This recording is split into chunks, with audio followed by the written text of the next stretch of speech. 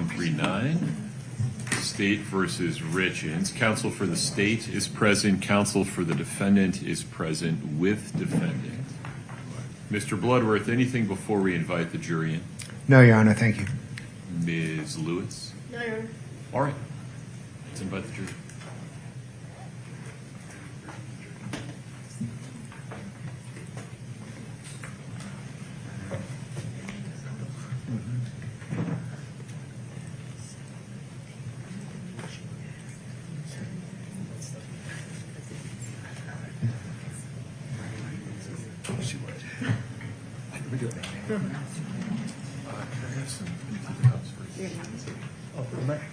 Okay.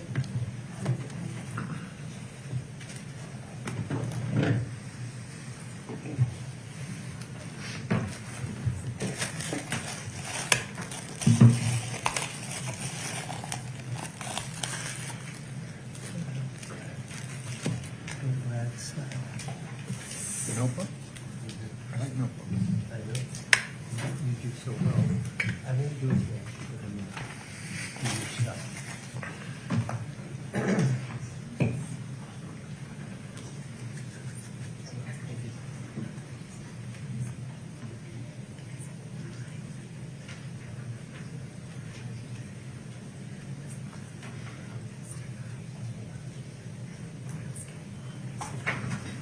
All rise, jury.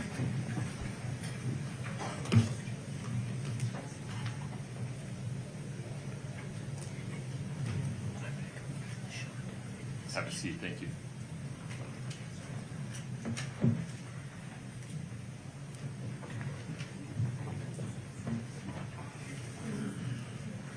All right, have a seat. Good morning. We will proceed with additional testimony in the state's case in chief.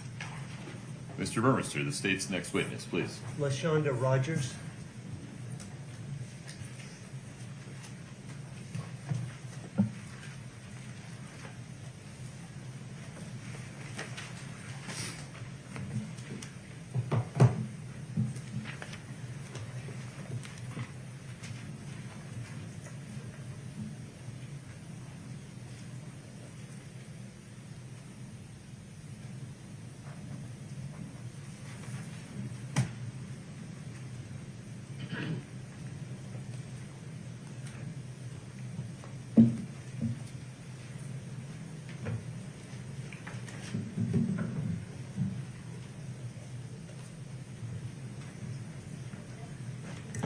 Ms. Rogers, good morning. If you'd step in front of Brittany, we'll get you sworn in. Thank you.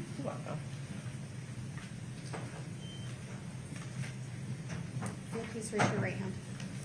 Do you solemnly swear the testimony you're about to give in the matter before the court to be the truth, the whole truth, and nothing but the truth, subject to the pains and penalties of perjury? Thank you. Please have a seat.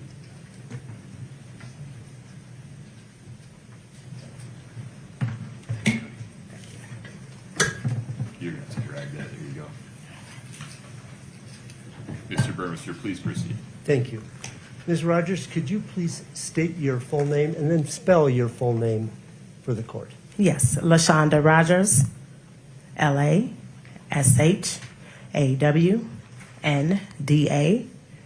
and Rogers is Rodgers. Thank you. Ma'am, are you employed? Yes, How are you employed? for New York Life Insurance Company. And what do you do for New York Life Insurance Company? I'm a senior representative in a call center.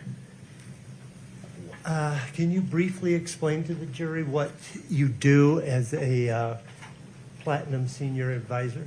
Yes, I take inbound phone calls from Platinum agents that service clients all over the United States. I answer questions in regards to beneficiary changes, ownership changes, make payments on policies, and just discuss anything overall insurance related that they have questions on. Do you know or know of an agent from Utah named Brian Freckleton? Yes, I do. And did you receive a call from him, an inquiry, on June 2nd of 2022? Yes, I did. So on that day, did he explain to you a problem that he had observed and that he wanted some reconciliation or information? Yes, he did. Briefly, just tell us what the conversation was about, not for the purpose of proving any truth, just so we know what you were doing afterwards. So briefly explain. Okay, so when Mr. Freckleton called, he wanted some information on some beneficiary changes that had happened on a policy. He wanted to know why they had been changed and finagled with several times. So I explained to him through research what happened. Okay. And so were you able to get that information on that day of the phone call, June 2nd? Not all of it. I had to reach out to another department to get additional information, and then I followed up with him a few days later. I see. By email? Correct. Okay. Can we take a look at, first of all, let's take a brief look at States Exhibit 7-20, please.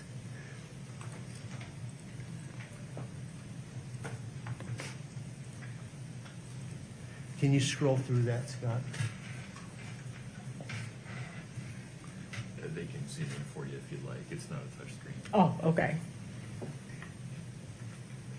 Okay. Does If you My- can't see it, they can zoom in for you. my view is kind of fuzzy. Yes, mine is as well.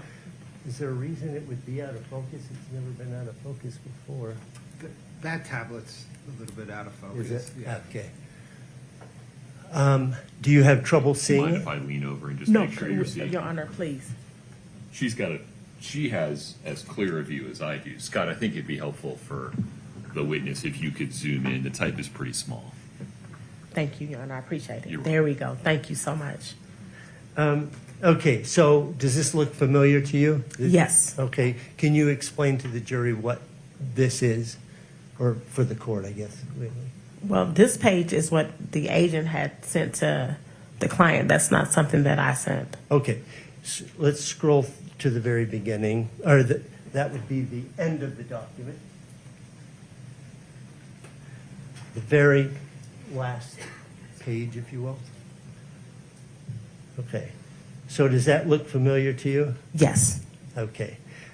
Is this the email exchange that you had with Mr. Freckleton? That is correct. Okay, so let's go, we can set that aside for now. Let's take a look at States Exhibit 7-19, please.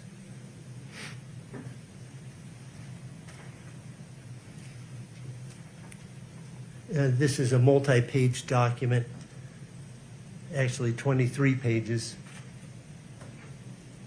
As he's scrolling through that, does it look familiar to you? Yes, it does. Okay. I'd like to have you take a look at page 13 of this document. Perhaps we could focus in, there you go. Thank you. Does that look familiar? Yes, it does. Okay, what is this information depicting? This information is providing the client's policy number, who the insured is, the address, the date of birth. It's showing beneficiary changes, address change, beneficiary change, beneficiary change. And it has the policy number, it has the insured name there as well. Okay. Is this a true and accurate copy of the policies, buy-sell policies that you recall seeing? Yes. The state would offer, States Exhibit 719? All right, States 7-19 is admitted. Do you want me to publish to the jury? Please, Your Honor. Okay.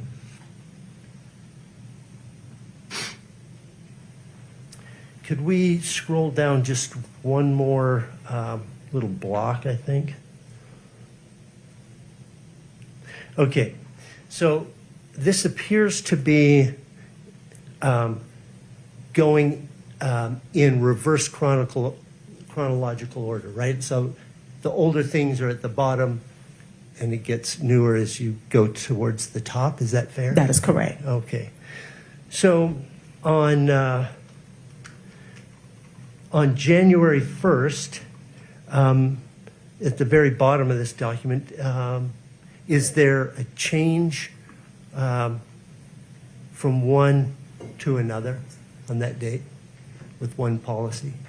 There is, it's not showing on this specific page, but yes, there is. It's not showing specifically like Okay. on this page. So, do you see the highlighted portion where it Ye- says one? Yes. Two. So, what is the policy number here? 167-35141. Okay. And in this particular case, who is the owner of that policy? Do you know? Does it show here? It does not. Okay. Does it show who the insured is and who, in other words, the person whose life is being insured? Yes, it does. And who is that? Cody M. Wright. Okay. Then does it show who the beneficiary is in this little block here? It does not. No, I'm sorry, excuse me. Yes, it does. Eric Richardson, partner 100%. I apologize. Okay. Then in the next block, up from that, is that the same policy? Yes, it is. Okay, the 141? Yes. Okay, and effective date of this entry is January 1st? January 2nd. Do you I'm sorry, see- effective date, excuse me. Yes, January 1st. Yes. Okay. And again, this is the policy on the life of Cody, right? Yes. Okay. And has the beneficiary changed? Yes. Okay. Who has it changed to? Kouri Richins, spouse 100%. Okay. So where before it said partner, Eric Richins partner 100%, now it says Kouri Richins spouse 100%. That is correct. Okay. Can we scroll up just a little bit, please, Scott? Okay. We see another beneficiary change here in the center of the of this page. Again, it's entered on January 2nd, but the effective date is January 1st. That is correct. Okay. And again, we're talking about that same policy, 141. Yes. Cody Wright is the life that's being insured, Yes. and beneficiary. Eric Richins, business partner 100%. Okay, so it's changed back. That is correct. Okay. Is this the question that Freckleton was asking you about, this whole issue changing from one to the other? Yes. Okay.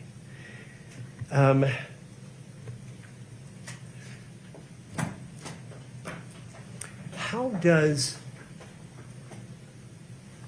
the owner of a policy, can they change their beneficiaries? For example, if I buy a policy on my life for my daughter, could I change the policy? Well, I think I want to give 50% to my daughter and 50% to my wife.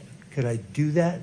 Yes, as the owner, you're able to make those changes. Okay, and you would do it through some portal or something online, or? Yes, that is an option, mynyl.com. Okay. In this, I guess you could do it by calling up an agent or calling up one of your colleagues. That is correct. You're able to do so over the phone as well as filling out a form. I see. Okay. In this case, were you trying to find out how it was done and who did it? Not the how and who, just I was trying to figure out exactly, let me rephrase that. So I know that it was done by someone at New York Life. I'm sorry, wait. I was trying to explain to the agent where the changes came from. Okay. And you talked to your colleagues? Yes, so I reached out to another department to get more clarification on IP addresses, et cetera, to confirm who exactly made the changes from the My NYL portal. Okay. So when you're making these changes through the My NYL portal, can a beneficiary or someone unrelated to that policy get in there and change the beneficiary, for example? No. Okay. Who can get in there and change if they so desire? The owner and anyone that has the owner's information. Okay, all right. So, in other words, if I found the password and the credentials, I could log in, I suppose, and change somebody else's. Yes. All right, all right. So, when you did your research, can we go, first of all, I still need 719. I need to go to page 15, if you could, please.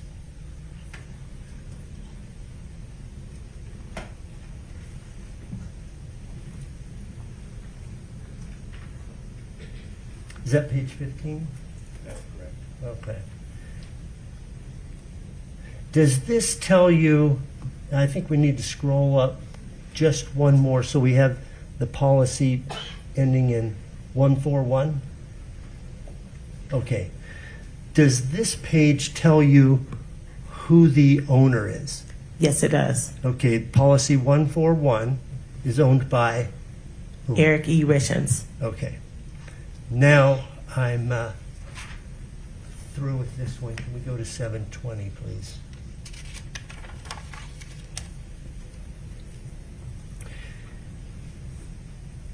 I think we've laid the foundation, so I would offer States Exhibit 20. This is the email chain. Oh, I'm sorry, Judge. No objection. States 7-20 is admitted. We would ask permission to publish. It's up. Okay. Can we go to the very last page of this?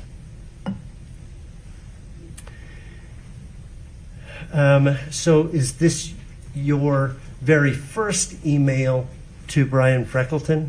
That is correct. Okay. And in this, you're saying, hey, this is in response to your question last week? Yes. Okay. Then can we scroll down to the next portion? On this, is this the information that you acquired from looking at talking to your colleagues and looking at the rest of the data? That is correct. Okay, so can you explain to the jury what it is that you found out?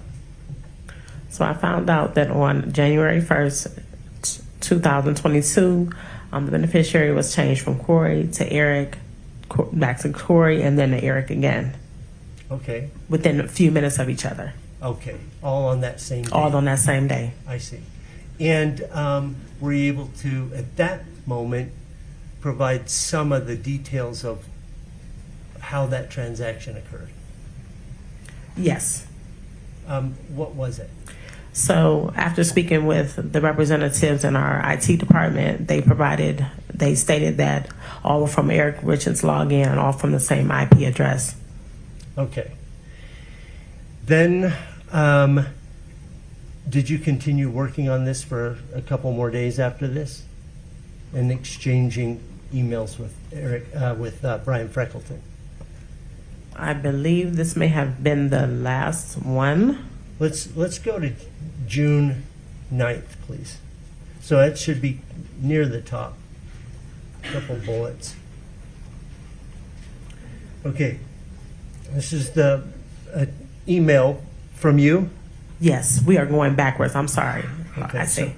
June 9th? Yes. Okay. And you're reviewing further information. A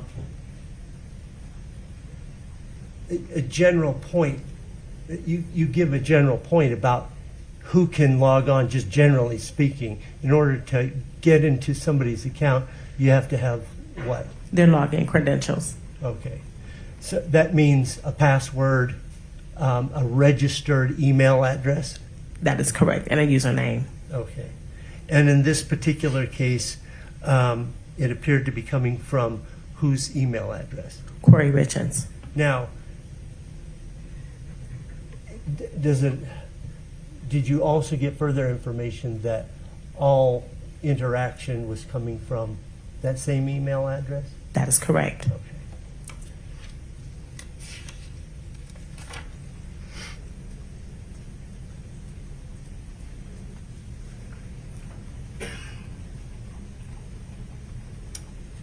Okay, that's all I have for this witness.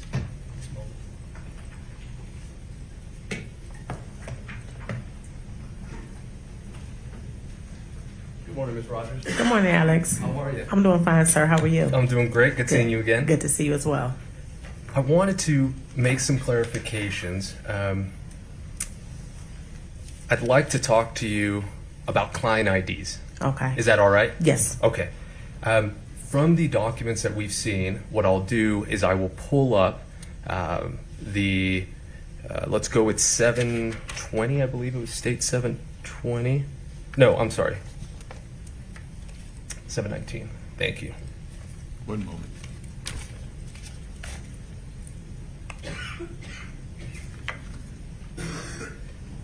Do you see that there? No, nothing has Oh, not come yet. up. Okay. Yes. Perfect. Now that client ID right there, can you? Do you want me to show this to the jury? Oh, sure, Judge. Okay, Thank you. I apologize. very good. That client ID we see there that's highlighted, whose client ID is that? Eric's, That one's Eric's? I believe. Just by first glance at this is Eric's. Yes. Okay. And then if we can, actually, you know what I'll do? If we could pull up, let's do this one. 1 second.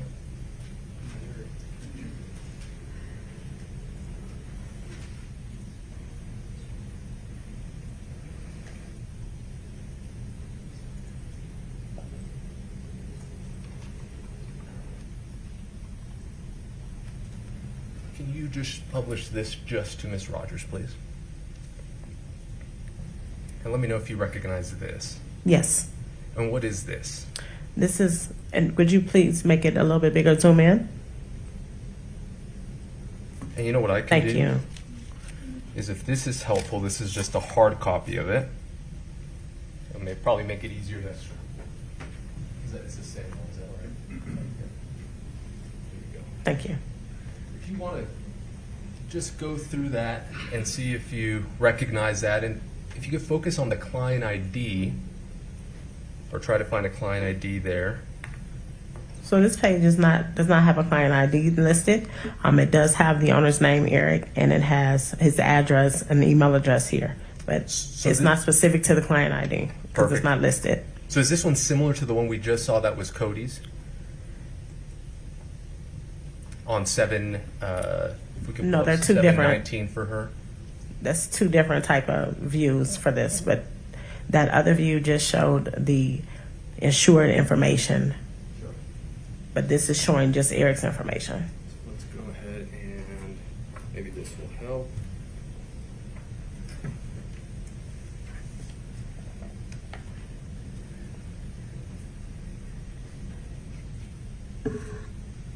So that client ID that's listed here is for Cody. For Cody. Correct. That's the one that's circled. Maybe we go to page 14. Of what document? This is for Eric's. So are we talking 719 or are we talking 1046? 1046 right now. Okay. Yep. And so there on your screen is just a electronic copy of what I just showed you. And that client ID, that one is Mr. Wright. Is that correct? Or Eric's? No, Eric's starts with a 9, not with this 153. Okay. Let's do this. The one we previously showed you, you had indicated that that was Eric, so maybe there was a mix-up. So Eric starts with a 9? Correct. Okay. Is it 99? Well, look, before we complicate more things, we move to admit this document, Judge, is Defense Exhibit 1047. That's not the one on the screen right now. This one is. This is 1047? Yeah, they look the same. 1046. Let's go back to the beginning to make sure we're talking Yeah, about the same could we go to the thing. first page then? Okay. So they look. So this is defendants 1046. Correct. Mr. Burmester, any objection? Well, I think we need foundation to establish exactly which one we're looking at. And is it different or the same as? Mr. Ramos, just for clarity of the Sure. record, would you lay a little foundation for Could we this put witness? 1046 and State 719 side by side? I think that would be the clearest because they look identical. Okay, And then I'll ask Ms. Thank Rogers you. some questions. all right. That's perfect. Is that better? Yes. Okay. So on the left-hand side, we have Defense Exhibit 1046. On the right-hand side, we have State 719. They appear to be the exact same format, correct? Correct. Except that one's for Eric and one is for Cody, correct? Correct. All right. And within these documents, this is where the client IDs are, correct? There's no client. Not on this first page, I apologize. Correct. Okay. But the remaining pages, if we could scroll through them, just so Ms. Rogers can see.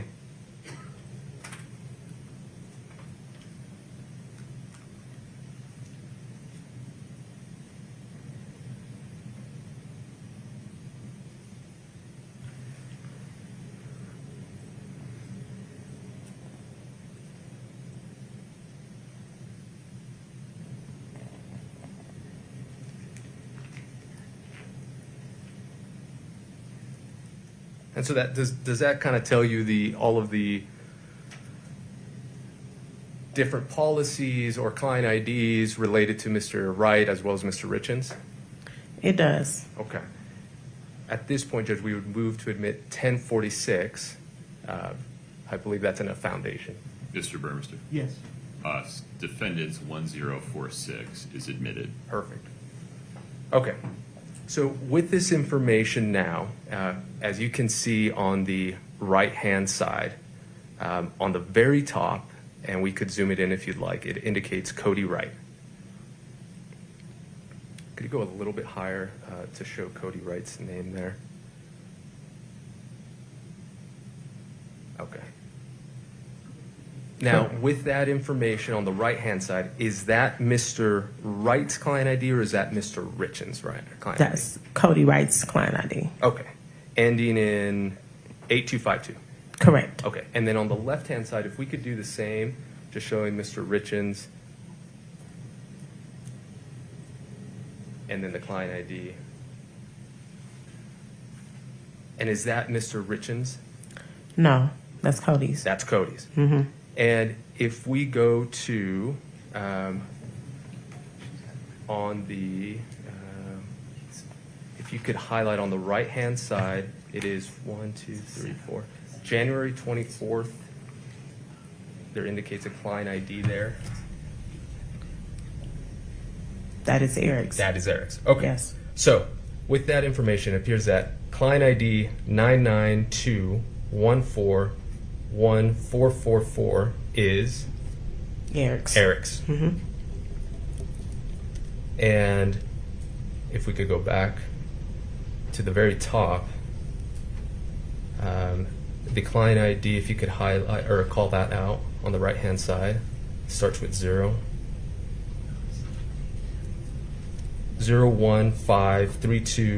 015328252.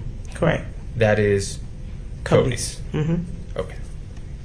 Now, with that information, that is how we could, or your office could determine what the changes were made, correct? No. How did we determine the changes were Oh, made? I'm sorry. That's not correct. Correct. I apologize. That's okay. Those are the client IDs that were used to figure out when changes were made, who made the changes, correct? It wasn't the client ID that was used. It was the actual owner's information, but Okay. not the client ID. That comes into play in a different way, but not in regards to logging in. Because there's different ways to log into MyNYL. You can log in with your name, social security number, and then you have to have an email address And then the other way is to use a client ID, but you still have to have an email address associated with it. Correct. Let's go there. Maybe this will be helpful. If we could pull up the state's exhibit.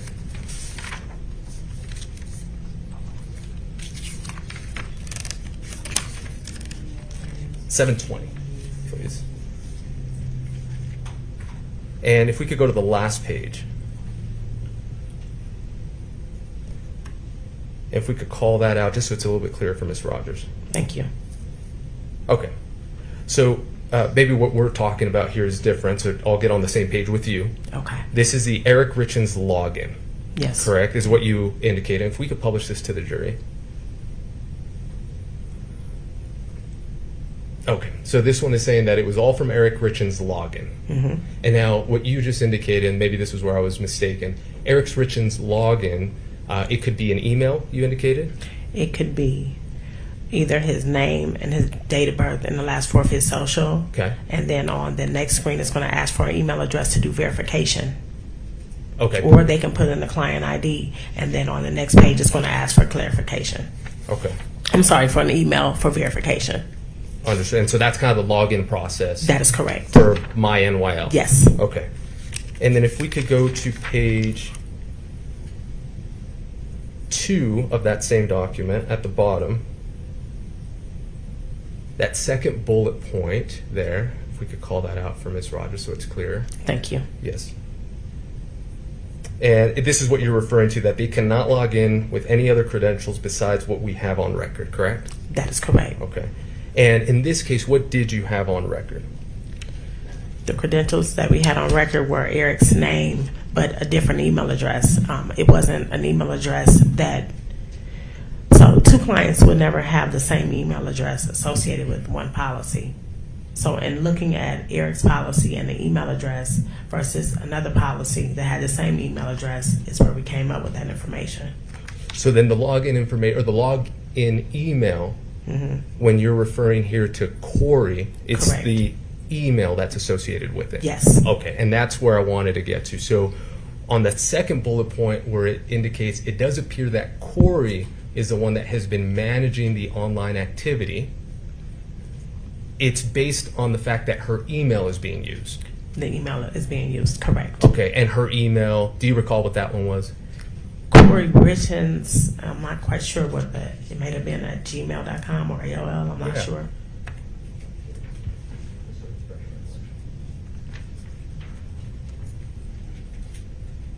Thank you. Do you recall that document?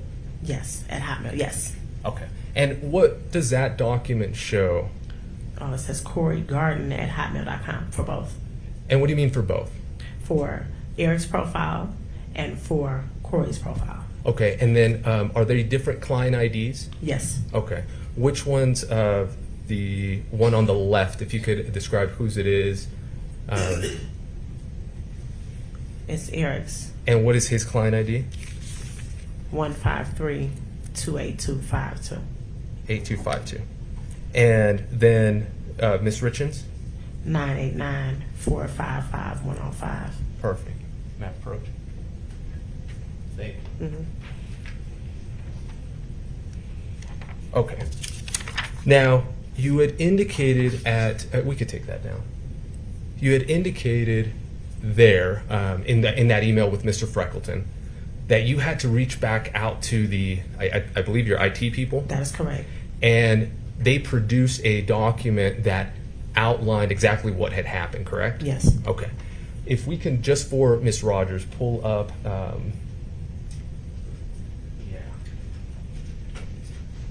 Yes.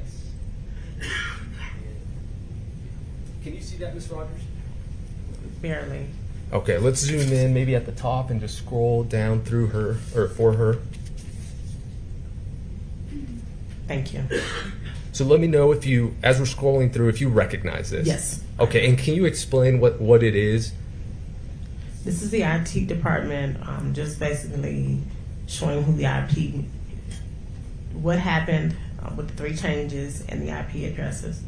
But this came from someone else. Yes, it wasn't from you. That is correct. Correct. You had you. This witness is not part of that email chain. At least that's what she's been showing. That is correct. Yeah, that's correct. Is that an objection, or? Well, if we're going to quote from it, yes, it's hearsay. I think he's just asking a question about it. Any other Sure. objection, Mr. Burmester? No, you Okay. can ask questions about that document. Mr. Ramos, please proceed. In everything that you were doing, Ms. Rogers, in terms of trying to assist Mr. Freckleton in answering his question, did you happen to either come across this or do you recognize this during that? I've never.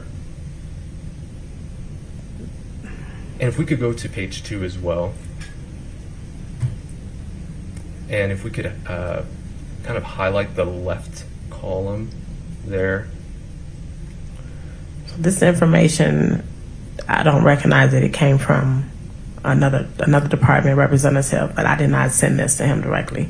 No, and I'm not asking Okay. that. Just if you had reviewed it during. No. Okay. No. And would this have come, do you know, from the information you were talking about, the IT people? With That the is IT? correct. Okay. Yes. Perfect. And, well, actually, if we could take that down. Okay, so, Yeah. Can we just identify, just for the record, what that document is? It's 1047, I believe, right? so she doesn't recognize it, that it wasn't sent to her, so I'm not Just going to for admit the it. record, it's okay. I just want to make sure the record is clear that. Oh, yeah, what number was you're that? recollecting. 1047. And Ms. Rogers identified that she knows what it is, but it is not something that was sent by her or to her, That is correct. and so we're not going to be asking questions. We can for keep her. moving. Okay. All right. Ms. Rogers, the question I have, that is, now that we have the client IDs all squared away, Okay. and as you indicated, that they are tied to email addresses, okay? If we could pull back up States Exhibit 720, please. Second page at the bottom, if we could go back to that. And if we could publish that to the jury. This statement from you, or this email from you to Mr. Freckleton, you indicated that it does appear that Kouri is the one that has been maintaining the online activity. Correct. So I'd like to clarify that. The reason you indicated Kouri is only because it's her email that was associated with the client ID, correct? Correct. In your investigation and you and New York Life, there is nothing at all that can tell you that it was actually Miss Richins who was behind the screen when this happened, correct? Well, the IP information will be the only other thing. Correct. So did you do a search for the IP address? No, I did not. Okay, That came so- from another department. Right. So you didn't do investigation That's to the IP address, correct? Correct. Okay. So based on the IP address, which you haven't done anything on, the reason that you indicate in that statement that it was Kouri is because of her email address, correct? Correct. Okay. And as you indicate there, if someone else knows the password, and you indicate her information, and to be clear, the individual or the login information was tied to the client ID, right? When we saw the beneficiary change, or for the policy, I'm sorry. Correct. Okay.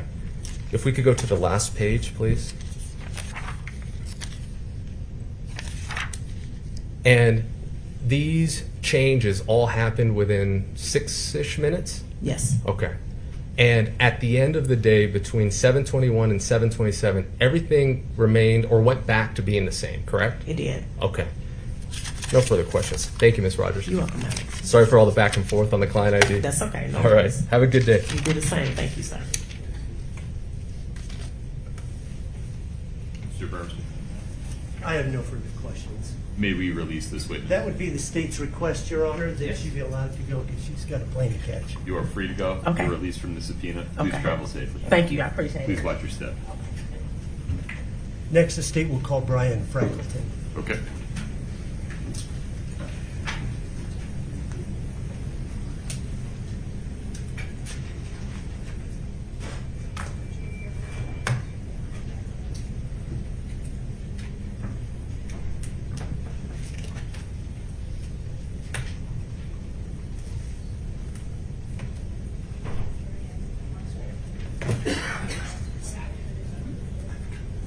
Mr. Freckleton, would Would you step in front of Brittany? We'll get you sworn in, sir. If you please raise your right hand. Do you solemnly swear the testimony you're about to give in the matter before the court to be the truth, the whole truth, and nothing but the truth, subject to the pains and penalties of perjury? Thank you. Please have a seat.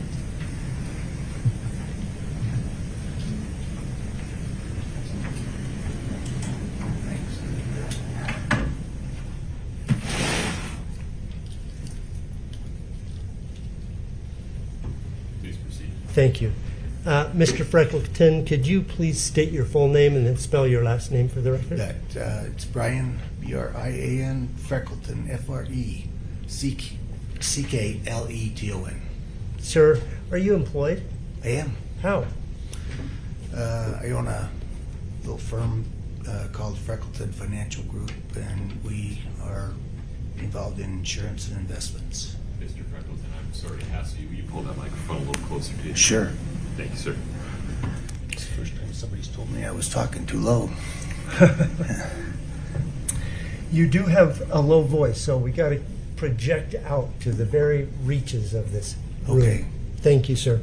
Do you know a person by the name of Eric Richins I do. and Kouri Wright? I do. How do you know them? They were introduced to me through Linda and Jean Richins. They were very early clients of mine in the early years, and then Eric reached out to me. I think it was 2007. He had just recently got married and asked me if I could do some life insurance for him and his first wife. Okay. Now you mentioned that situation. Did he buy some insurance from you at that time? Yes, On himself? and his wife. Okay. And that was in 2007? Right. Okay. Did you subsequently come to know Kouri Richins? Yes. Have you met her before? Yes. On more than one occasion? Yes. Okay. Now, are you familiar with C&E Masonry? I am. And did you do work for C&E Masonry? I did. Okay. Are you familiar with the term buy-sell agreement? I am. Could you briefly explain to the jury what a buy-sell agreement is? We don't have to go into great detail, but we're dealing here with a partnership, is that right? Yes. C&E is a partnership, Eric and Cody? Yes. And so what is a buy-sell agreement? A buy-sell agreement is an agreement that one or two or more partners will put together to protect from the partners dying, retiring, becoming disabled. It's a document that allows them to be bought out, usually of that partnership. In the case of this one, it was called a cross-purchase agreement, and the way it's set up is that we take. So Oh, now you go ahead. I'm sorry. transitioned into, in this case, so did you help put together parts of a buy-sell agreement that involved Cody, Wright, and Eric? Yes. Okay. So, in this situation, go ahead and explain what that buy-sell agreement did for Okay. Eric and Cody.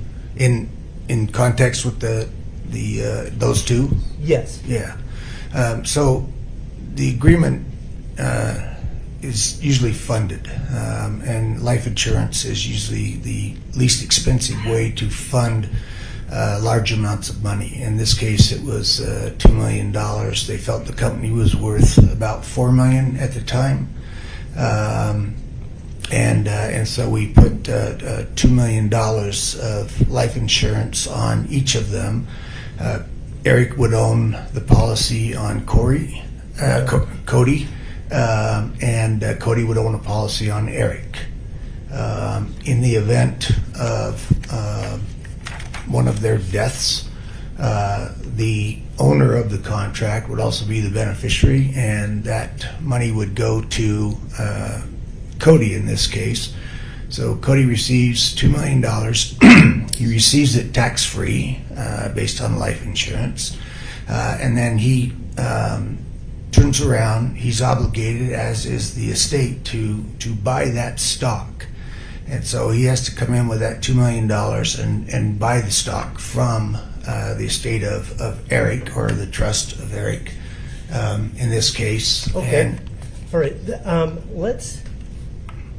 You said that there's $2 million on each man for the Yes. total value of the company being $4 million at the time this That is agreement correct. was entered? yes, And so, was there more than one policy to come up with the $2 million? yes, we started out with $1 million of term insurance and $1 million of what they call traditional whole life insurance. Okay. Initially, was there 2 terms, $1 million each on each guy, and then it one was converted to a whole life product? Well, the initial policies were $1 million of the permanent insurance and then $1 million of term insurance. And I then later down the line, we converted the term insurance over to I see. permanent. yeah. Okay. Could we have that one aid?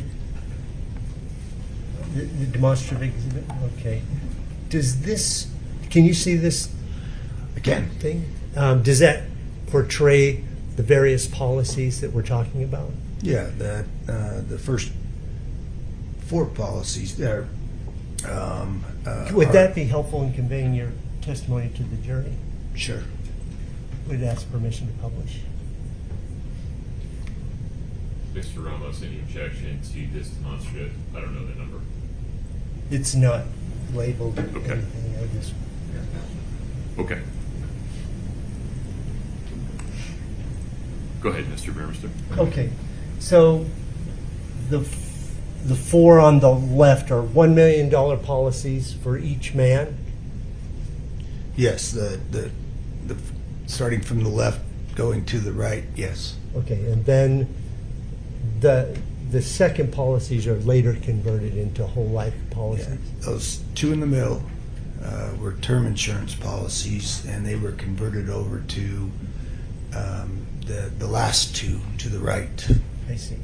And so these policy numbers, the first two digits, 1-4, represent one type of product, and then the 1-6 in the whole life represents that they were whole life products? The policy numbers don't necessarily reflect the type of Oh, life I see. insurance policy, but the policy numbers that you have there are correct. Okay. All right. So there's one policy I would like to focus in on. Just went away. Could we have that back again? I'm not sure what happened. Okay. On the lower right-hand corner, there's 16735-141. Yes. Okay.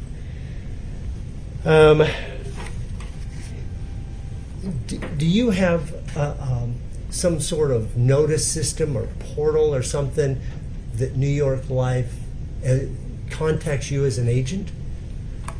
We have a portal system, and in that portal system is what we call alerts. It allows us to see if what clients may have done, or confirmations of things we've done for our clients that got done. If money comes in, it tells us that. If the beneficiaries have been changed, or Check-O-Matics, or banks, or stuff like that, it tells me that. So on January 1st of 2022, did you receive an alert? I did. Okay. Can you tell us what the alert was to you? Yes, it was an alert that the policies on Eric and Cody, the beneficiary had been attempted to be changed. Okay.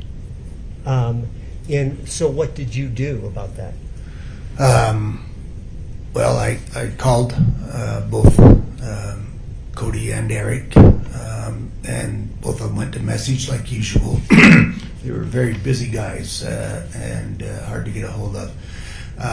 And so we got a notice that someone that they had changed tried to change the beneficiaries of the policies, and I called them. And Do you remember today who had been changed to who? yeah, the beneficiary had been changed to Kouri Richins From? well, in this case, it was from Eric. Okay, all right.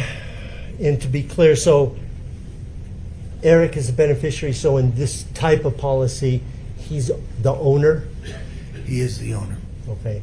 And so it was actually insurance on the life of Cody Wright? That's correct. Okay.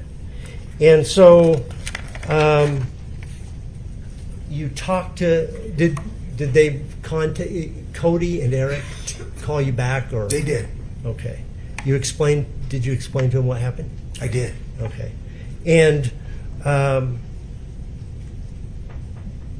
at some point, did you reach out to New York Life? I did. And did on June 2nd, were you able to talk to Ms. Rogers, LaShonda Rogers? Yes.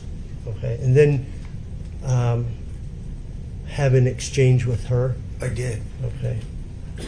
Can I just see, it's already been admitted, 7-20?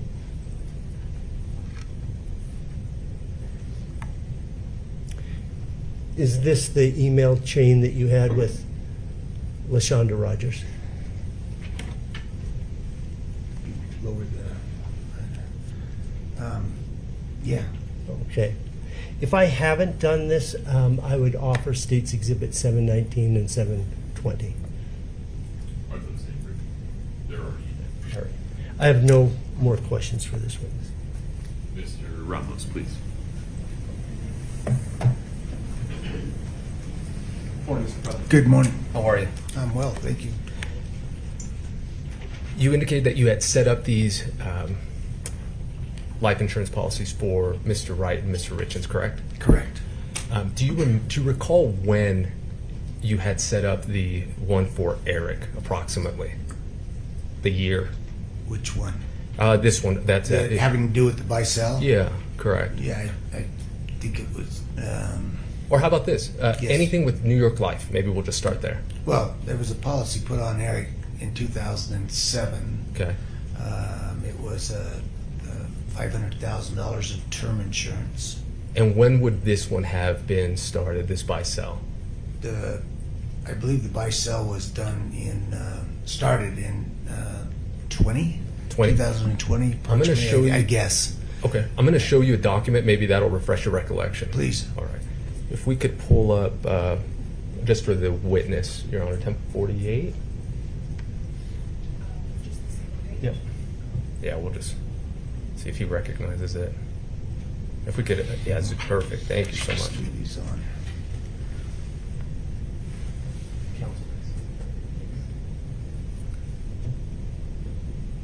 Do you recognize this? And we could scroll down. Yes. Okay, and then at the very top there, sorry, go back. You're included in that email, or your name comes up, correct? Yeah, this is a something that New York Life, the carrier, sends out to me, or myself, and the insured, Okay, and is this kind of like or the owner. I apologize to the owner. to the owner? Yes. So is this kind of like an introductory kind of welcome email? No, this is the documents. Okay, perfect. Yeah. Now, this is on Mr. Richins, correct?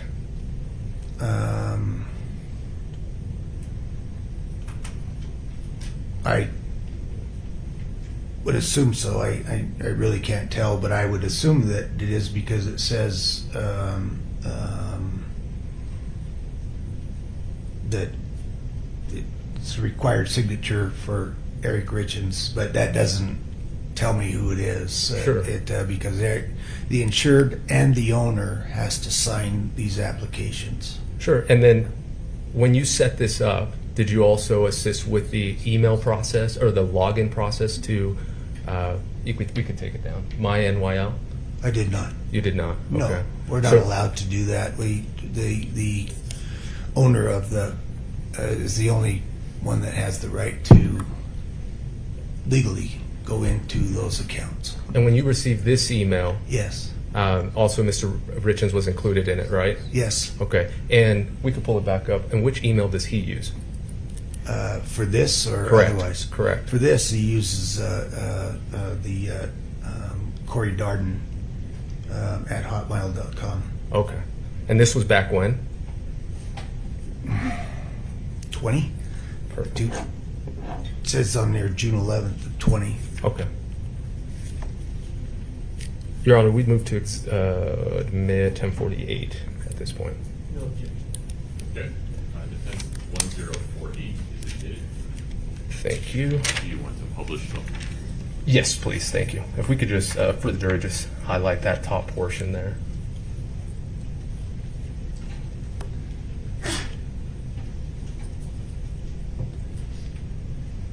All right. And my only other question, I'm not sure if you know the answer to this. Are Okay. you familiar with the client IDs for Mr. Richins as well as Mr. Wright? I know they have them, but I couldn't even come close. Understood. Yes. In your conversations with Yes. Miss Rogers, you received, we saw some email communication, correct? Yes. Did you receive anything at all related to the IP address or the client IDs used? Yes. Do you recall, if I show you, I'm going to show you an image, let me know if you recall it, okay? Okay. Sounds good. Can you pull that one up, please?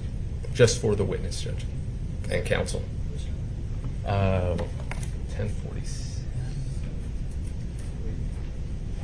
Yes, thank you. If we could call it out, and we'll scroll through it. Yeah. if you Just could- let me know if you end up, I'm sure it's in a different format with all these, but just let me know if you recall seeing this. It's about 3 pages long. This was. Yeah. I mean, this is the email that I literally requested. Perfect. Yeah. And so if we could go to page 2, and if we could just kind of call out that left column that doesn't look like the matrix. And do you see that right there? I do. And do you recognize that policy number? Or do you have? Oh, there. I don't recognize it, but I will assume that it's the one on one of the two. Right, and that's the reason you were calling, as you indicated. The document you were requesting, correct? Yeah. Okay. And Yes. to the left of that, it says policy owner, and to the left of that, it has a client ID. Seeing that, do you recall whose client ID that is? I don't know. That's fine. I Good. I apologize. I see a lot of client ID. I would numbers. imagine. Yeah. No problem.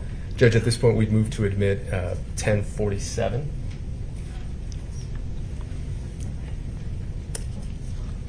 Well, I didn't scroll through pretty fast. I did not see Mr. Freckleton on the email chain, so. Would you folks approach for just 1 second?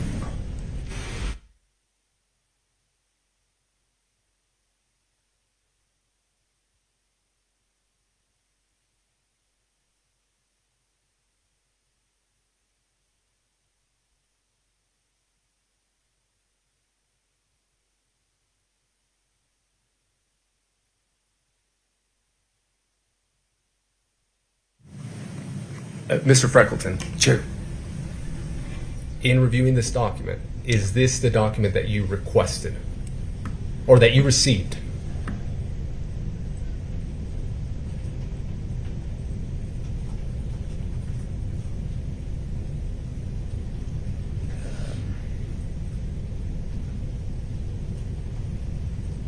I don't remember the exact document, but it was similar to this. Okay. I mean, it just told me who where the policy changes in the beneficiary had been done, and then changed back. Okay. Renew my request to admit. I don't think foundation has been made. He hasn't identified this Up document. there. Foundation objection is sustained. Okay, no problem. Mr. Freckleton. Yes. You could take that down, thanks. At one point, you requested information about the changes, correct?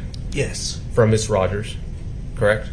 Yes. Or from New York Life? Yes. Okay. And at one point, you were told that changes were made. Oh, I knew they had been changed because I had gotten an alert, and then that made me Confirm. confirm Correct. with them that it had been changed. And you received that information back? I did. Okay. No further questions. Thank you, Judge. Okay. Thank you, Mr. President. Betcha. And did LaShonda sent you the email? That was Yes. 7:20, please. One moment.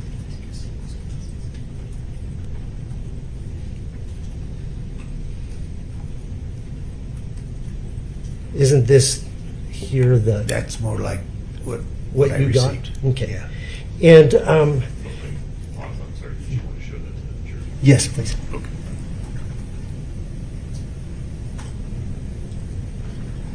Okay. This here is the document you had received from LaShonda. Yes. Okay. Now, you defense showed you an exhibit that said it was established June 11th of 2020. The policies.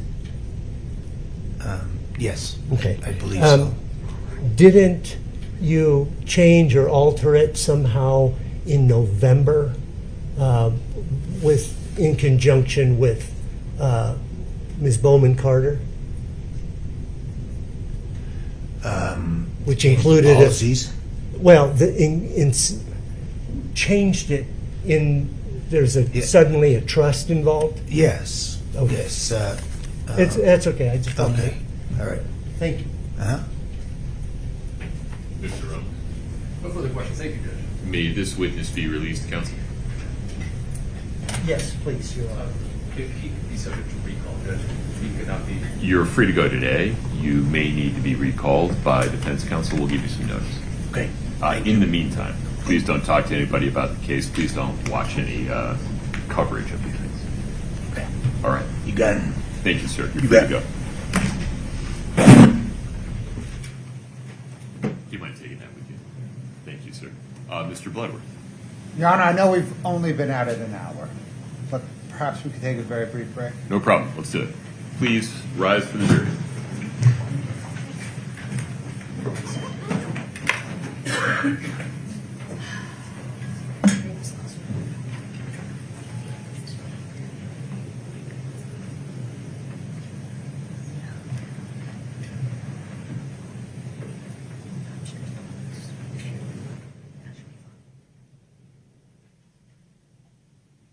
Please have a seat.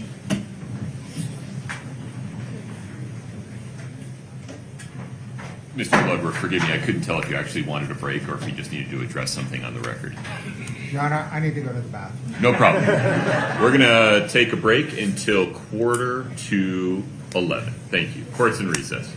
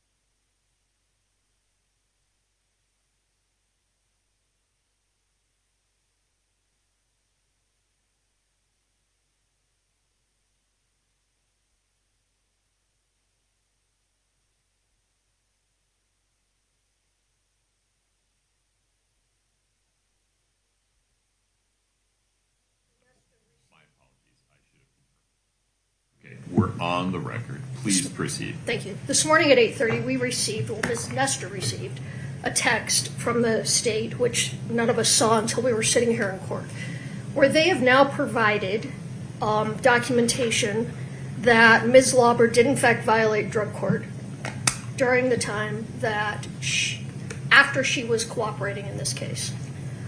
That's Giglio information. I did not have that information to cross her with. They further, for the first time, disclosed the text messages between her and Detective Maynard that I asked her about. What's in these text messages should have been available. I could have used this on cross-examination. It's different than what she testified to. This is Giglio that was not given to us, and we moved for a mistrial. Okay, pause. So you're calling it Giglio information because you believe it is information that is material to impeachment of one of the state's witnesses? Yes. Okay. And do you have any basis to say that the state had it before Ms. Lauber was put on the stand? Well, this was information that we requested. It was information we requested when we tried to get. Answer my question. Yes, it belonged to Detective Maynard. Detective Maynard had this information and sent an email to Mr. Bloodworth about the violation prior to the trial starting. Mr. Bloodworth. I'm not entirely sure what text message this defense received this morning. It was not from me. I've not heard of it until just now. I understand that about 10 days ago, the defense submitted a grandma request to the sheriff's office asking for information related to the supervision of Carmen Lauber. By Mr. Maynard. They asked for any information on all supervision. Okay. The supervision was by Eric Maynard. Yeah. I think they're referencing a violation of probation involving, she was caught with an alcoholic beverage. Is that what we're talking about? That's correct. I provided that information to defense maybe 3 weeks ago in an email. Okay. Ms. Lewis, I'm not going to shoot from the hip on this. You'll have to put this in a written motion so I can see it all with the timeline and the content. Let the state respond to it. Yes, I can. I will just state for the record, the email about the alcohol violation was sent to Mr. Bloodworth November 15th of 2023. Well, but what about Mr. Bloodworth's email to defense that he just referenced? I saw no such email. Okay, well, we'll get into it, but you've got to put this in writing. We're not going to do this on oral representations in the moment. Understood. Okay. Anything else on that? Not on that, no. Do you want to address anything? Do you have one other issue, Your Honor? I know that it is always tradition that the state gets to sit closest to the jury in every trial I've ever been in. That's the case, and we actually prefer it that way. But we are getting reports from individuals who are watching this matter on television that particularly yesterday, but also previously to yesterday, that members of the prosecution team are making faces at the jury during our cross-examinations, and we would ask that With respect, I have a better view of this than any of the cameras. I haven't seen anything like that. Okay, well, we've asked for the timestamps, and we're going to try to provide it to the court, but all I'm asking is just a gentle admonishment that that's not appropriate and to try to refrain from doing that to the extent that is happening. Also, the second concern that I have is when Mr. Bloodworth is tendering the witness to the defense, he's making a statement that I believe the defense will have questions for you. We do believe that's, I'm sure it's not intentional, but it's burden shifting, and we would ask that he not make that statement at the conclusion. We're not required to ask them any questions. So we would just ask that that no longer be stated to the witnesses in the presence of the jury. Yeah, as a matter of law, I don't view that as any instruction to the jury or comment regarding burden shifting. If you stand up and say you have no questions, you have no questions. I'm not going to admonish anybody for anything that isn't happening. The only faces I've seen are counsel at me. And so I think we're well within the proper bounds of appropriate conduct from what I can see from here. All right. Anything else? We'll submit it in a motion, Your Honor. Okay. All right. Mr. Bloodworth, anything before we invite the jury in? No, Your Honor. Okay. Mr. Ramos, you ready to go? Yes. Okay. Yes. Mr. Burmester, the stay. Oh, I'm sorry. May we invite the jury in, please?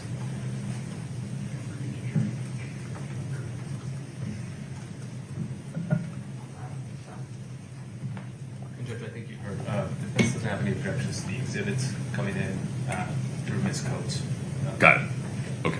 We'll just need to create a record in real time. Yep.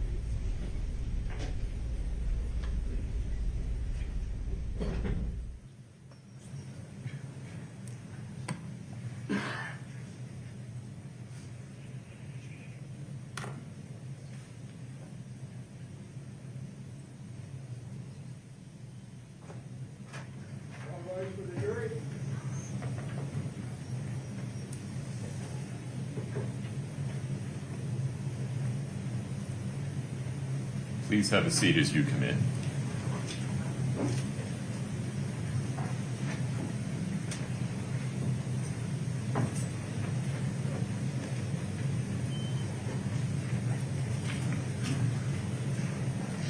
All right, have a seat.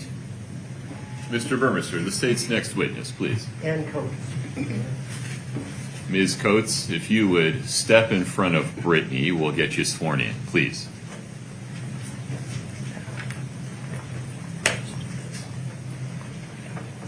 You'll raise your right hand.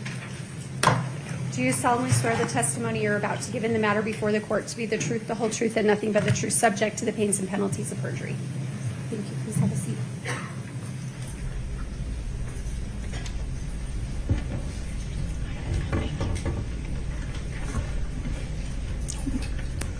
Please proceed. Thank you. Can you please state your name and spell your last name for the record? Ann Coates, Coates. Ma'am, are you employed? Yes. By whom? CMFG Life Insurance Company, also known as True Stage. I see. And what capacity do you serve them? I'm a senior manager in the claims department for our consumer claims. And have you been there how long?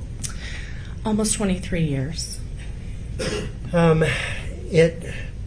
True Stage is an insurance company, Yes.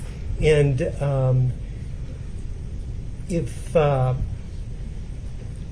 is True Stage associated with a particular business? Yes. We offer insurance through credit unions, I see. mostly. Any particular credit unions? A wide variety of credit unions throughout the United States. I see. PenFed being one of them? Yes. Okay. And so, did you receive, can we see 7-21, please? Did you receive a application, a written application for an insurance policy from allegedly Kouri and Eric Richins? Yes. Okay. Do you see State's Exhibit 721? I do. State would offer State's Exhibit 721. Okay.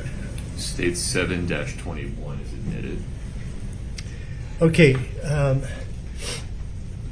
In here, the author or authors have listed a mailing address. Yes. Can you, is that the P.O. Box 759? It is. Okay. And is there a phone number for Eric Richins. Yes. Could you state that phone number, please? It is 801-892-9317. I see.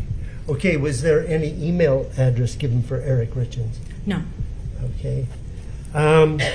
Now, can we scroll down just a little bit? At some point, does this application connect to a method of payment? Yes. Okay. Can you go to the last page there?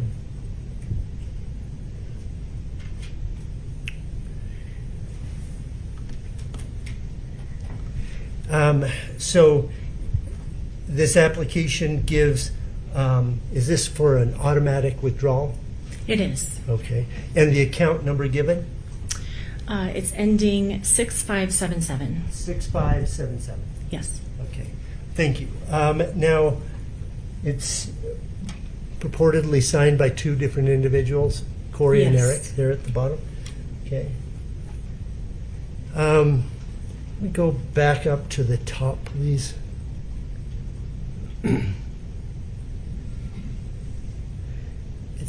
Is there a place on this form for a social security number? Yes. Where? About halfway down. On the front page? Yes. Okay. Okay. And in this case, it's been redacted? Yes. Okay. Do you remember today anything about that social security number? I do. Eric Richins' social security number, the last 6 digits are transposed. I see. Okay.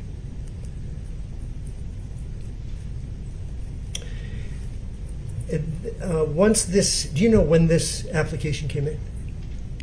We received this application on February 3rd, 2022. And when was it approved? On February 4th, 2022. Okay. And did any sort of notice go out to the owner, to, for example, Eric, to let him know? Yes, we sent a billing statement confirming that there would be an automatic withdrawal for the premiums, Can we see States Exhibit 722, please? and then also a welcome letter with the contract. I see. Is this the welcome letter you're talking about? Yes. Okay. And in this, does it indicate where it was mailed to? It does. P.O. Box 759 in Camas, Utah, 84036-0759. Not 282 Willow Court. No. Okay. And this is an automatic withdrawal? Yes. And that's what this, Eric is being notified it's going to be an automatic withdrawal? Yes. And out of this account, 6577? Yes. And when will that initial deduction come? The first deduction we were notifying him would come on February 14th, 2022. Okay. Now, did Eric Richins have other policies, any other policies besides this one we've just been talking about? Yes. Okay. Wasn't there a policy of accidental death and dismemberment policy? Yes. Ultimately valued at $300,000? That's correct. Okay. And there was another policy issued June 9th of 2017? It was actually issued May 12th of 2017. Backdated to that day? Yes, backdated. Why that day? I believe that was the day before his birthday. And we do that sometimes to, we call it to save age and to save on premium. I'm sorry, Your Honor. Can we publish 722, please. Any objection, Mr. Ramos? No objection. Thank you. 722 is admitted and published. And we've highlighted the mailing address, the account, and the first date of withdrawal. Yes. Okay. All right. So going back to this second policy, it was a $250,000 policy, life insurance, Yes. on Eric Richins' life. That's right. And that policy, do you know how it was being paid? From what account? I would like to refer to the application, if you have that. Okay. Would that help you refresh your Yes. recollection?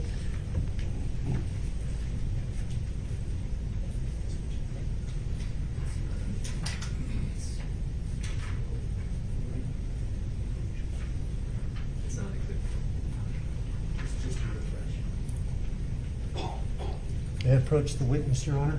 Yes, sir. Do you recognize that? I do. What is that? Just for This- the record. Is an application for insurance. Okay. You can just examine it for a moment. Does that help refresh your recollection? It does. By what account was this taken? The payment's taken, I guess.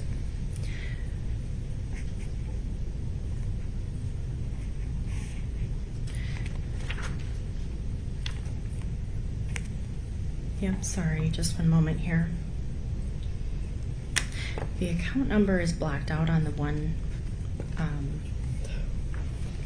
page, but it says on another page here, checking account ending in 2204. Okay, so, thank you. Mhm. Is that the welcome letter like you talked about on? Yes. Okay.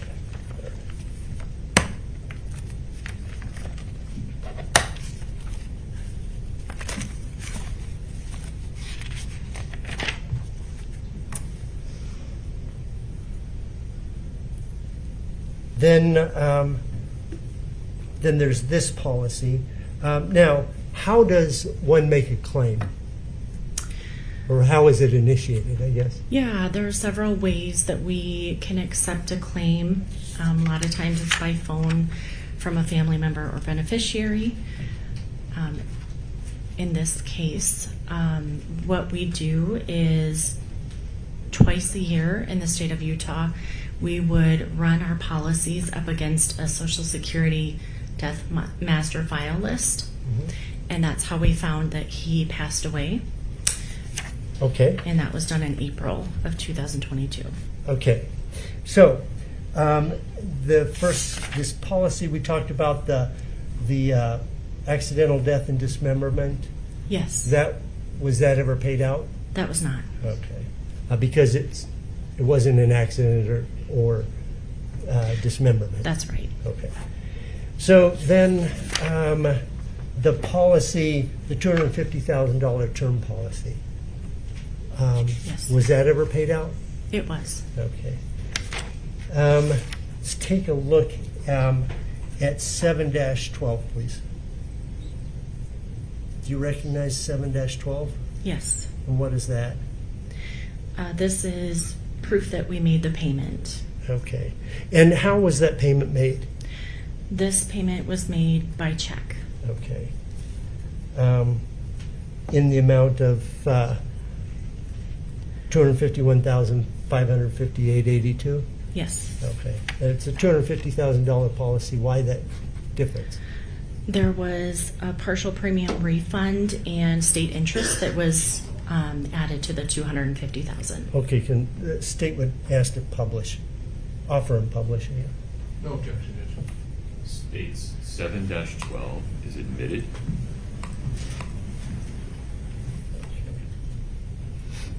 That was sent out, when did you say? This was sent out June 17th, 2022. I see. Okay. Now let's talk about the. Is there a way in which a policy owner or a beneficiary can communicate with TruStage, and a record is kept of that communication? Yes, they can call us or email us at any time, and we keep a claim log for every call or every transaction that's made. Okay. Those things are called claim notes, right? Yes. Okay. Can we take a look at 7-11, please? Do you recognize that? Yes, Is that one of the claim notes? it is. Okay, and it looks like 220, state would offer States Exhibit 7-11. Okay. Permission to States publish. 7-11 is admitted. There's a number at the top, in this case 2204 22032. Yes, that's the claim number. Okay, and that represents the year 22. 04 is the month, Yes, and then 22 is the 22nd day of that month, yes, and this happens to be the 32nd claim made that day. yes, Okay, so this one occurs, the claim is initiated on April 22nd of 2022. yes. Okay. Then let's take a look at also 7-23, please.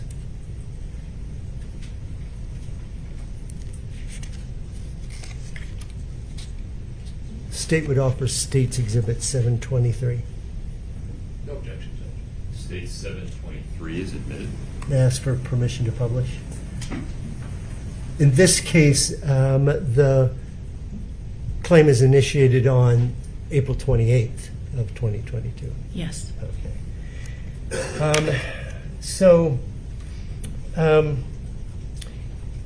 Initially, at least, is one claim for a particular policy or another? Yes. But over time, do they kind of bleed into the same one? They do. Any action taken on one claim is noted on the other claim as well, so that we can provide the best service to our beneficiaries as possible. Okay, so I'd like to focus in on this one for a bit here. On April 28th, is there a discussion between, I guess this column that says desk and has some codes, is that who the person is from TruStage that happens to be talking that day? Yes. Okay. So, on April 28th, is there a discussion between Kouri Richins and TruStage? Yes. And in this particular case, they're talking about both policies, aren't they? Yes. Okay. That is the policy, the $250,000 policy, as well as the more recent $100,000. Yes. Okay. Then on May 4th, is there another communication in this notes with Kouri Richins? Yes. What's happening in that communication? We received a call from Ms. Richins, and she wanted the status of the claims. Mm-hmm. And so we provided the status and informed her that we received a pending death certificate, but we would also need the final death certificate. I see. And in this case, the person taking these notes is saying DC, meaning death certificate. Yes. Okay. So it's still pending. So on June 7th, another communication Yes. involving Kouri Richins? Yes. So in June 7th, does TruStage receive the death certificate? We did receive the final death certificate that day. And what does it say the cause of death was? Drug intoxication, fentanyl. Okay. So on June 14th, does True Stage talk to Kouri Richins about they now have a death certificate? Yes, we did. And so what is the question of Kouri? The question was if the drug fentanyl was prescribed to Eric Richins, and that's important because the $50,000 accidental death benefit rider as well. Excuse me, just one second. That extra $50,000 is Extra. on top of the $250,000 Yes. policy. Yes. Okay, go ahead, continue. I'm sorry. It provides an provision and an Mhm. exclusion where the prescription would need to have been provided by a doctor and administered on the advice of a doctor in order to be payable. Okay, and the person writes some notes about what Kouri Richins told them. Yes. Okay, and what does Kouri Richins say? She said that the fentanyl was not prescribed, and she also added that she doesn't know how her husband got that. Okay. The next day, Kouri Richins called again? Yes. Okay, and what was stated in that conversation? It was the same thing that she provided us, that the drug was not prescribed Okay, and that she doesn't know where it came from. okay. On June 21st, did she call again Yes, and asking about a status? she did. And what did you guys tell her? We told her that the $250,000 claim was paid, but the most recent claim, the $100,000 claim, was still being reviewed. Okay. And why was it still being reviewed? That was a brand new policy, and so whenever we have a death that occurs within 2 years of the effective date of coverage, it becomes a contestable claim, which just means that we will review the application questions and the insured's medical history to be sure that the answers were accurately answered. Okay, so all you're looking at is, once again, medications and answers to medical questions on the application? Yes. Okay. And because this was 1 month. Right. Okay. Did ultimately True Stage pay on this claim? Yes. Do you know when and how that went out? Yes, it was August 31st, 2022, and we paid that by electronic funds transfer into an account of hers. Can we see 725, please?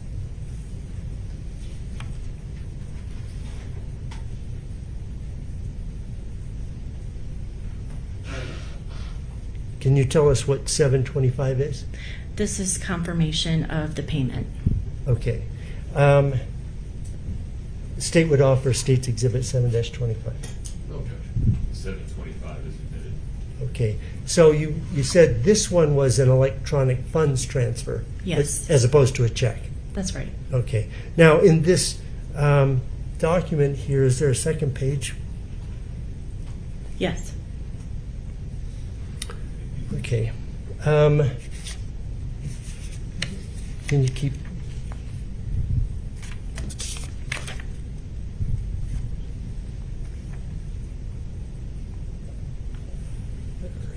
Great. Do you know where this electronic funds transfer, what account that went to? I do. Could you go back to the first page? Okay. To an account ending 2204. Okay. Now, it was being paid from 6577. Can we look at State's Exhibit 710, please? 2710, please, I'm sorry. Speaking so low.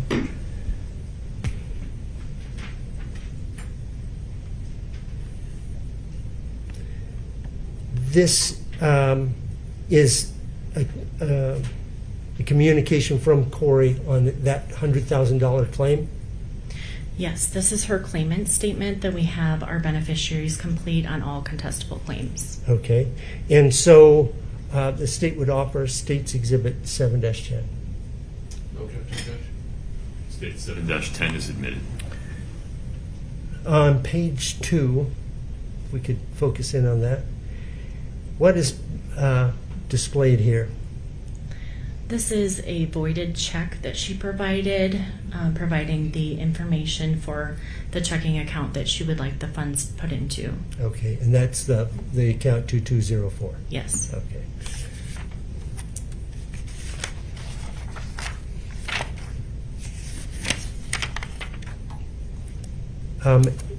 And finally, back to, I think that was State's Exhibit 7-23.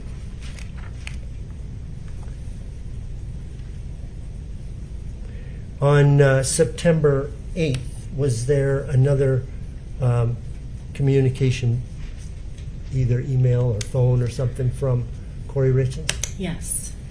She emailed us and asked if there were any other policies, and we replied that there were the 2 policies that we paid.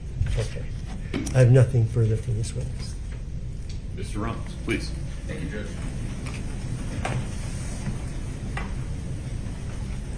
Good morning, Ms. Coates. Good morning. How you doing?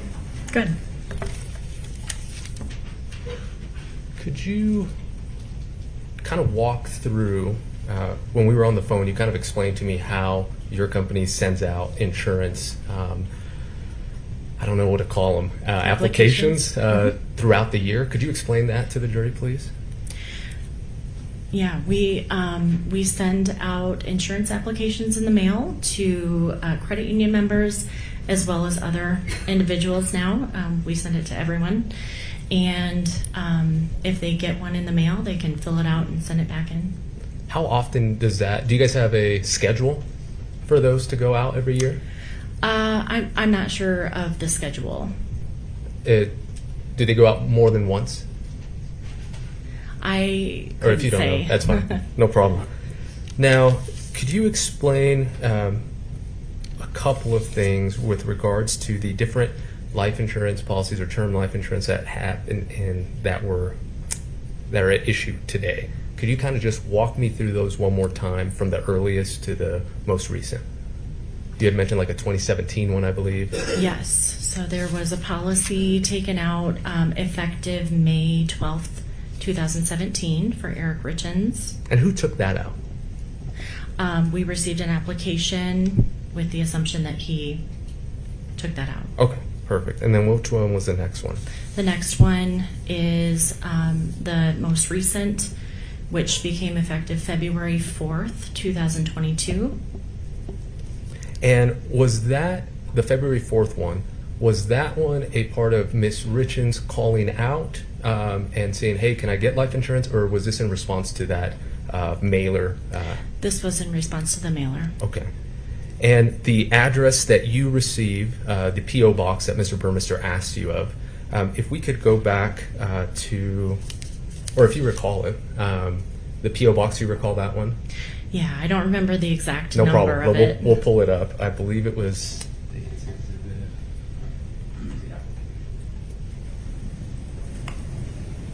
Yes. If we could publish to the jury as well, this has been admitted, Your Honor. It's not. There we go. One moment. Go ahead. Perfect. And so, as you can see on the applicant information side, as well as the spouse or partner information, the P.O. box address is the same, correct?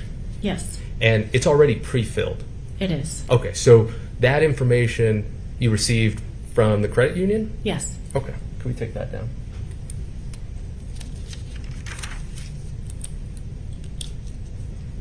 Now, in this case,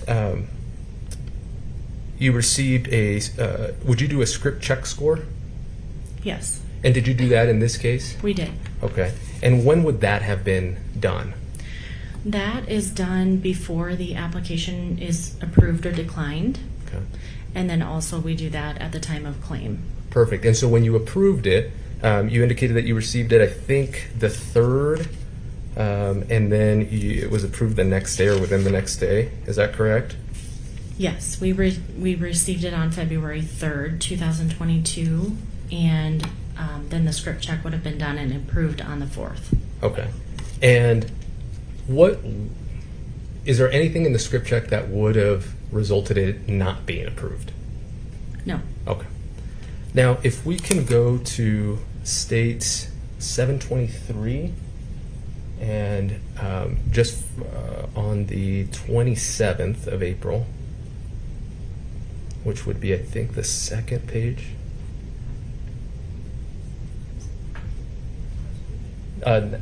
Next, is that February 27th? Or Yes. April 27th, I mean? Yep. Okay. So on the top there, Show this that you're in this room. sure. That's great. Just to get clarification, the first line there, LexisNexis, primary Benny, and then it goes, before it gets to the second one, it goes obituary not found. So could you walk me through how did you guys receive notice of Mr. Eric's passing? Yes. So twice a year in the state of Utah, we run a match up against the Social Security Death Master File to see if any of our insureds have passed away. And he came up in this instance. And what we do is we use LexisNexis to match and find the beneficiary and make sure that we have the correct person. Okay. And then the obituary at this time, when it was noted, was not available online. Okay, understood. We could take that down.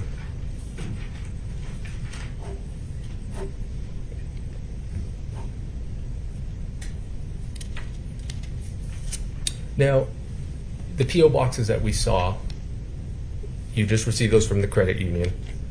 You don't have any knowledge about who has access to those, right? No. You assume, obviously, that the individuals you're sending out the mailer is going to get the mailer you sent out, correct? Yes. And in this case, they did, correct? Yes. And it got returned to you, correct? Yes. Okay. And when you we saw lots of applications as well as the approvals of the money going out. Mr. Burmester at the beginning, I believe, used the word allegedly filled out by Ms. Richins. You assume that whoever's sending it to you received it from whichever P.O. box or mailing address you sent it to, correct? Yes. You have no reason to think it would be anybody else, correct? Correct. Okay. And I imagine you guys don't do some sort of expert handwriting certification or handwriting comparison when you receive the application. No. Okay.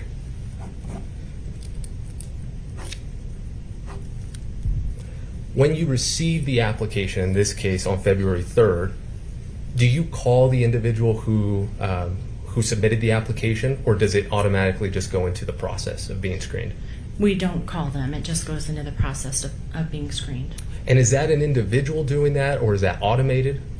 It's an individual that inputs the information into the computer, and then the computer will run the script check. Okay. And then I imagine some sort of AI or something checks if anything pops up and then spits out, yes, we're good to go? Yes. Okay.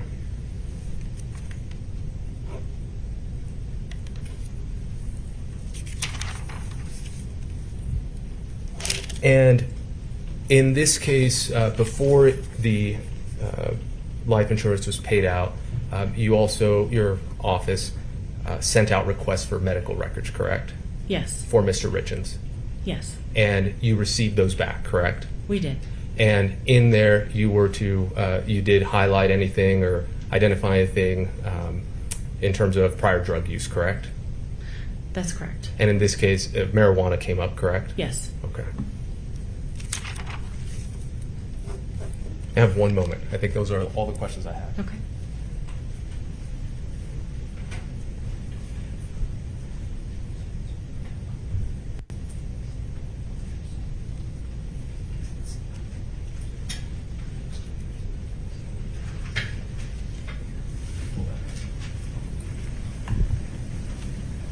Now, this application that we have here, and if we could publish this to the jury, it's been admitted, Your Honor. Is it 7-21? Oh, I apologize. Yes, Judge, 721. One moment. Go ahead. This application is both for Kouri and Eric, correct? Yes. They're both on it. That's right. Okay. That's all I have. Thank you, Ms. Coates.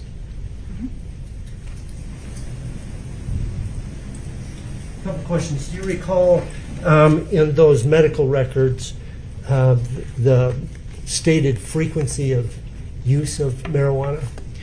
Yes, it said once or twice per year. Okay. And then when you did your script search, I don't know why I'm having trouble with that. It's a check for prescriptions prior to approving the application. Is that Yes. fair? And did you get an answer when you did that search? The answer was that there were none. No prescriptions No at that point? prescriptions. Thank you.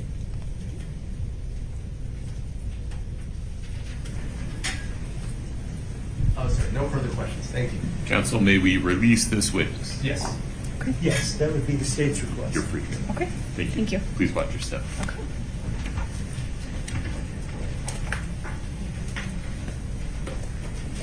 Yeah.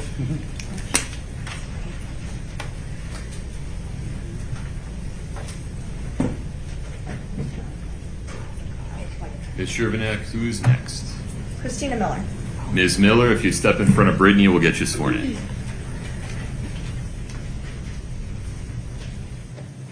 Put me all the way on the stand. If you'd stop here briefly. Do you solemnly swear the testimony you're about to give in the matter before the court to be the truth, the whole truth, and nothing but the truth, subject to the pains and penalties of perjury? I do. Thank you. Have a seat. Please have a seat.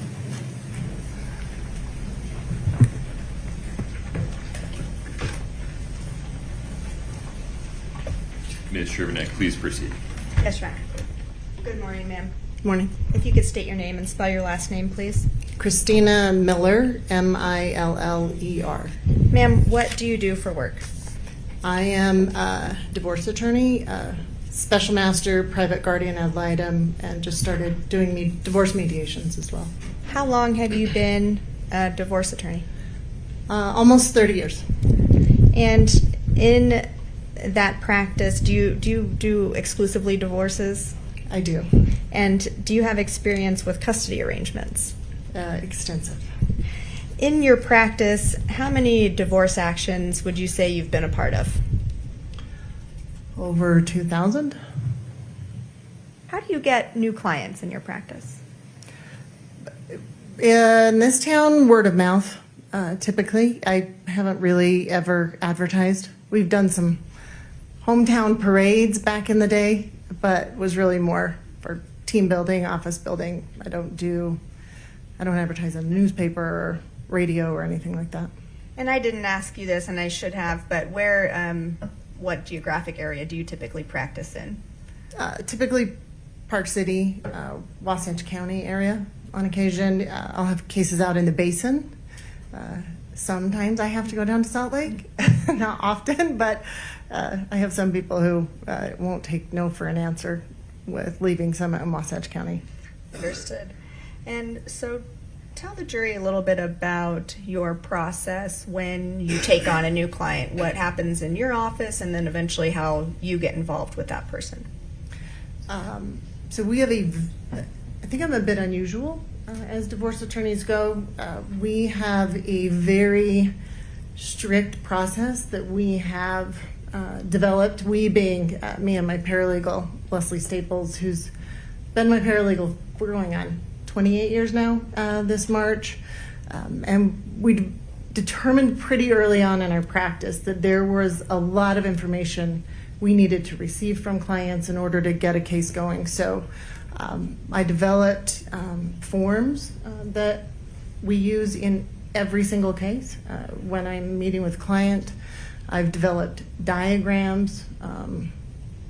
In approximately 2008 is when we really started putting things together so that every client meeting could follow the same pattern, the exact same order for the most part, and I could take all of that information, hand it to my paralegal, and she would know as much as I did at the time with regard to some basic information. So if a new client was being referred to you, would they first set up a meeting with your paralegal via phone? Yes. She has vetted clients since we started practicing together. If I vetted all clients, I wouldn't get any work done. And so after that call with your paralegal, do you meet with the new client? If they get past Leslie, then yes, she will schedule a meeting for me.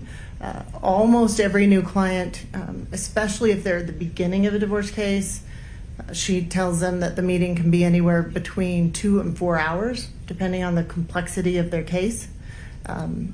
Like I said, my process I think is pretty unusual because I try and get as much information as the client knows or can give me, and I give them back as much information as I can to make that initial meeting really impactful because it's getting divorced is a very emotional process in addition to a legal process. And so during that, or I should say after you have that intake meeting, this extensive meeting with a prospective client, new client, or with a new client, how many people actually, in your experience, proceed from that meeting to filing a divorce? Based upon my 30 years, almost every one of them. There are a handful that don't, but the process of emotionally, psychologically, finally calling a divorce attorney and then the process of showing up for a meeting is significant for most people. Once they've kind of hit that stage on an emotional, psychological standpoint, they're ready to move forward or ready to prepare to move forward. So, I mean, there have been people I've been meeting with for 10 years who have yet to move forward, but there are rare. It's rare that they don't move forward, either with me or someone else, or something happens. And in those rare occasions, what are some of the reasons that those people give or that you experience that they don't move forward with a divorce? It's pretty specific to each individual client who's not moving forward, but the top reasons are they're concerned about kids, the impact of divorce on kids. They're concerned about the age of their kids and being too young to be able to speak up about what's happening in both households. Some people are concerned about their religion and what it means for them from a religious standpoint. Some people have stayed together for quite some time because of health reasons. Back in the day when it was more difficult to get insurance, you would have some people who had a significant health issue who stayed together until that health issue was resolved. And so you've kind of talked about this extensive first meeting that you have with new clients, and part of that, it sounds like, is information gathering from that person. Is that correct? Yes. And you've talked a little bit about the forms that you go through. Are one of those forms directed towards, or the topic of that is any children involved? Yes. So my office staff, I'm sure, gets annoyed at the fact that I like to have all my forms in a very certain order. And like I said, I'm a visual learner. That's how I teach people about divorce. So I have the diagrams I have and what I call the blue sheets, which are sheets that have all topics on it that I feel like I need from most divorcing people. They go in a certain order. So my packet, when somebody comes in to meet with me, it's thick, and it goes in order. So it's first, what is divorce, and what does this path look like? Then it's kids, and I have forms and booklets and reading material and the Children's Bill of Rights that we go over. And then there's assets and debts, and then it's ongoing issues. So if alimony may be a concern, we go over a diagram for alimony and hit a lot of topics on income, expenses. Then there's miscellaneous, and then we go over what does this path look like if you went this way? How do you tell your spouse? How do you prepare for ultimately filing or defending? I want to turn your attention to Eric Richins. Did you know him? I knew him in the sense that I met with him. And how did you come to meet with him? Who referred him to you? Several people, but the person that reached out to me was his brother-in-law, Clint Benson. He texted me in early October 2020, asked if I could meet with his brother-in-law, Eric, and told me it was urgent. So I explained the process that you have to get through Leslie, and I believe he contacted the office early October 2020. And I ultimately met with him October 23rd, 2020. Okay, so Eric went through the process that you've described and ultimately ended up with you in that extensive new client meeting that we've been discussing. Yes, we met for 2.5 hours.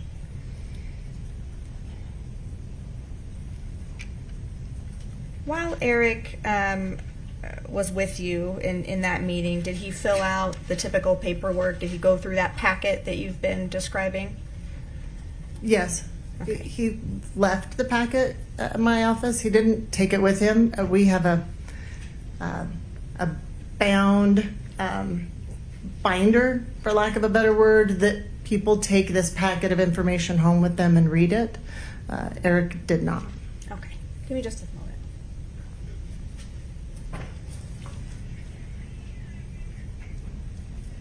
This is our state's Exhibit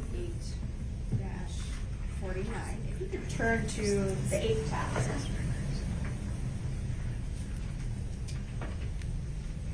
Okay, Do you recognize that? I do. And we've been talking about paperwork that Eric filled out. Is that some of the paperwork that he filled out in your office? Yes.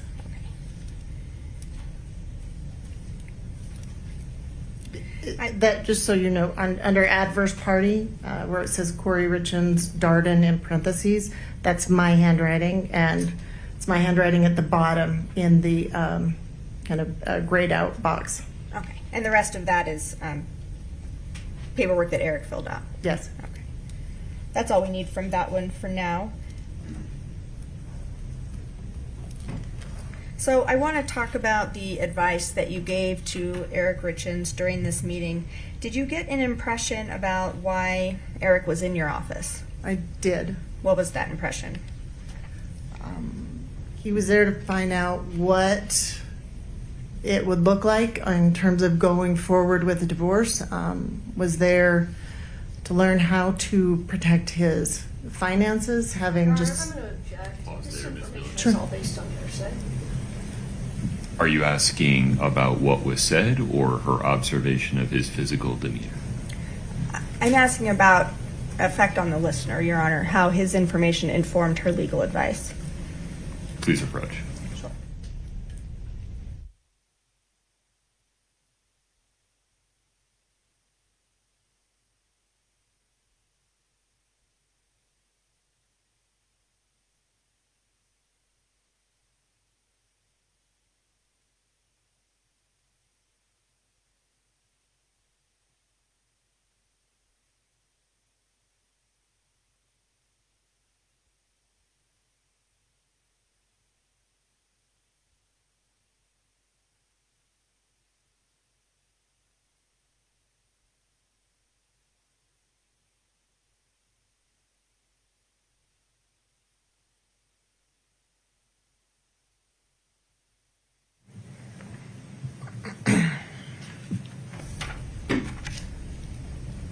During your meeting with Eric, did you give him legal advice about custody?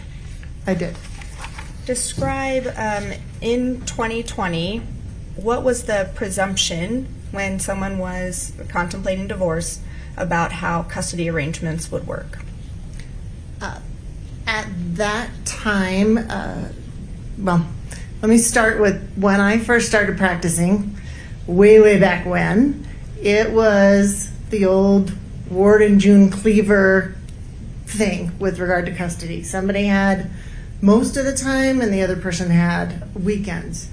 There has been a wave through the legislature, through child psychologists, with regard to child psychologists focusing on what's in the best interest of kids, and the legislature listening to lobbyists. I was on the executive committee for the family law section of the Utah Bar at the time, so we closely watched what was going on in the legislature. So at that time in 2020, there had been a statute passed about 5 years previous that finally had an alternative parent time schedule that was more of a 60-40 type schedule. We called it fat weekends, but that is where courts were going. Courts, judges, custody evaluators were all trending towards equal parent time, 60-40 parent time, and so forth. So by 2020,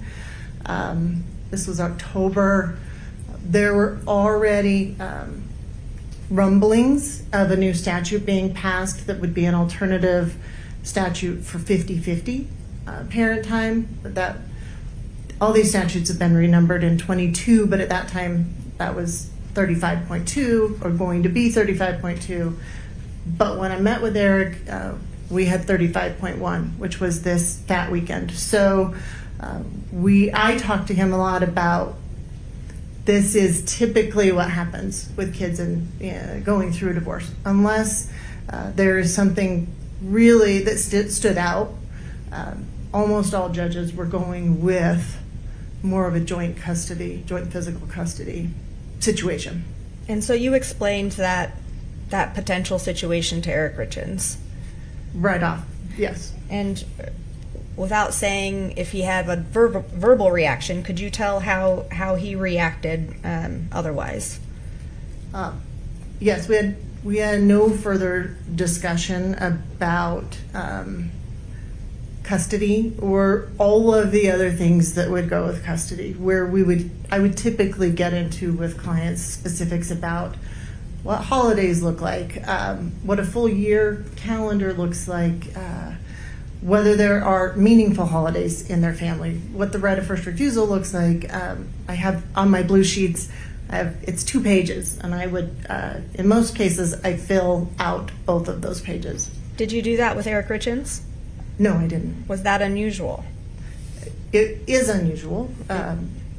It is unusual for me not to continue down the path of a custody conversation, and it typically means that, well, in every case, I think that I haven't filled that out. It meant the client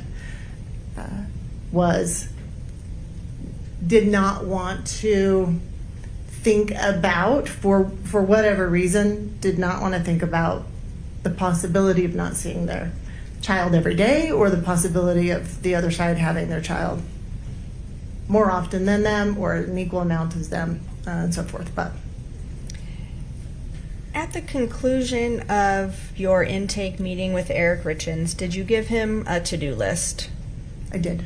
And when you give a client a to-do list in your practice, does that mean that a divorce is imminent? Typically, yes. Yeah. You know, I've been around a long time, and this is a small town, small county, and so there are people that will come and meet with me to try and conflict me out of a case.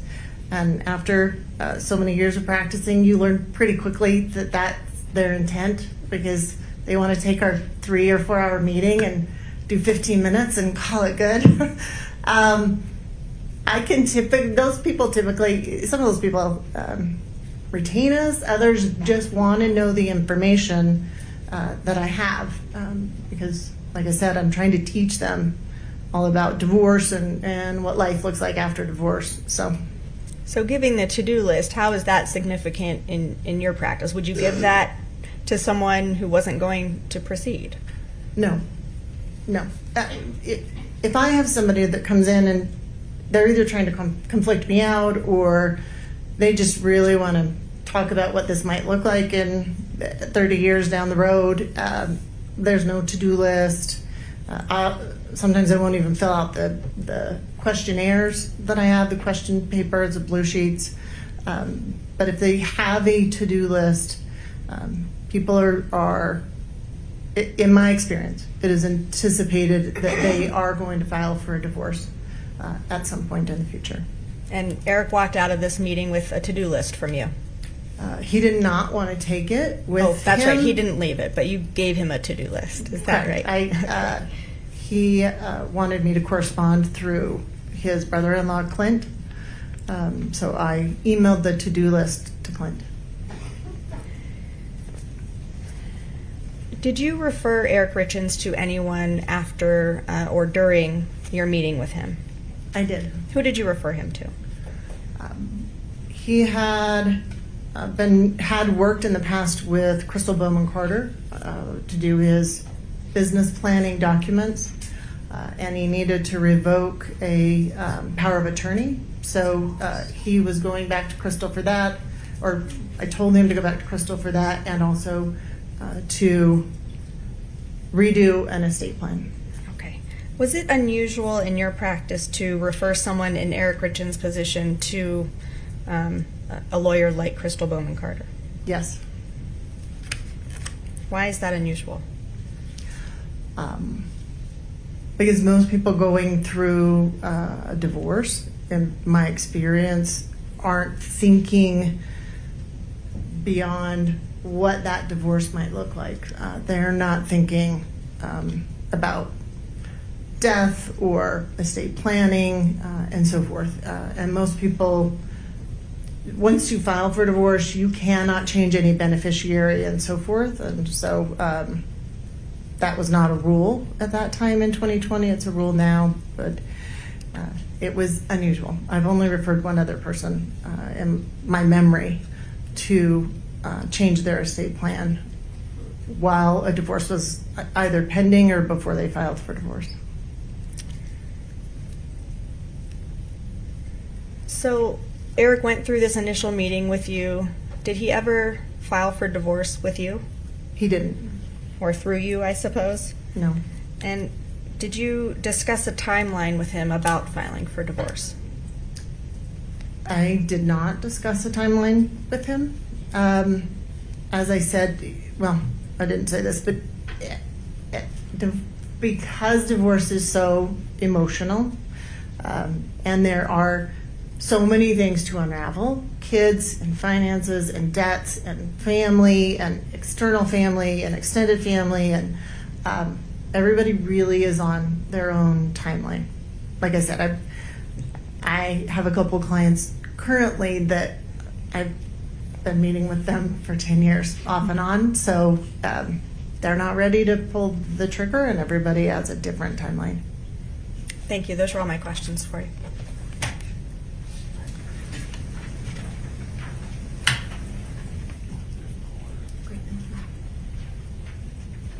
Good morning, Ms. Miller. Morning. My name is Wendy Lewis. I am one of Ms. Richins' attorneys. So, I think you stated on direct already, but it wasn't Eric Richins that reached out to set up an initial appointment with your office, correct? That's correct. It was his brother-in-law reached out, and not just to say, hey, I'm referring someone to you, but he reached out to set up the appointment, correct? I don't recall whether, I wouldn't have been part of that conversation. That would have been with Leslie, my paralegal. Can we take a look at CM1, just for the witness? Let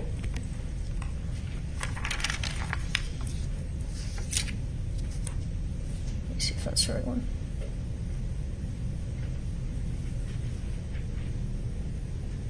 Okay.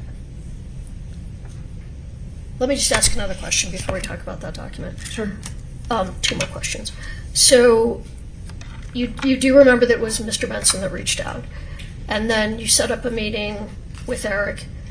Did anyone attend that meeting with Eric, or was it just yourself and Mr. Richins? It's my understanding, Eric contacted my paralegal to give her a lot of specifics about his situation, and then the meeting that I had with him was just the two of us. All right. And after that meeting, it was Mr. Benson that reached out and thanked you for meeting with Eric, correct? Yes, Eric did not want me to have any contact with him via phone or email directly. He wanted everything to go through a third party, his brother-in-law. Okay, that's what I was getting to. So when you gave Eric the list of documents, you actually sent that to Mr. Benson. That's correct. And then it was actually Mr. Benson who provided you with the documentation over email. I don't know, Eric may have brought some things in person, but anything that came over email was between you and Mr. Benson, correct? Correct. And would one reason that a client would ask for that, would it be because they weren't ready to let the spouse know that they were considering divorce? Is that fair to say? Yes. All right.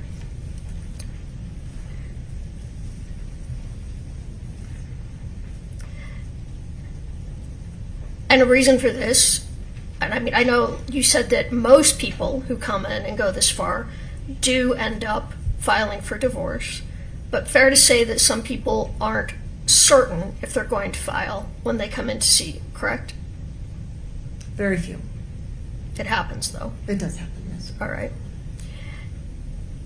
And you testified that you went through custody arrangements with Mr. Richins, correct? Yes.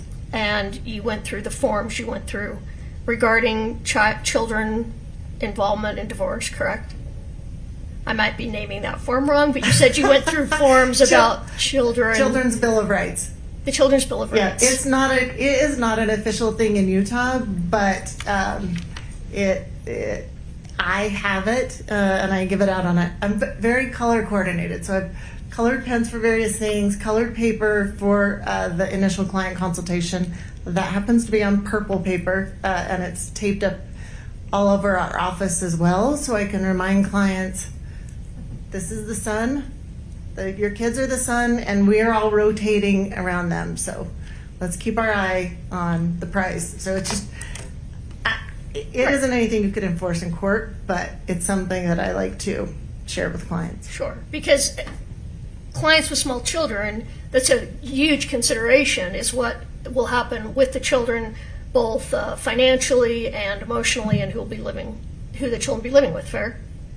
Typically not financially, but emotionally, and who they will be living with and what the possibilities are, for sure, is a big concern for most people. Okay. Finances are a concern, which is why you fill out a child support form with clients, correct? Yes. And can you pull up CM 5? And you filled out a form with Mr. Richins about child support, correct? I did, yes. And he reported to you at that time his monthly income was $33,333, correct? That based upon what? Yes. Okay. Sorry, I was going to say I didn't have documents at the time, so we were just. This is more for kicks and giggles of this is what child support would look like if this were the number. Fair. Yes. And his child support was going to be high, correct? Based on his income. Yeah. Well, I mean, it depends on who you're thinking about. In Park City, probably not so much, absolutely but correct. for most people, That's yes. true. In my very small dalliance with divorce law, Yes. we were frequently you see people whose income it's quite low. I'm going to say frequently. Some people it's quite low, and child support's not very much. You can have that for sure. And for some people, this is a lot of people. $33,000 a month is a high income, correct? Not for a lot of people that I deal with, but I think on the whole, fair. Yes. All right, you're dealing with some more, maybe fair to say high. That didn't come out very well. High-end clients, high-end divorces with more assets. I would say the longer you're in practice, the more difficult your cases become, and the higher the wage tends to be with regard to divorces. Okay. Now, other things you discussed with Eric were assets. Yes. Fair. And you were made aware that he was a partner in. Objection, Your Honor. I'm just asking if she's aware. Forgive May me, we what's the approach? basis of the objection? Sure. It's hearsay. Okay.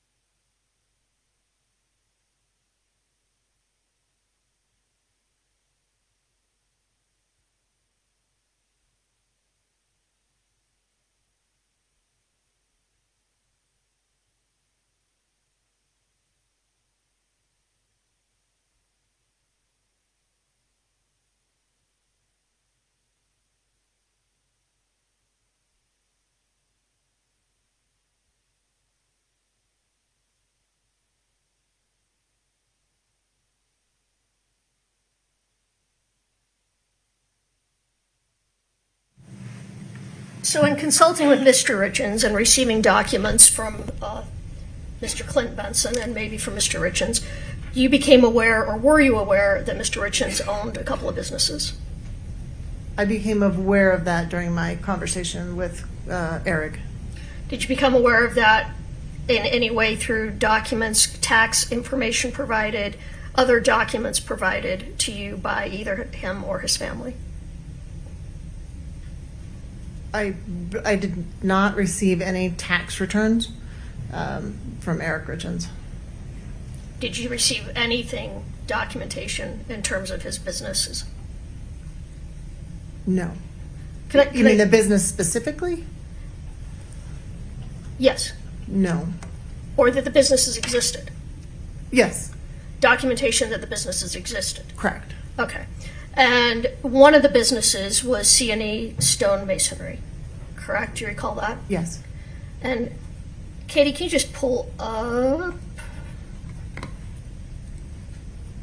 Good question. The next one. I think it's maybe CM6 or 8. I don't know. Help me out here. What page? Here, one moment, Your Honor.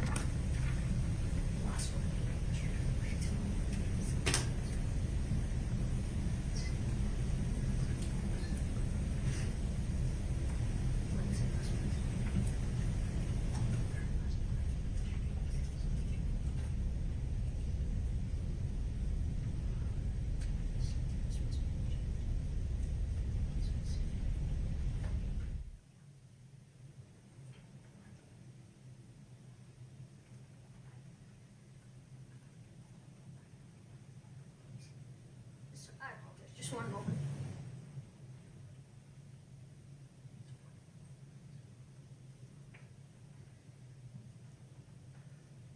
Okay.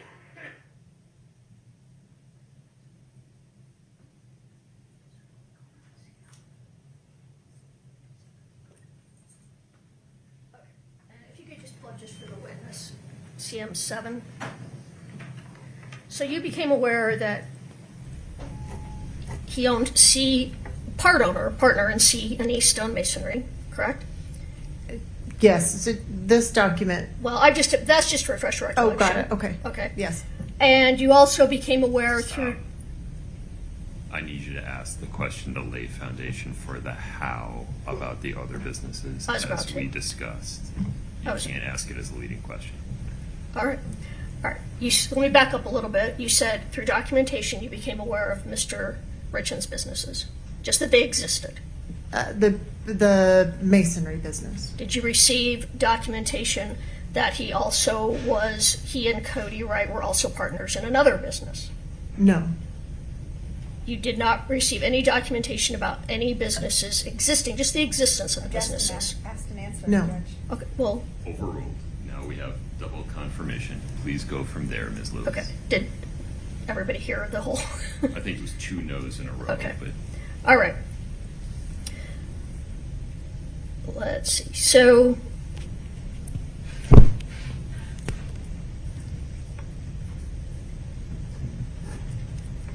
now, I know Ms. Shervanek asked you, and you said it was true that Mr. Richins did not proceed with divorce in this manner, in this case, Not correct? prior to his death, no. Right. And to your knowledge, he did not proceed with divorce with a different attorney, fair? Correct. All right. And you said that you referred him instead to an estate planner, estate attorney. Didn't An attorney who does estate planning. Thank you, sorry. Didn't refer him instead. I just referred him to Crystal Bowman Carter to work more in tandem. All right. And you said you haven't done that very many times, correct? Right. But there would be reasons to refer someone to an estate planner, fair?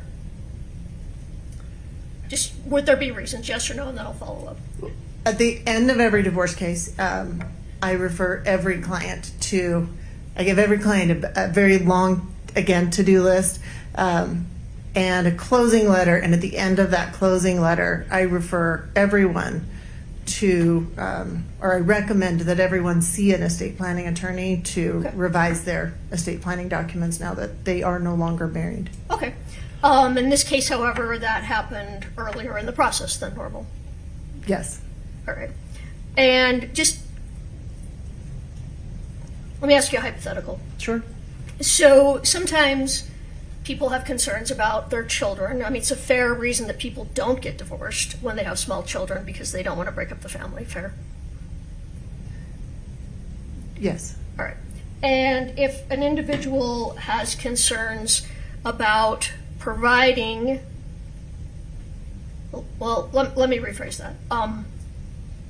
So hypothetically, someone may have concerns about how their children will be provided for after a divorce. Fair? Provided for Financially. psychologically or financially? Well, both, but I'm talking about financially. Yes. All right.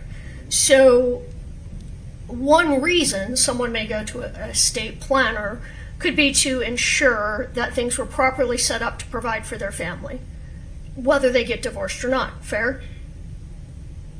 Are you talking about this early on in a potential divorce proceeding or just generally? I'm asking hypothetically, well, generally first. Yeah, people generally go establish an estate plan to make sure that if they have children, their children are taken care of, or that if they have assets, their assets are allocated the way they want upon their death. Okay. And even though you said it's unusual, it's certainly possible that as someone is going through talking about divorce, they discover that they want to look at this now. Prior to divorce, they want to set this up.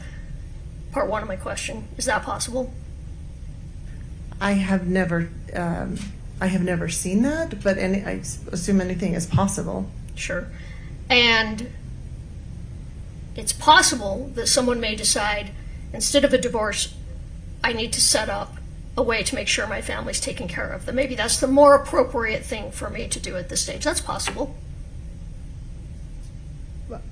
I think you're probably comparing apples to oranges, in my experience, when someone is ready to move forward with a divorce, or when a divorce has been kind of forced upon them from their other spouse, it is because we have, I explain it to clients as two pieces of wet noodle, and we drop them on a plate, and one is the emotional divorce and one is the legal divorce, and my job is to straighten those out and keep them as separated as I can, because at touch points, when the legal divorce touches the emotional side is in chaos, and when the emotional side touches the legal side is in chaos. And so when you're going through a divorce, that in and of itself is an apple, where people are worried about what their kids' lives will look like tomorrow. Understood. Or next month. When you are doing estate planning, it is, what will my kids' lives look like if I am not here, or me and my spouse are not here? Like, is grandma going to take them? Is my sister going to take them? And so they don't often overlap, because people in divorce don't often, in my experience, they don't even really think about their estate plan. It doesn't come up in our cases, except for a very small handful of cases. I understand it's a very small handful, but let me just try and ask once more. Sure. It's possible that while going through what a divorce is going to entail, someone can change their mind, correct? Decide not to get a divorce? And decide not to get a course. divorce, correct? And then it is possible that they want to go set up an estate plan, correct? Miss, that can happen. I'm sure it can. I've never seen it happen, but I'm sure it can. Okay. But you don't, okay, I'll strike that. All right, but that's what happened here. Mr. Richins decided to see an estate planning, a lawyer who specialized in estate plans, correct? What happened was, I advised him to seek an estate planning and attorney to help him with what I perceived as his concerns at that time with regard to his finances and his children. Okay, thank you. I have nothing further at this time. Thank you. Ms. Sherman, No other questions, Judge. may we release this witness? Yes. Ms. Lewis, may we release this witness? Yes, Your Honor. You're free to go. Thank you. Nice to see you. Thank you. Might take that cup with you. Of course. And your phone. Leave the binder there if you don't. Oh, is that your binder? No, you can leave it there. Okay. Thank you. Take care, Ms. Miller. Counsel, any objection to break in for lunch? Whatever the court wishes. Ms. Lewis? No, Your Honor. Okay. Folks, please rise for the jury. During the break, ladies and gentlemen, same instructions. Don't talk about the case. Don't read, watch, or listen to anything about the case. Do not do any research on your devices about the case. Please enjoy your lunch. We'll come back at 10 of 1. Thank you very much.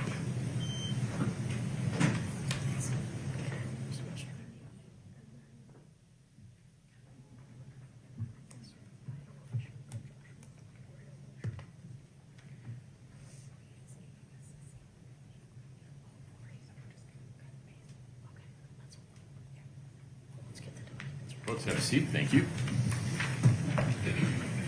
Mr. Bloodworth, Ms. Sherbanek, anything on the record before the lunch break? No, Your Honor. Ms. Lewis, Ms. Nestor, Mr. Ramos? No, Your Honor. Okay. We'll be in recess until 12:50. Thank you.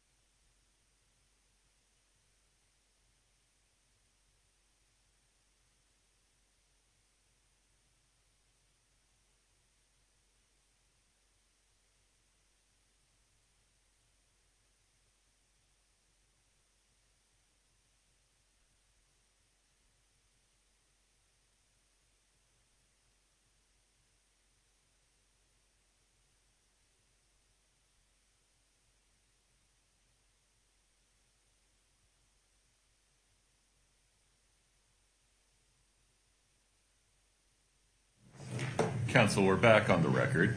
Ms. Shervinack, Mr. Bloodworth, anything before we invite the jury back in? No, Your Honor, other than I'd like to clean up this. Okay. Blame Mr. Burmester. All right. Ms. Lewis, Ms. Nestor, anything on the record before we proceed? No, Your Honor. Okay. Give me a preview. Who's the next witness? Crystal Bowman Carter. Okay. Will you get the jury ready to go and bring them in? Thank you.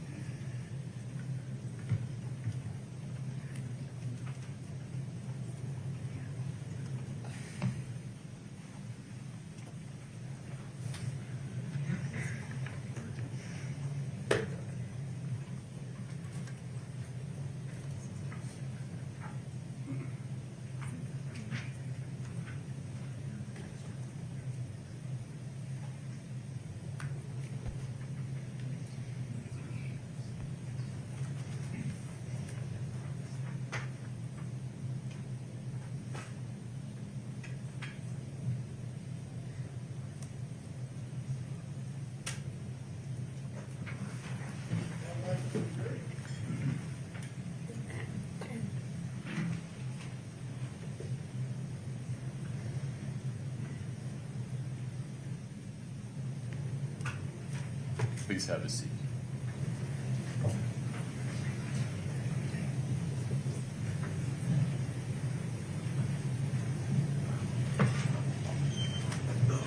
All right, please have a seat.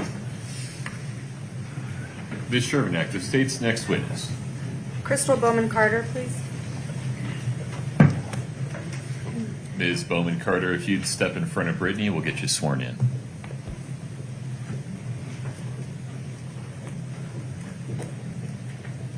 Please raise your right hand. Do you solemnly swear the testimony you're about to give in the matter before the court to be the truth, the whole truth, and nothing but the truth, subject to the pains and penalties of perjury?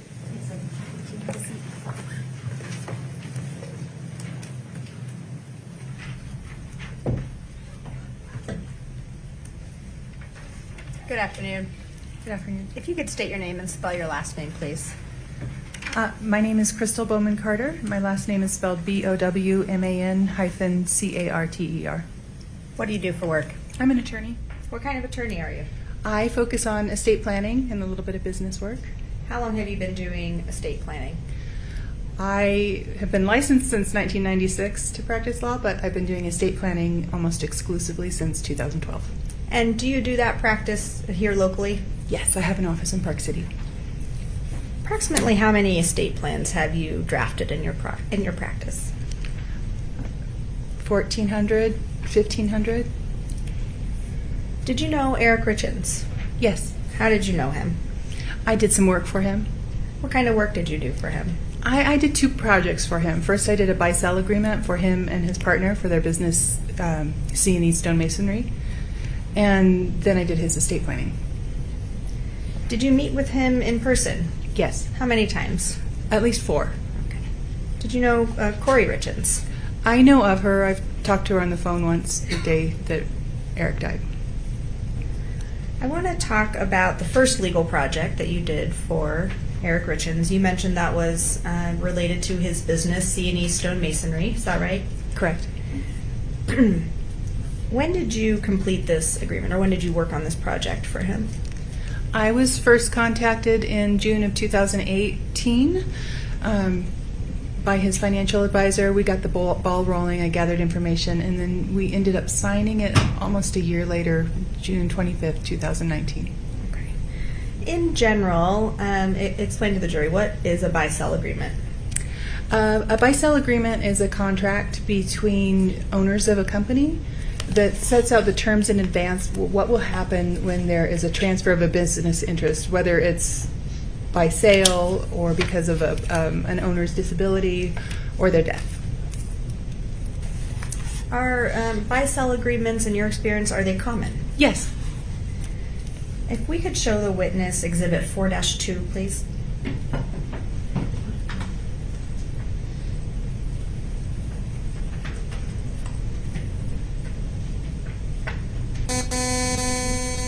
Apologize. We'll fix that. Scott, if you'd unplug for me.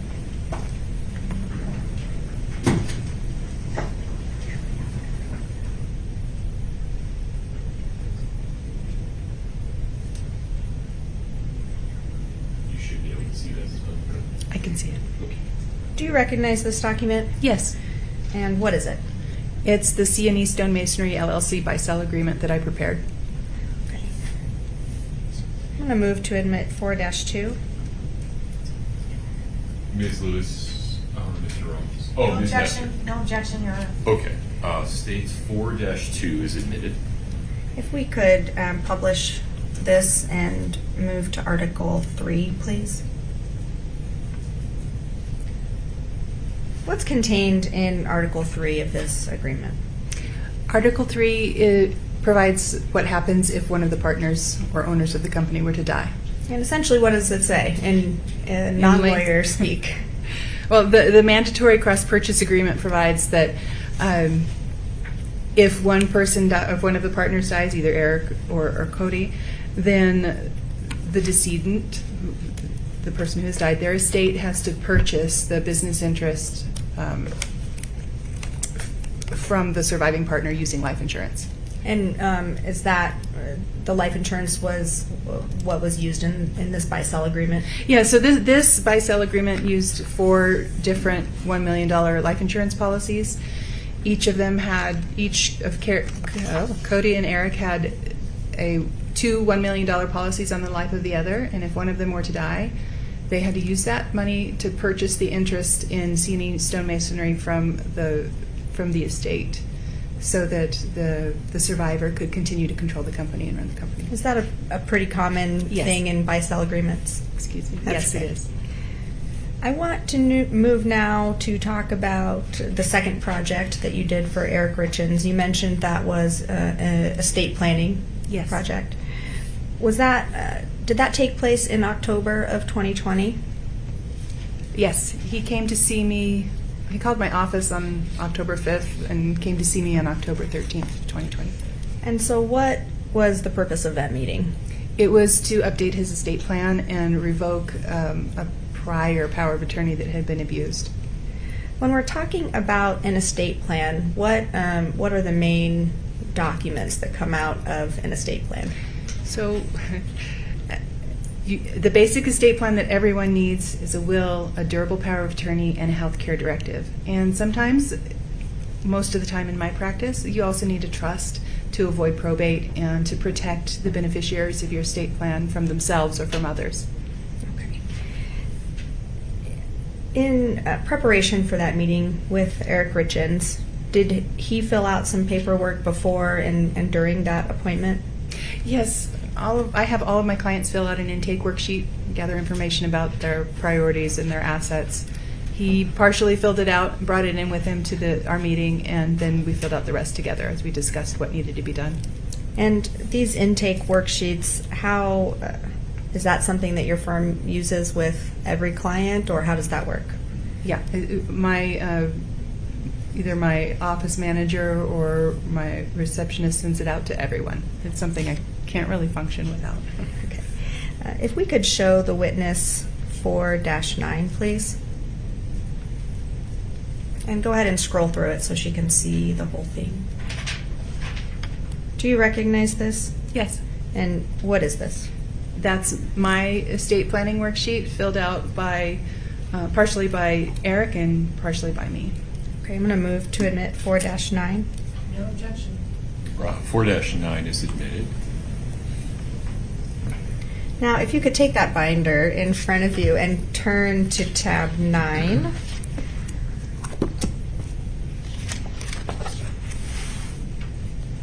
Is that the same exhibit that we're looking at in 4-9? No. Okay. Which one is that? You're having me look at the healthcare directive. Oh, I see. We'll come back to that one. I had it labeled wrong. Before creating Eric Richins' estate plan, did you review a premarital agreement? I reviewed it the day before he signed his estate plan. Okay. If we could, 4-1 is the premarital agreement. That's already been admitted. If we could publish that, please, and go to section 1. And paragraph 5. So this is the document, the premarital agreement that you reviewed. What Yes. does paragraph 1, section 5, again, the non-lawyer version, what does this say? So what it says is that C&E Stonemasonry would remain Eric's separate property to dispose of as he wished during his life after his marriage to Kouri Richins. And if we could go to section 2, please. What does this section of the premarital agreement deal with?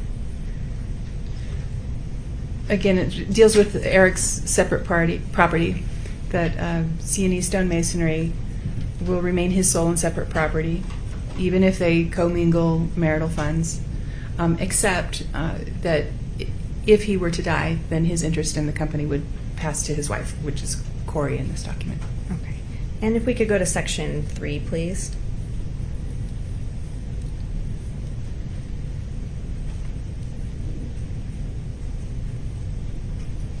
And how about this section? What does this? So that section addresses primarily Kouri's rights in C&E property that she might have under the law at Eric's death. Can I elaborate on Sure. that? Okay. So if you don't have a premarital agreement, then you have rights in your spouse's estate. And when you're a nuclear family with no children from a prior marriage as they were, that means that if your spouse dies, you are entitled to at least 1/3 of the augmented estate. In other words, everything that passes to anyone as a result of your spouse's death. And this paragraph, the section 3, paragraph 1, says that Kouri is giving up her right to that 1/3 as it concerns C&E masonry, stone masonry. So I want to turn your attention now to that actual meeting that you had with Eric Richins in October of 2020. What was he there to accomplish? Why was he in your office? He was referred to me, I'm not sure if it was from Christina Miller or Brian Freckleton, referred back to me. I had worked with him again to update his estate planning based on some recent financial malfeasance and some concerns that he had for his sons, that if something were to happen to him, they wouldn't receive or be cared for financially with his assets. When meeting with Eric Richins, was there something unique to you or something that you did for the first time in preparing his estate plan? Yeah, there were a few things. What were those? So, one, he didn't want us to communicate with him by email. That happened a little bit later, but because he was worried that Kouri would be reading his emails. Two, he wanted to leave everything to his kids if possible. And at the beginning of the representation, I hadn't seen the premarital agreement. He wasn't sure if it existed, but eventually, communicating through his sister, as he instructed, we received the premarital agreement and saw that it unfortunately did not address all of the property. It only addressed C&E stonemasonry. So for that reason, for the first time ever in my career, I had to draft around that augmented share. So we provided at a minimum that there would be a share created for Kouri consisting of 1/3, the amount she would be entitled to. And the rest passed directly to his kids. That also applied to tangible personal property. He said that all of his tangible personal property, things you can touch and feel, like your furniture, your jewelry, your collections, would pass directly to his sons, who were all very young at the time, and that's unusual. It usually passes directly to the spouse. I think there was one other thing, but I'll come to it. If it comes to you, let me know. Mhm. So I want to turn your attention now to those estate planning documents that you referenced that you prepare when doing estate plans for most people. And for Eric Richins, did you prepare a living will? A living will, a healthcare directive? Yes. Yes. And did you also prepare a trust? Yes. Okay. I want you to take a look at Exhibit 4-11. We'll put it up on the screen for you. And if you could scroll through it, Scott.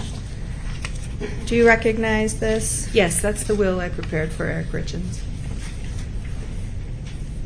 And then if we could show the witness 4-12.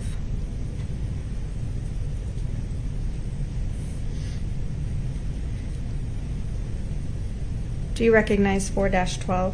Yes, that's the trust I prepared for Eric Richins. Now, in the book you have in front of you, I'm going to ask you to turn to tab K, or to tab 6. Is that the will that we just saw in the same exhibit? Yes. And there's a signature as a part of that document, is that correct? Yes. And who is that document signed by? The document was signed by Eric Richins on page 8, and his initials appear on every single page of the document. And you notarized that document, right? I witnessed and notarized the document. If you could turn to tab 10 in that binder.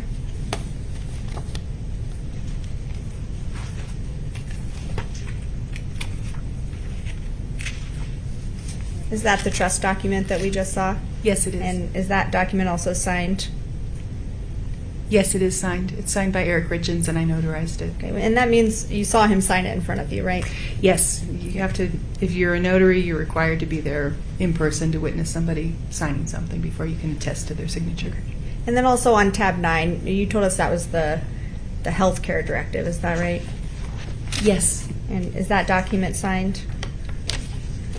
Yes, it is. And similarly, did you see Eric Richins sign that? Yes, I did. Okay. I'm going to move to admit 4-11 and 4-12. No objection. 4-11 and 4-12 are admitted. If we could put up 4-11, please, and publish to the jury. 4-11's up. And so this is the will you described that you prepared for Eric Richins. Is that correct? Correct. I want to go to section 7.03, please.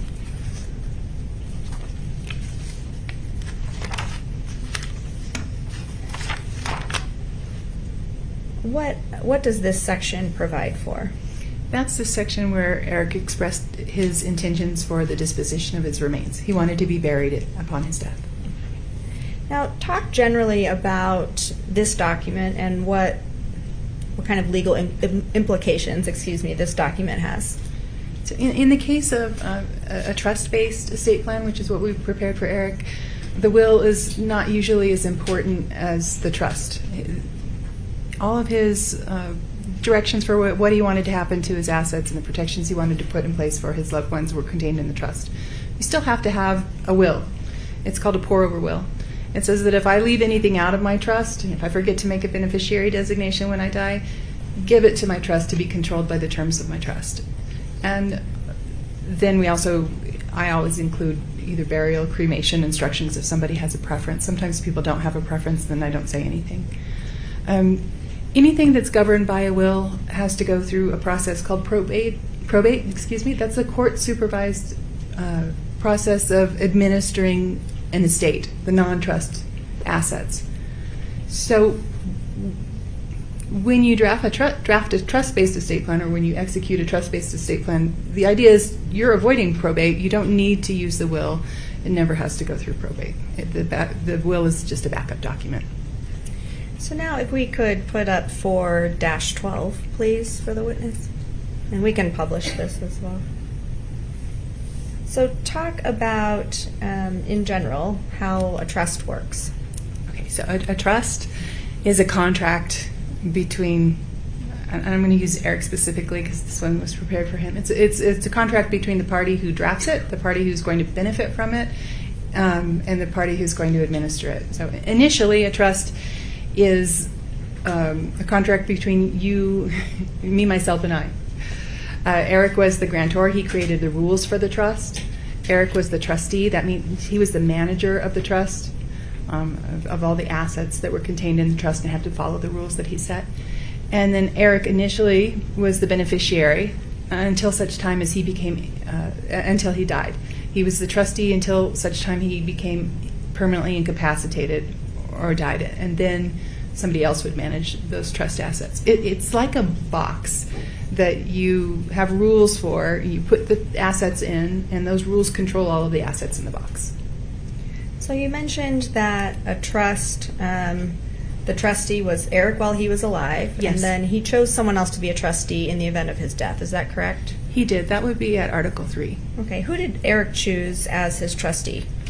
He chose his sister. Well, he chose a couple of successors. His sister, Kouri Richins Benson. And then I want to see who he chose as this. And then I'm looking at the will still. That's okay. You don't have to look at it. If you don't remember, that's okay. No, it was Katie that he chose as his first successor trustee, and I believe it was Clint as the second. What is a trustee? The trustee is the person who has legal title to the assets in the trust and is charged with managing those assets for the benefit of the beneficiaries of the trust in the way that the trust says. In your experience, was it unusual for someone who was married to not choose their spouse as a trustee? Yes.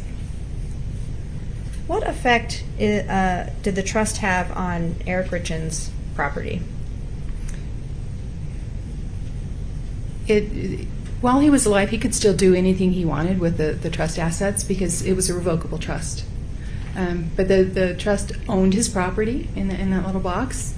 And the effect was that when he died, it became irrevocable, and those assets had to be administered according to the terms of the trust that he set. Scott, if we could go to Article 8.01 of the trust. Excuse me.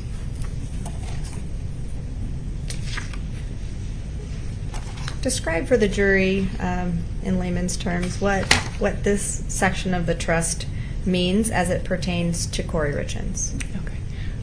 Might be a little wordy here. So on your best. On Eric's death, this trust became irrevocable and sub-trusts were created. A trust for Kouri called the Q-tip trust that you see here at Article 8, and then the next trust is the Descendants Trust that was for the benefit of the kids. Because it was a Q-tip trust, the law requires that all of the income generated by the assets held in that share must be distributed to Kouri during her lifetime. So did the trust provide for Kouri Richins' household expenses? Not specifically, but the guidelines for distribution also provide that she's entitled to also access the principal through the trustee for her health, education, maintenance, and support. So yes, she was provided for, just not household expenses specifically. And you mentioned that a trust is like a box that someone can put their assets into.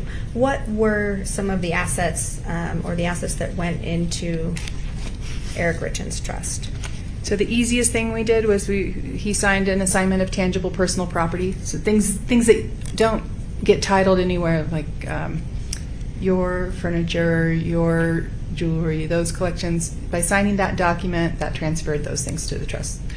I prepared a deed for him for the house that he owned in his name, and we transferred that asset to his trust. I think the house was on Willow Court. And then I prepared an assignment of interest in C&E Masonry that he signed later on in February. After the trust was built, then we could put the things in it, and he signed that in February of 2021. Put that in the trust, and also another LLC interest.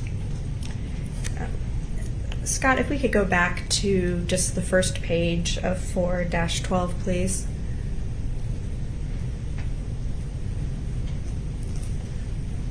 Even the title page for, yeah.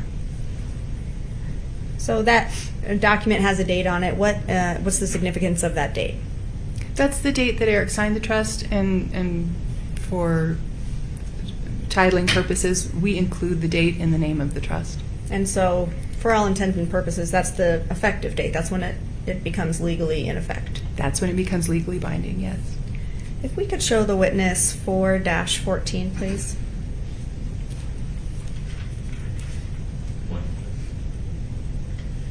Scott, go ahead. And if you could scroll through it so the witness can see the document. Do you recognize this document? I do. Did you prepare it as part of Eric Richins' estate plan? Yes, it's the power of attorney that I prepared for him. I'll move to admit 4-14. No objection. 4-14 is admitted. If you could explain, you mentioned that this is a durable power of attorney. What is a power of attorney? It's a document that nominates an agent, somebody that you choose, to manage your property if you become incapacitated, or sometimes immediately. And what effect did Eric Richins' power of attorney have on his estate plan, or who did he choose as his power of attorney? I'm sure he chose Kouri Richins Benson.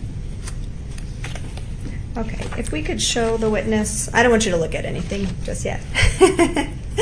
If we could show the witness 4-13, please. Do you recognize this document? Yes. What is it?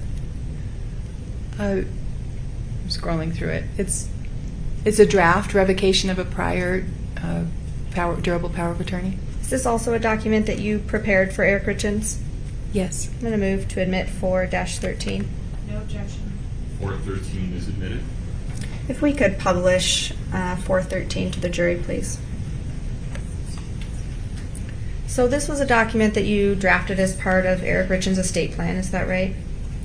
Yes, I drafted it, and then you can see that there's the prior durable power of attorney is attached as an exhibit. Okay. I didn't draft the prior power of attorney. Certainly. Was this document ever recorded? This version of the revocation of durable power of attorney was never signed or recorded. Do you know why? Eric was concerned about the repercussions he would face if he told Kouri. Object to hearsay, Your Honor. That was my impression. Pause. Please approach. Yeah, my apologies.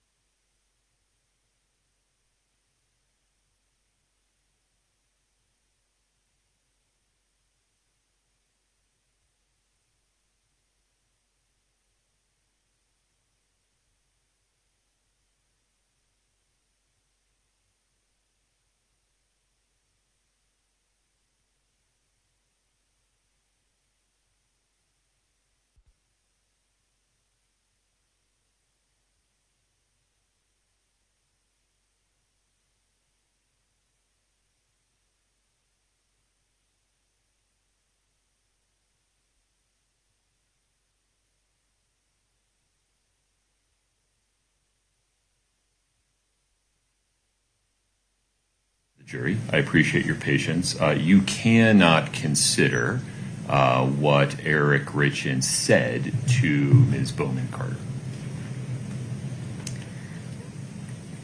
And so I'm not sure if your answer was heard by the jury. I won't ask you why, but was this document ever recorded? No, this document was never recorded. Okay. Now, you mentioned earlier that you were communicating with Eric Richins' brother-in-law, I believe. I had communications with Eric Richins' brother-in-law, yes. And you were instructed to only communicate with the brother-in-law, is that right? I was instructed to communicate with his sister, and I was given I believe it was a shared email account, Okay. and they both responded there. Was that unusual in your practice? It was the first time anyone had asked me to do that, so yes. Okay. I now want to turn your attention to the week that Eric Richins died. Did there come a time when you learned that Eric Richins had died? Yes, I learned that day that he had died, March 4th, 2022. And is that when you became aware of it, or was that a day later? I believe I learned the day that it happened. And how did you learn about Eric Richins' death? Clint Benson called me and told me that he had died. And did you also receive a call from a sheriff's deputy that day? Yeah, later that day, I received a phone call from somebody who identified themselves as the sheriff's deputy, and who asked me to talk to Kouri. And did you talk to Kouri on the phone that day? Yes. What did you tell her? Apparently, she was upset about the house, and I was asked to explain that there was an estate plan in place and that the house belonged to the trust, and that's what I told her. When you were explaining to Kouri Richins that the house belonged in the trust, how did she react? Oh, not positively. She was livid. She was upset, and she said, "What is wrong with you people?" and handed the phone back to the officer, I believe. When having this conversation with Kouri Richins, was it your impression that she was unaware of the estate plan? Object to speculation, Your Honor. I'll lay a little foundation. What could you tell from your conversation with Kouri Richins about her knowledge regarding what would happen with the house? She told me that the house she told me the house belonged to her. She thought the house was hers, and obviously, if she thought that, then she was unaware of the estate plan and that the trust owned the house.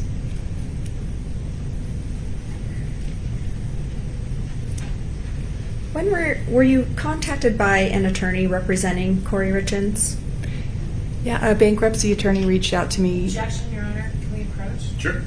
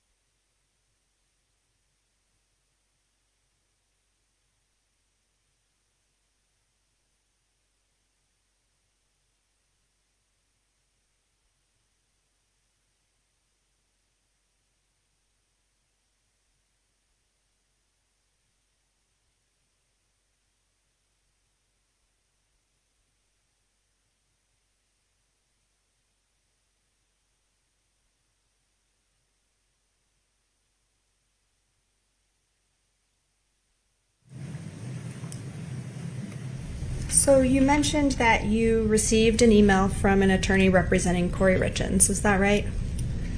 I received an email on March 8th from an attorney that said he represented Kouri Richins. Okay. What, and so, sorry, I missed the date that you said. He contacted you on March 8th, is March that right? 8th, 2022. What was the general nature of that email? Just to tell me that he represented her and to ask that we give her time to grieve, don't act too quickly, so that she could attend to his services, and I believe that was it. And so he was contacting you in reference to the estate plan, is that right? Possibly. I'd have to look at the email, but I don't even know if he referenced the estate plan. He was talking about the house that was in the estate plan, is that right? Yes. Did you, after that email exchange on March 8th, did you provide any documents to Mr. Nate? Yeah, it was Attorney Nate, and I did provide him with a full copy of the estate plan. I pointed out several things, including that the will called for burial and asked. Yeah, go ahead. You can finish. And asked and because I had become aware that Kouri was seeking to have his body cremated, so I wanted to make sure. Hearsay and non-responsive. Well, taking him in reverse order, overruled, and it's unclear, so I'll sustain it, lay some more foundation. Sure. So one of the documents that you provided to Mr. Nate was the will, is that correct? That's correct. And one of the reasons you provided him the will was so that he was aware of Eric Richins' wishes as it concerned his burial. Yes.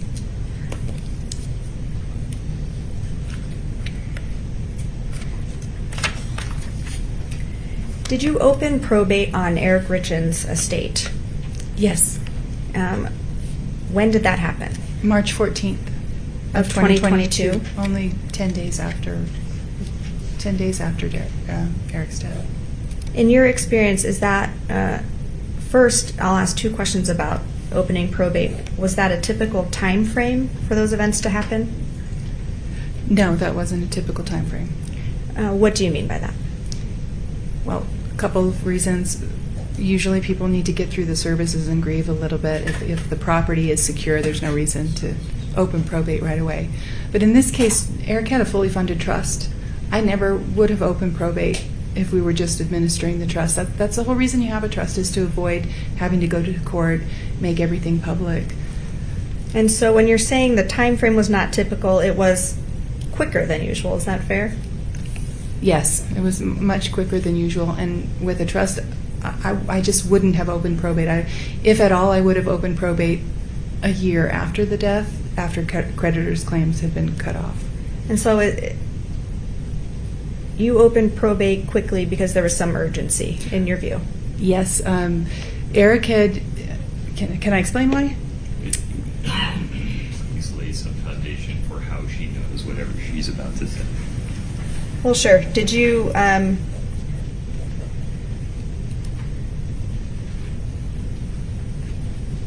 we approach? I don't want to.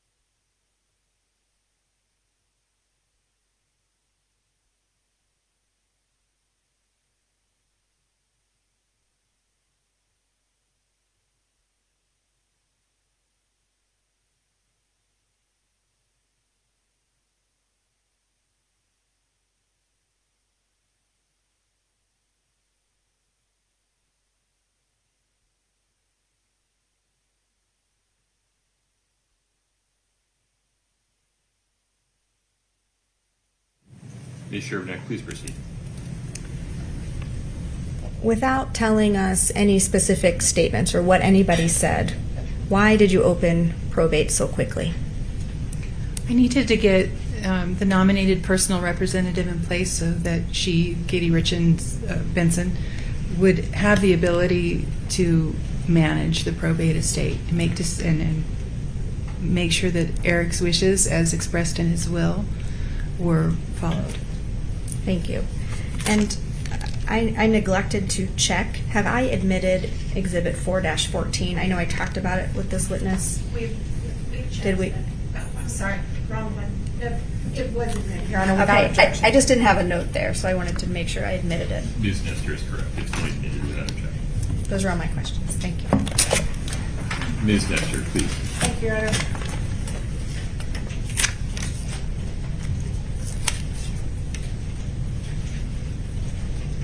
Good afternoon, Ms. Bowman Carter. Good afternoon. My name is Kathy Nestor. I'm one of the attorneys representing Kouri Richins today. All right, so I want to talk with you about the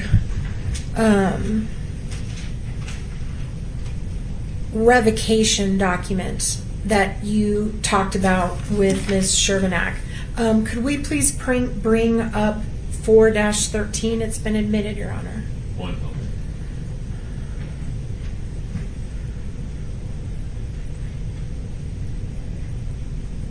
You can see that, Ms. Bowman. I can see it. Okay.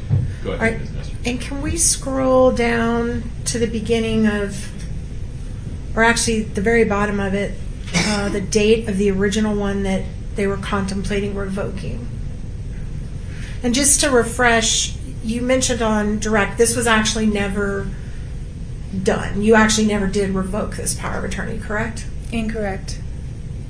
Okay, I'm sorry, I may have misunderstood you. I thought you said that you all ended up not revoking it. No, I said we didn't sign this document. You didn't sign it. So I know what you're getting at. So in your durable power of attorney, you mentioned revoking all previous attorney powers of attorney, correct? That's not what I was getting at, but that's correct. Okay. But this particular document never got signed or filed or anything? No, another revocation got signed apart from the durable power of attorney that he signed. Okay. And the date on this document that you all were contemplating revoking but didn't ever sign this document was May the 8th of 2013. Is that right? That's what this document says. So this is the power of attorney that all the parties were contemplating, saying this doesn't, you can't use this anymore, right? From now on. This power of attorney was revoked, yes. I'm trying to not use lawyer words. I'm trying to use like normal words, just so to make sure we're clear. So revoke just means we can't use it anymore, right? Right. It's Okay. taken back. It's null and void. Perfect. Thank you. That's what I was getting at. So, to your understanding, this power of attorney had not, there'd been no prior revocation filed on this power of attorney. In other words, it had been in place since May of 2013. Right, but circumstances changed and he wanted to revoke it. Sure. Anybody can revoke a power of attorney anytime they want, right? Correct. But he hadn't done that up until now, till he saw you in 2020. That is my understanding. He may have gone to someone else, but this is the first time I learned of it. Okay, thank you. You can take that down. Do you remember being interviewed by law enforcement within about a year or so after Eric passed? Yes. Okay. And when you were interviewed by law enforcement, do you recall telling them that it stuck out in your mind how kind Eric was about Kouri using that power of attorney in a way that he didn't like, right? Do you remember that? Objection, Your Honor. Calls for hearsay. That's her own statement, Your Honor. Which is why it's a problem that it's coming in through you. Well, I'll lay a little more foundation. Assistant. Was it your understanding that the goal of revoking this power of attorney that had existed before was that Kouri couldn't be trusted to utilize it well? Yes. And why couldn't she be trusted to utilize it well? Because she had stolen she had misused it to take $250,000 out in his name, and he did not like that. Totally fair. And isn't it also true that it was your understanding that Kouri's business acumen or business skills were less than fantastic because she was young and inexperienced? I have no personal knowledge about Kouri's business acumen and skills. Did you make that statement to in your prior interview to the police? I repeated what Eric told me about her business acumen and skills. Okay, and what was your understanding of that? I had no understanding of her business acumen and skills. Well, what'd you tell the police? I told the police what Eric told me. Which was what? That she was misusing the power of attorney, that I wanted to include stronger language in his estate plan, more protective. I was surprised that he was willing to. He said that she's the mother of my children. I know that she made mistakes. She needs some more experience. For now, I'm going to do what I'm doing. Great, thank you. Was there also, when you decided to add the house to the trust, did you do any investigation into whether Mrs. Richins had been contributing to the mortgage throughout the marriage? I did not. Wasn't relevant. Okay. When you said that all of Mr. Richins' personal property was poured into the trust, did you do any investigation into whose funds purchased all that personal property? It wouldn't matter if it was gifts, but no, I didn't. So, for example, the furniture in the living room, do you know whether Kouri purchased it with her money or Eric purchased it with his money or it was joint money? Do you even know? No, how could I know? Okay, and you made no effort to find out? The assignment that Eric signed transferred his personal property. Right. So you took his word for what was his personal property as opposed to what was hers? I didn't have to take his word. He was only transferring what was his personal property. Okay. And did he give you an inventory of what that personal property was? No. Okay, so you didn't know? Well, there's a worksheet, and he listed some things, like his guns. But he didn't prepare a very specific inventory. I just prepared an assignment that he signed, transferring all of his personal property to his trust, as is customary. So that would ultimately be decided probably by the trustee, whether she was trying to divvy up the proceedings as required under the trust, whether that couch was bought by Kouri or that couch was bought by Eric. That's likely. And you didn't give any guidance to that in the trust? The document itself? What are you asking? Was it listed in the trust, each and every item that was considered Eric's personal property? No, it was just all of my household furnishings in effect. Okay. You said all the household furnishings were his personal property? No, I said all of my household furnishings and effects, meaning all of Eric's household furnishings and effects. Gotcha. Okay.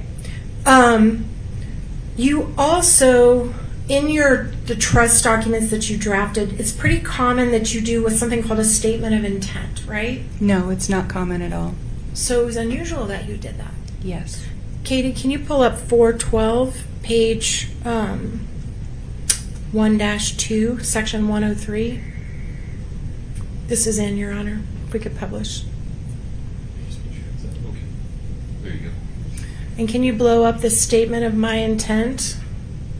So this is the part you said is unusual for you to do. I mean, it's not unusual to, trusts will have them, but for me, I typically don't include one unless there's a reason. So did you have a reason for including this? Yes. Okay.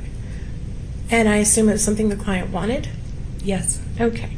And the language in here states that the intent of the trust is to provide for both Mrs. Richins and the children throughout their lifetime, right? Right. We revised that the day of signing. Great. You can take that down. Did there come a time, you mentioned that it was your understanding that Mr. Richins did not want you to communicate with him directly, right? By email directly. Right. And is that because he and his wife shared an email account? I don't know. It was E. Richins, I think. I don't think they shared an email account. I don't know. Okay. So you just don't know. It was not because they shared an email. What he told me was not because they shared an email account. It was because she snooped in his email. Okay. That's what So he she had told me. access to his email at least. I don't know. That's what he told me. Okay. And were you aware at that time that he was consulting a divorce attorney? Yes. Right. So when you previously said it's very unusual to not put your spouse as a trustee, if the individual was considering divorce, that wouldn't be unusual to put someone other than your spouse, would it? No, that wouldn't be unusual. Okay. And was there a time where you accidentally did notify Kouri of something? Yes. Explain that, please. Kouri Richins, K. Richins, and Katie Richins Benson. Very similar names. Sure. After I spoke to Kouri on the phone, I sent an email to Katie, I thought, which actually got sent to Kouri. Okay. And in that email, do you remember the date of that? It was probably March 4th, the same day that I talked to, it may have been March 5th, but I think it was March 4th, 2022. Right. The same day I talked to Kouri. And just talking about that conversation you had with Kouri, so this is less than 48 hours after her husband has died, right? Give or take. Yes. And your purpose of your conversation was at Katie Benson Richins' request? No, it was the police's request. Okay. And what you told her before she got very, very upset was the house that you live in is not yours.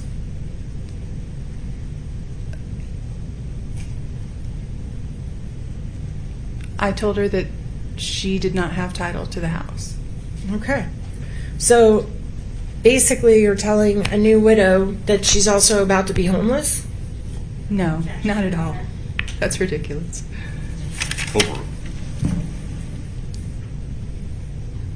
Did you tell her there was any other homes provided for her by Eric waiting on her somewhere? No, but I told her that he had that she would not be kicked out of the house, that she could continue to live there, and that he had provided for her in his estate plan. Okay.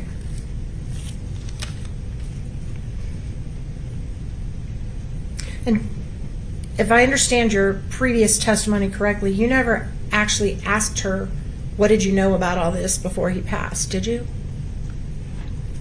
No. Right.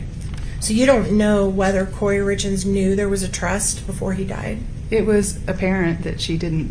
I'm sorry, do you have any personal knowledge as to whether Kouri Richins knew before his death that there was a trust in place? No, I have no personal knowledge of that. Okay. I want to talk about the intake form that Ms. Shervinack went over with you. If we could please pull up 4-9. It's also been admitted, Your Honor. And if we could scroll forward till we get to the page where he lists his assets. Keep going. Keep going. Keep going. Keep going. There. Your Honor, can we, can we blow this up just a little bit, that top half, so we can see it? All right, so this is the section where you ask the client to list, I guess, what they're worth, right?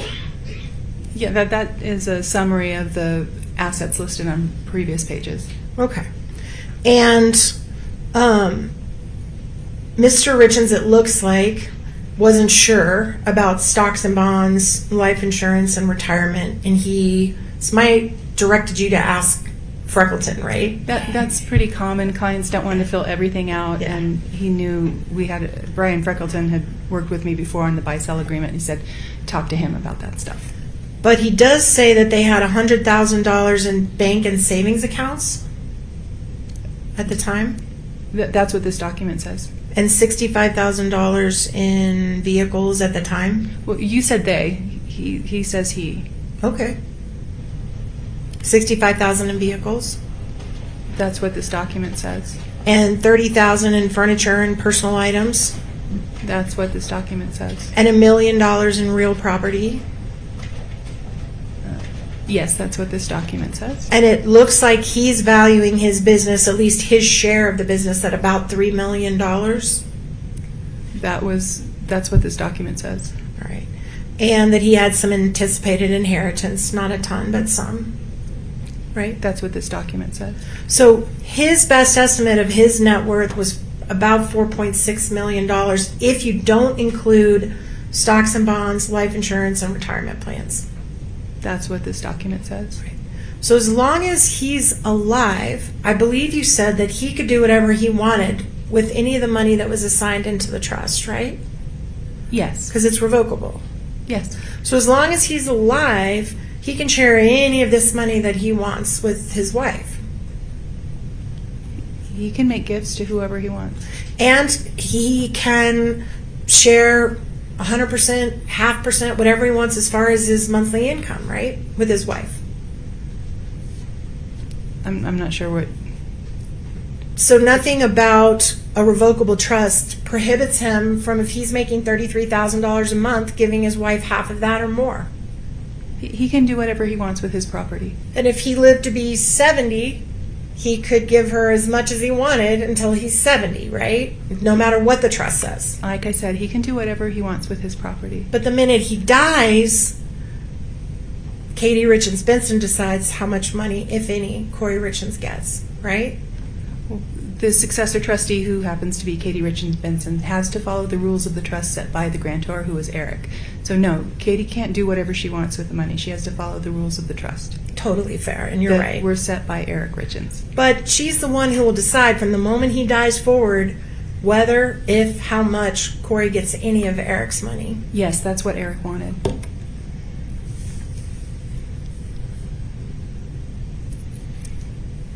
And if, hypothetically, Kouri Richins knew about the existence of the trust, she would know that as well. I don't know what Kouri would know from reading the trust. But that's what the trust says in plain black and white in the paper, right? Can you repeat what you're saying the trust says? Yep, that. Pause for a moment. Go ahead, Ms. Sherman. Your Honor, it calls for speculation. She does that.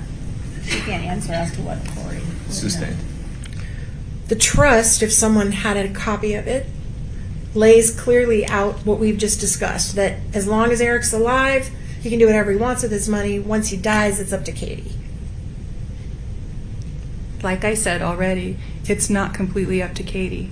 She's the trustee of the trust. She has legal title to those assets, and she has to follow the rules of the trust, which say she has to give Kouri a certain income, that Kouri can come to her and ask for distributions of principal for health, education, maintenance, and support.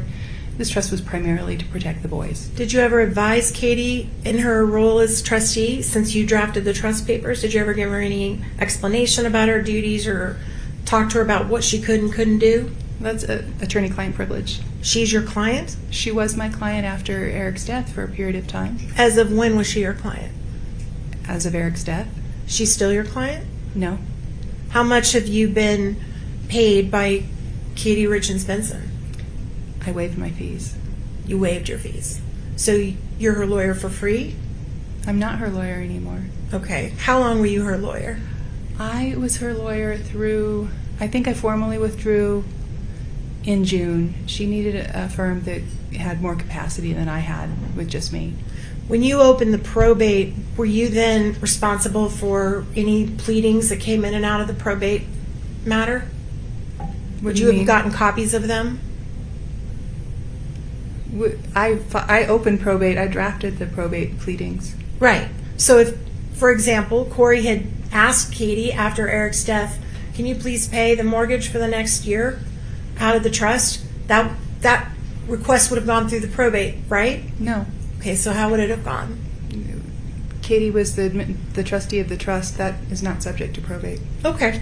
So do you have any personal knowledge whether Kouri Richins ever asked Katie Richins for any distributions? Do you have any personal knowledge? Pause for 1 second. Your objection, Ms. Sherman. Calls for hearsay. Kouri's statements to Katie. Yeah, only if it's, so would you exclude Kouri's statements, but re-ask your question? Without saying anything Kouri ever said, which, by the way, it sounds like you didn't communicate with Kouri anyway, but were you aware in your role as the person assisting the trustee whether any request for any money ever came to that trust in the year after Eric died from Kouri Richins? I need you to be more specific to make sure you're not seeking hearsay. Break it down. In writing or legally or formal request to the trustee?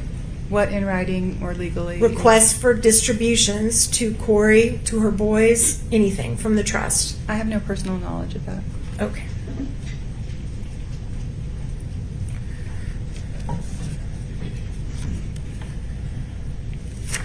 You also mentioned that you were talking to a lawyer that you knew to be a bankruptcy lawyer, right? When he called you about Kouri shortly after the death?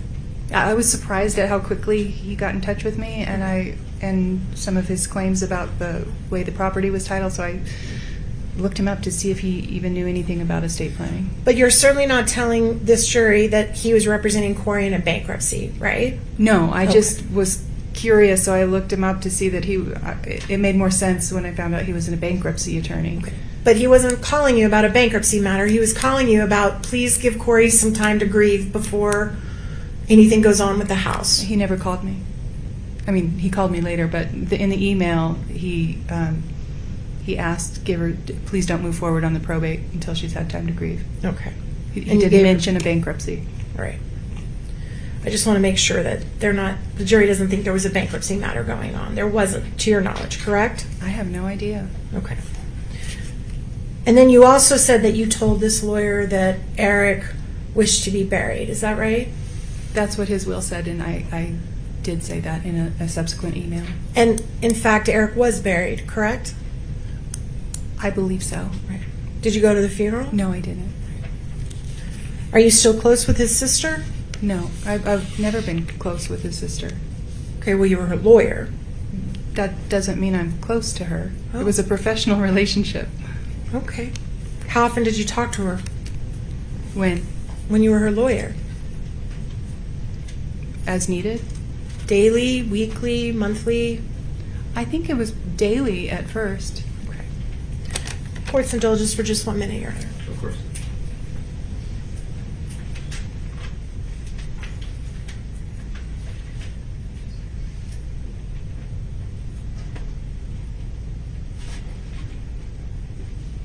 Thank you, ma'am. Your Honor, we send away this back to the state. Anything further, Ms. Shervanek? No, Your Honor. May we release Ms. Bowman Carter? Yes, Your Honor. You're free to go. Take care. Counsel. Thank you, ma'am. Counsel. Your Honor, the state can call a witness now. That direct will probably be an hour. Why don't we take a restroom break now so we don't break up direct? Please rise for the jury.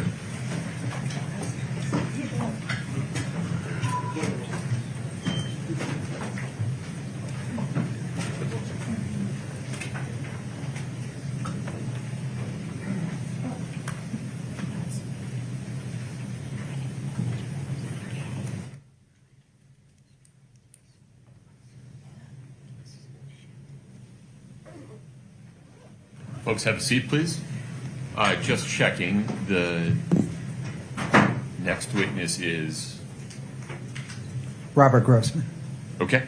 And then anything on the record before we take a break from the state, No, Your Honor. from the defense? Okay, why don't we come back at 2:10, please? Court's in recess.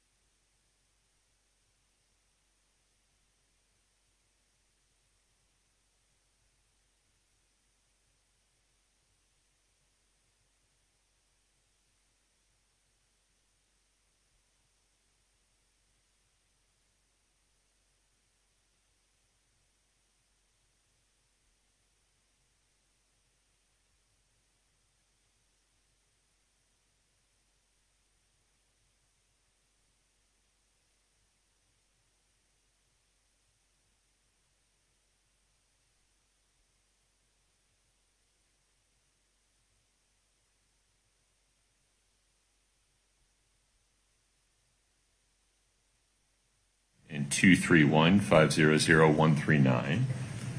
The jury is lining up. Mr. Bloodworth, anything before we invite them in? No, Your Honor. Ms. Lewis? No, Your Honor. Okay. We're ready for them when they are.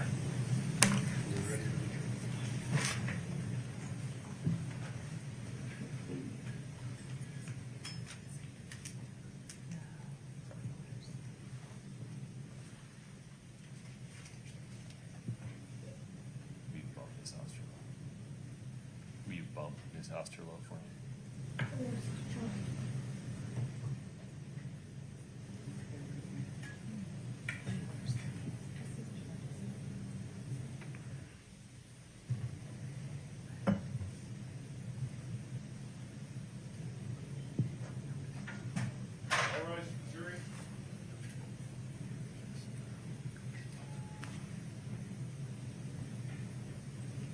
Folks, please have a seat as you come in.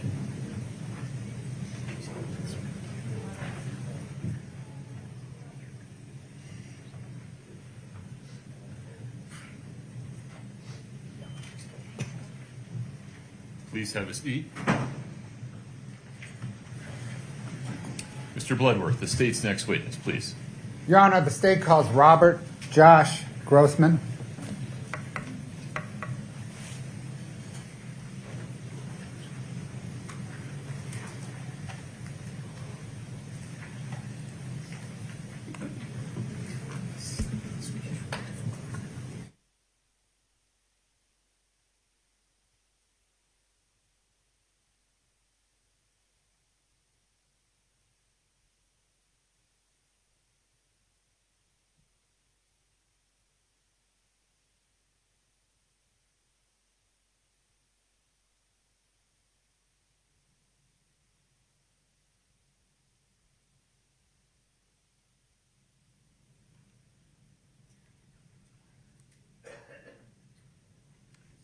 Mr. Grossman, good afternoon. If you'd step in front of Brittany, we'll get you sworn in.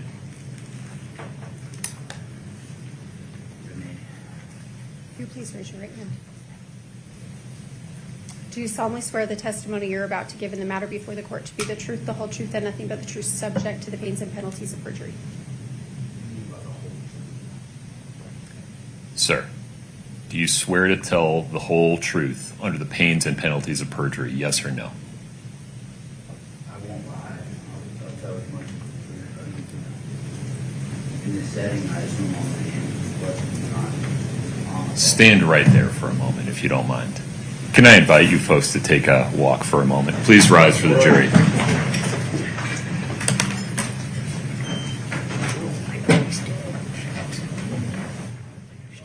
Just pause for a moment.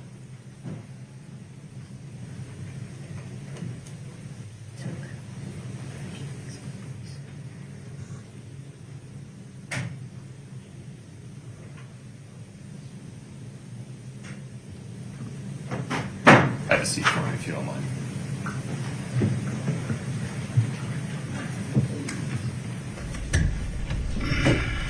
Mr. Grossman, do you understand the difference between what's true and what's not true? I do.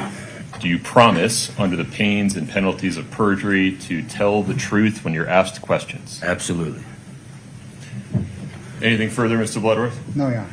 Ms. Lewis? No, Your Honor. Okay. Would you bring the jury back?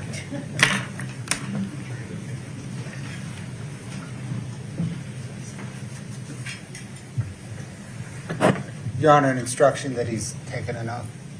I'll make it clear.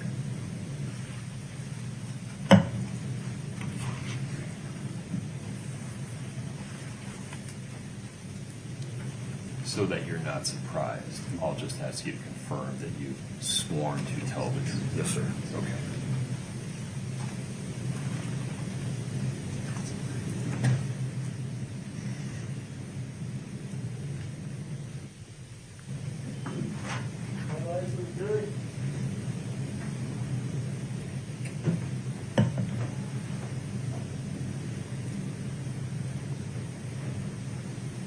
Folks, please have a seat as you come in.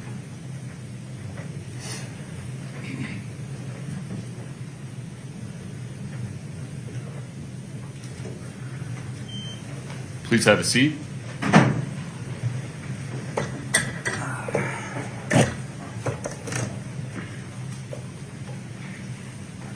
Mr. Grossman, just to confirm, you have sworn an oath to tell the truth, correct? Yes, sir. Very good, sir. Mr. Bloodworth, please proceed. Thank you, Your Honor. What, sir, is your name? Robert Joshua Grossman. Sir, do you know Kouri Richins? I do. How do you know her? I've known her for, I don't know, a decade probably at this point. We met in South Carolina. She was flipping a house, and I answered, and a help wanted ad. Then did you come to know her in South Carolina through helping her flip homes? I did. Did there come a time you moved to Utah? Yes. When, sir, was that? It was just as COVID was kicking off. So 2020, I believe, or early in the year. And why did you move to Utah? To work with her, help her flip houses. And when you moved to Utah, where did you stay? Initially, I stayed at a flip that she had acquired in Heber. I had my dog with me. We do live-in flips, me and the dog. Yeah. Other than accommodations, did she pay you for your service? We didn't have any contractual agreement. She took care of me. I lived for free. She gave me money whenever I needed it. I liked her, so I'd worked for free. Not that she didn't, pay me. She did from time to time in lump sums. And Did she also give you a truck? yes, she bought me a truck. 2 of them. Bought me one, traded it in, got another one at one point. Didn't trade it in, gave it to her mother. Yeah. Did, sir, there come a time when your relationship turned romantic? Yes. About when? Same time, just before driving to Utah. So right about the outset of COVID. Right. Scott, can I get Exhibit 3-1, please?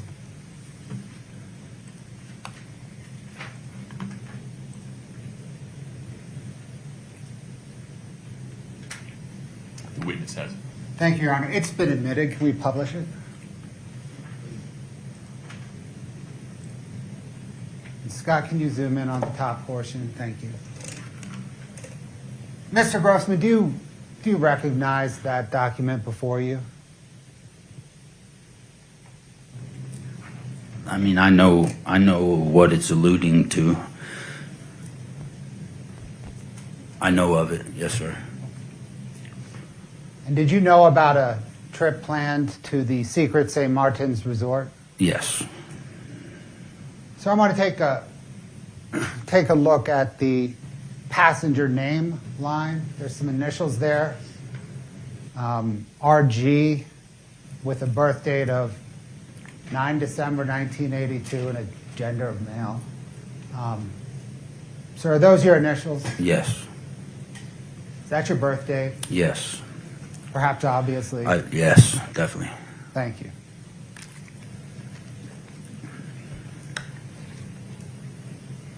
Did you and Kouri Richins at some point plan to go on this trip? Yeah, she... I think that was a birthday present. I remember seeing a text or something. She sent it to me. We didn't discuss it much, but it was there. Thank you, Scott.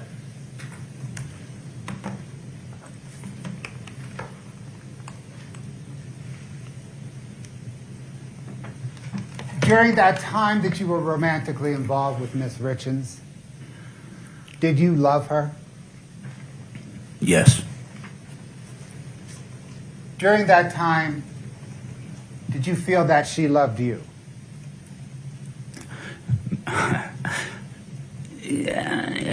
Yeah. I have a tendency of going head over heels, though, probably more than most. So, you know, I think she did. Did you exchange text messages with Kouri Richins? Yes. From the time you moved to Utah, about how often? Daily, unless she was mad at me, or vice versa. What topics on those messages did you discuss? Same thing you would discuss with your best friend, plus house flipping stuff. Life. Did you discuss her children? Yes.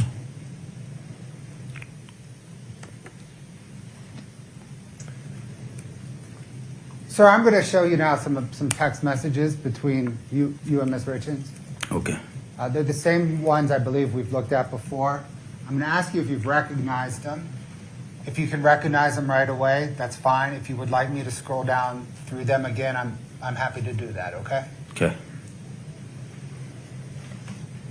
Scott, can I get Exhibit 2-13 Delta, please?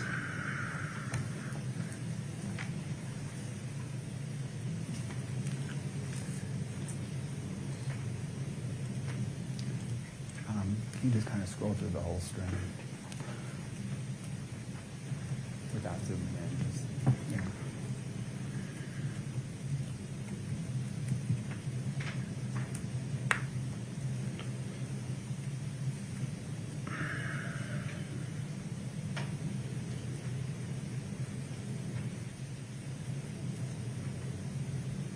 Those are pretty small. If you need people to zoom Yeah. in, you can ask, sir.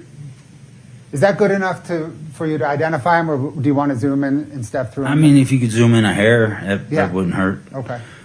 Was I supposed to be reading them at that clip? No, I just, right there? what I'm going to ask Okay. you, the I got question you. for you, sir, is do you recognize this as a text exchange that you had with Ms. Richins?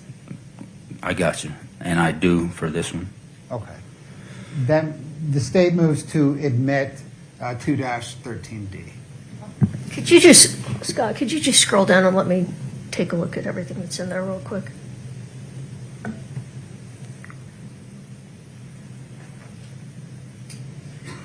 Keep going.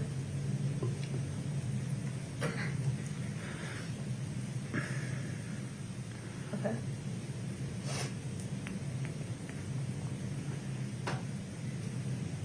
All right. Okay.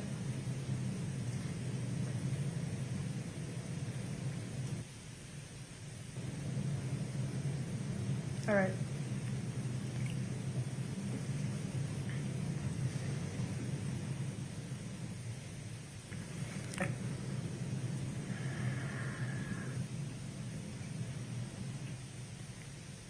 Okay.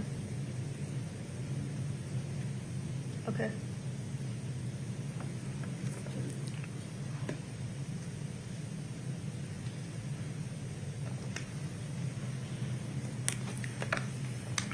Is that it? Oh my gosh, never mind, okay. Council, take the time you need. What? Pull it up. Let me just pull it up real quick. I don't believe I have any objection to that one. I'm going to say no objection. States 2-13D is admitted. Your Honor, You'll let me know when you want to publish that. moves to publish, yeah. Understood. And then, Scott, if we could just walk through them with the jury, please.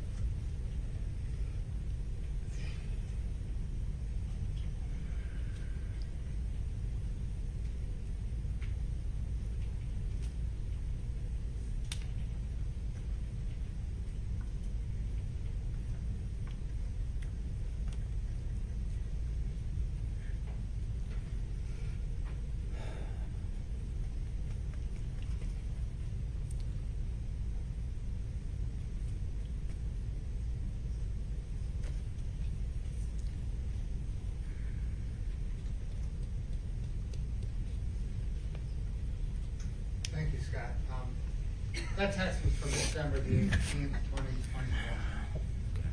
I meant to go in chronological order. That was all one day. Sir, we're going to go back in time to November the 29th, 2021. Scott, can I get 2-12 Delta?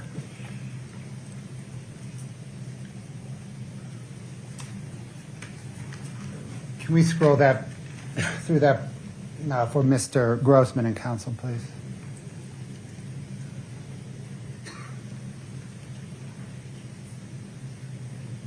Yeah. Yes.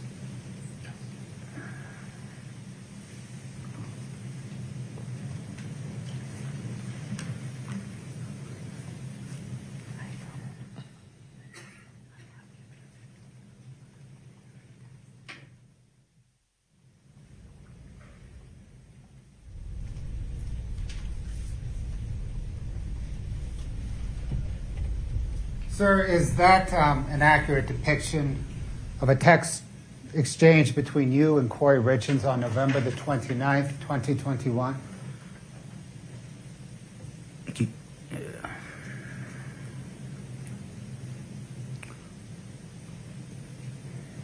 Yes. Your Honor, the state moves to admit 2-12 Delta. No objection. States 2-12D is admitted. And Your Honor, publish it, please.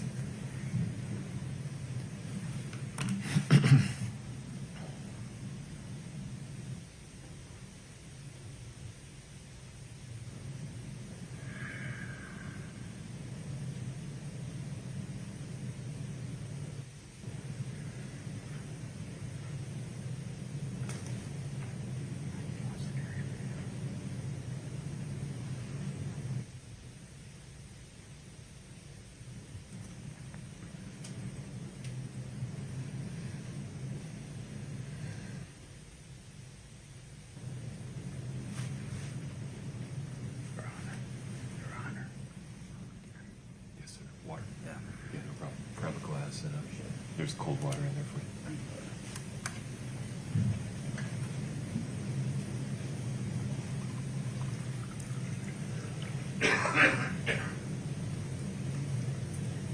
You can just put it back up there.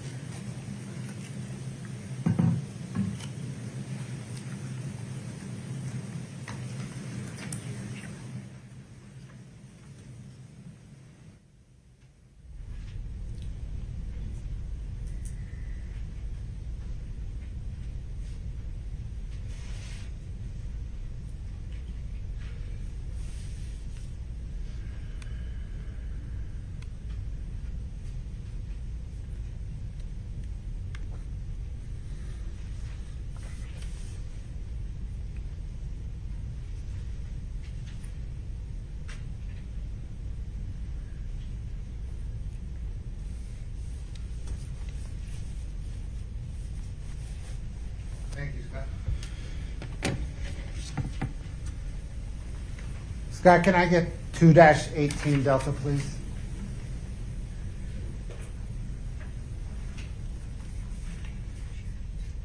Can you please scroll through it for Mr. Grossman and counsel?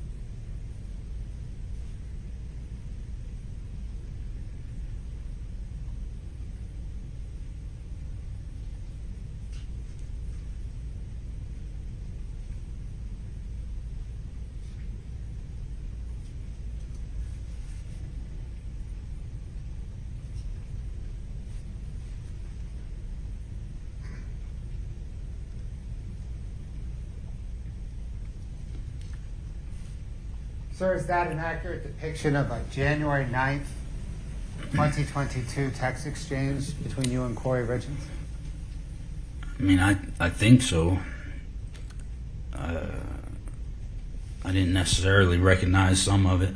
I saw the word dope sick in there. That doesn't, I don't know that that's, can you scroll back up to that one? Yes, sir.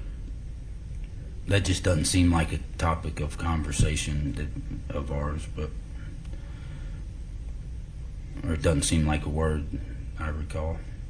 Other than that word, does it appear to be an accurate depiction? Oh, okay, yeah. Yeah, it's a TV show. Yeah. Your Honor, the state moves 2-18D into evidence No objection. The state's 2-18D is admitted. and to publish, Your Honor. There you go.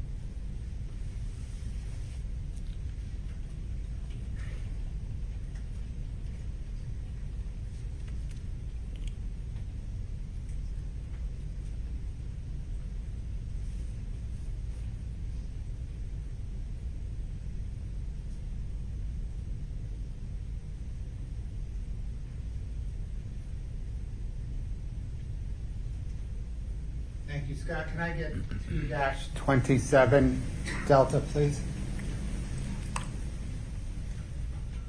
Please scroll through it for Mr. Grossman and counsel.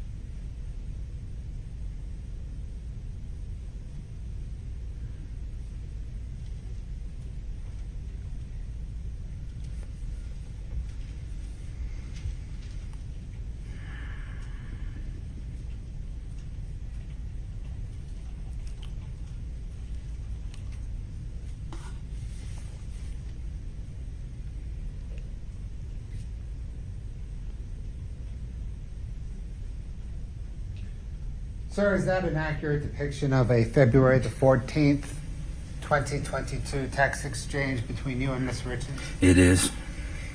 Your Honor, the state moves 2-27D into evidence and No to publish. No objection. 227D is admitted. One moment. There you are.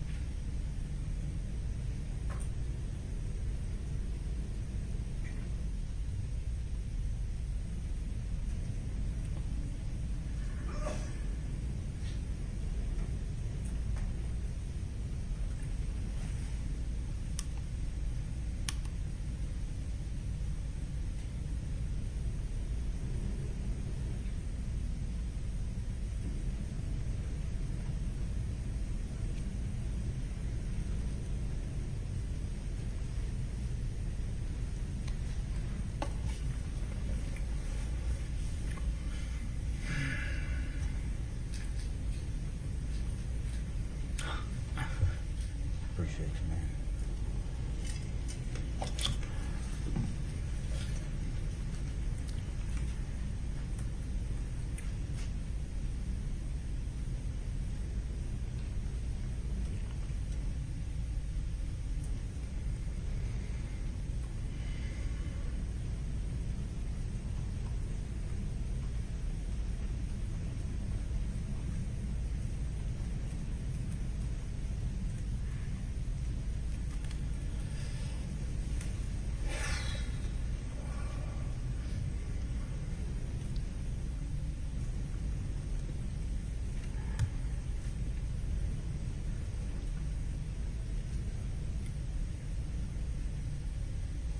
Scott, can I get 2-29D, please?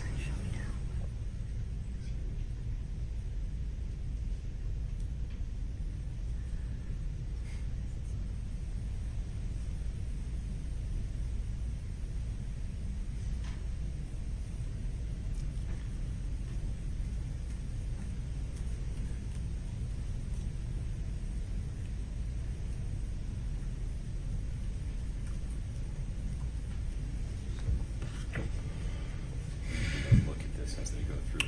Okay. Will you go back to the beginning, Scott?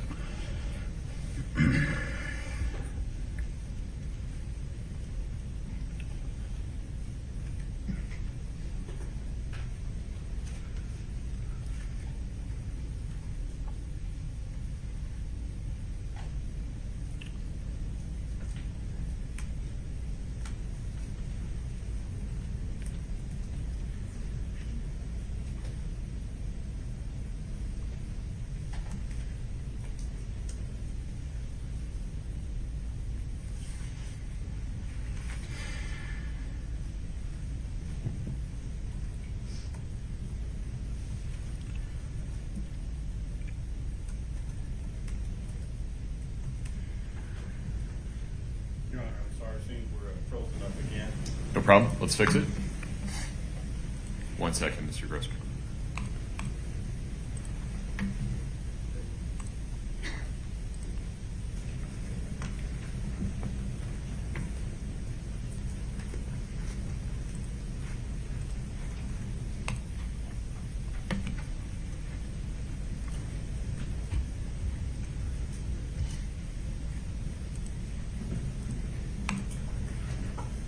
witness has the document.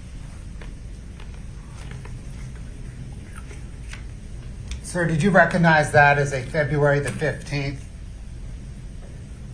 accurate depiction of a text exchange between you and Kouri Richins? Yes. Your Honor, the state moves 2-29D into evidence. No objection. 2-29D is admitted.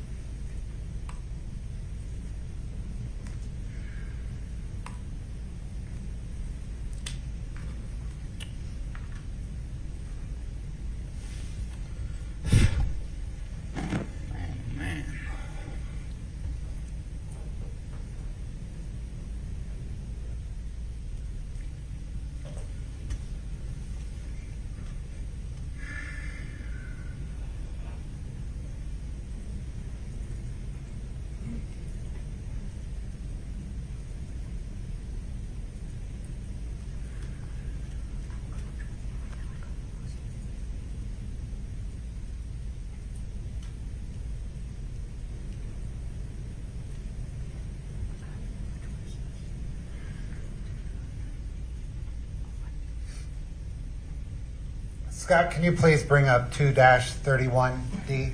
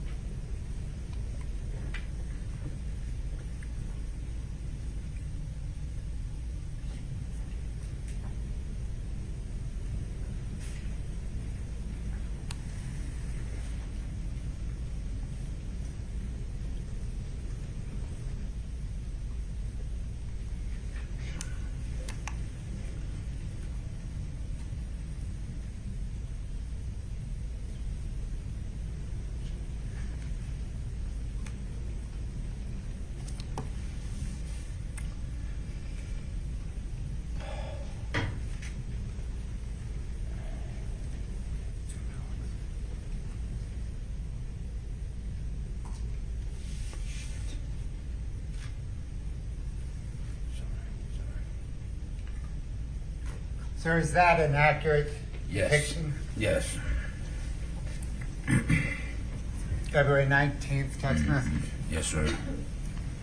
Your Honor, the state moves 2-31D into evidence. No objection. 2-31D is admitted.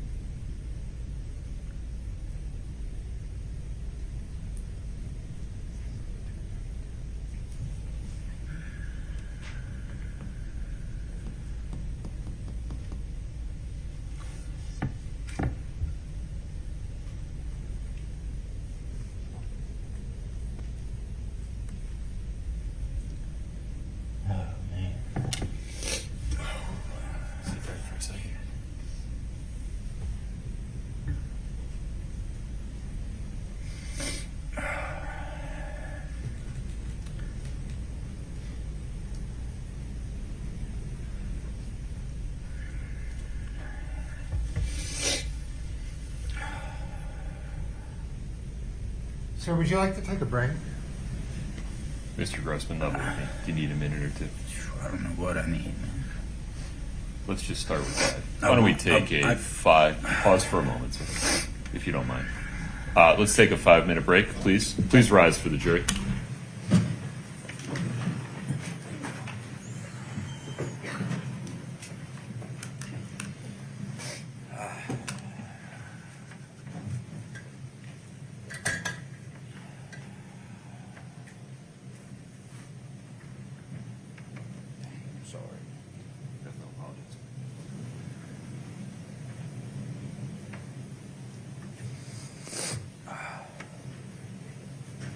Please have a seat.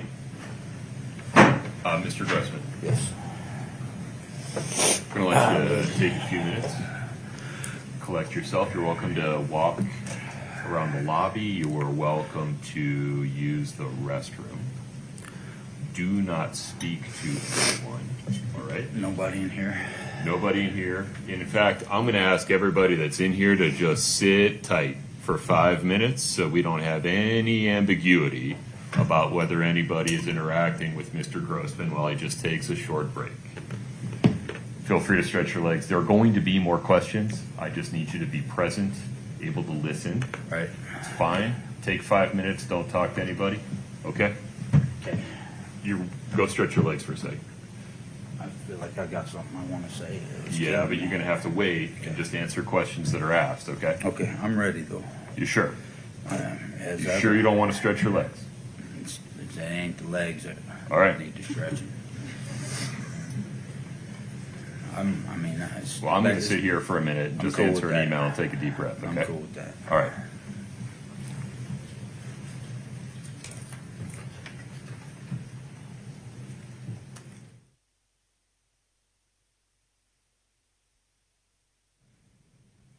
After you take 5 breaths, will you line the jury back up?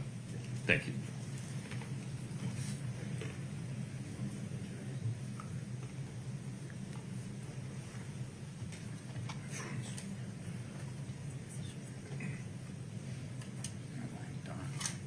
It's important that you just wait for the question asked, okay? Gotcha. I appreciate that, sir. To do the for all that. Bowman, whenever they're lined up, you can bring them in. Thank you, sir.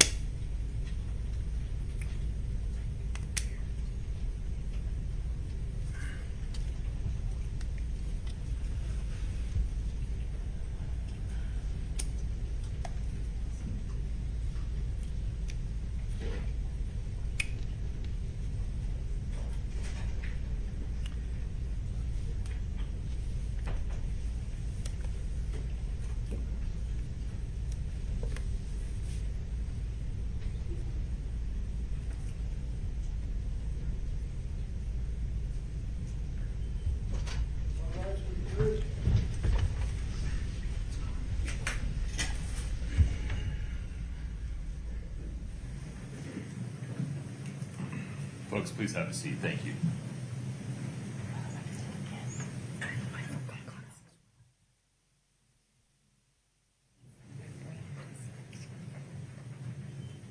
All right, have a seat.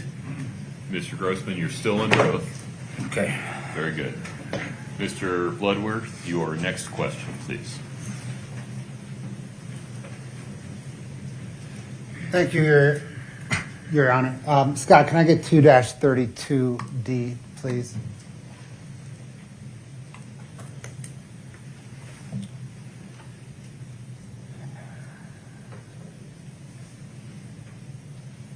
Just glance at these as they go by. Mr. Bloodworth will have a question for you.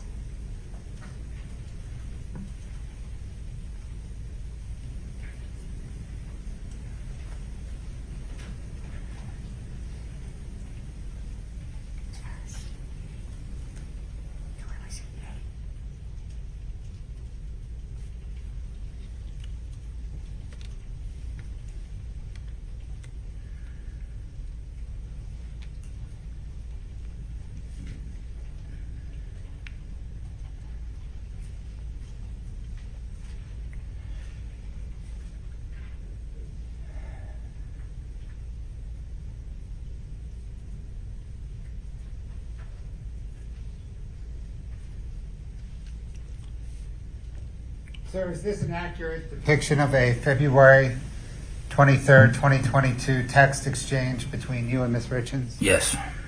Your Honor, the state moves to admit and publish 2-32D. No objection. 2-32D is admitted.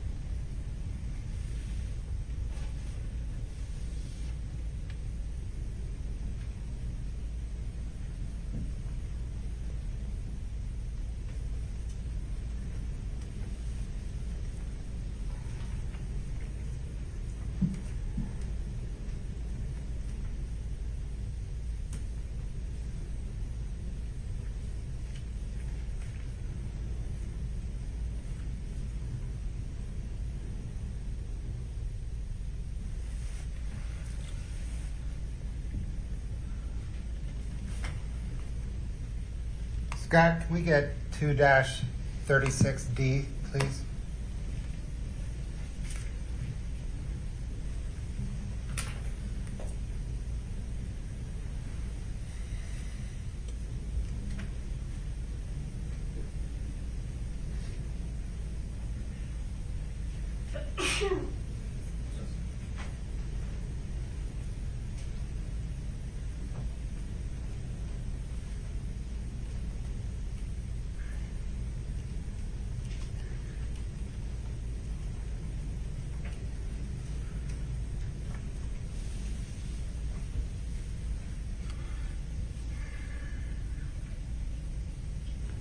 Sir, do you recognize that as a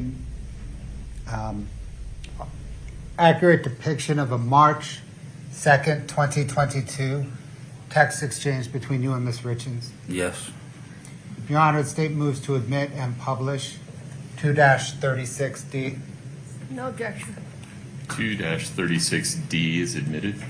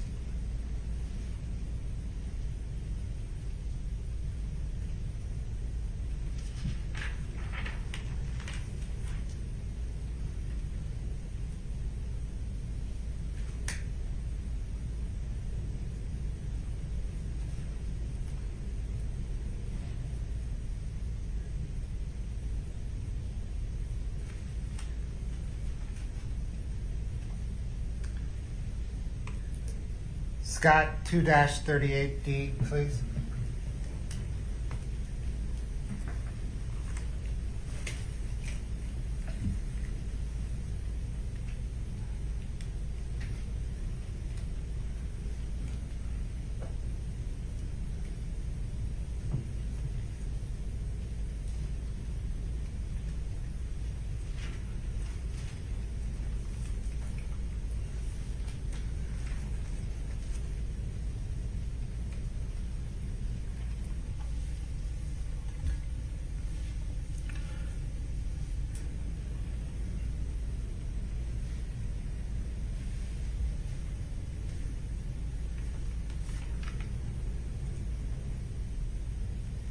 Sir, do you recognize this as an accurate depiction of a March 2nd, 2022 text exchange between you and Ms. Richins? I do. I mean, obviously, I'm not going to remember every word in there, but I'm not, I'm not saying it's not. These are our texts, period.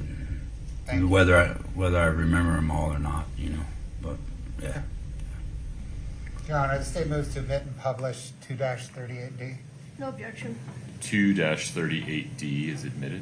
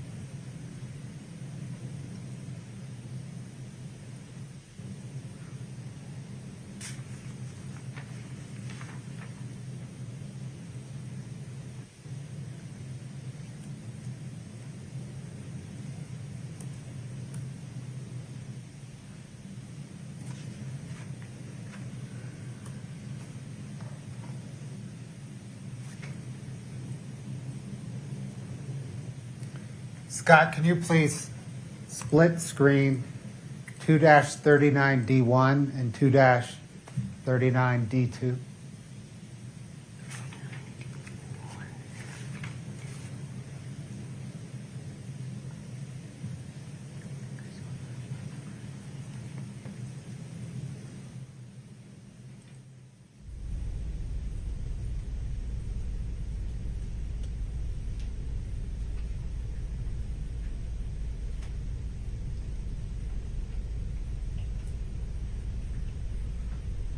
Scott, can you go to just the 2-39D?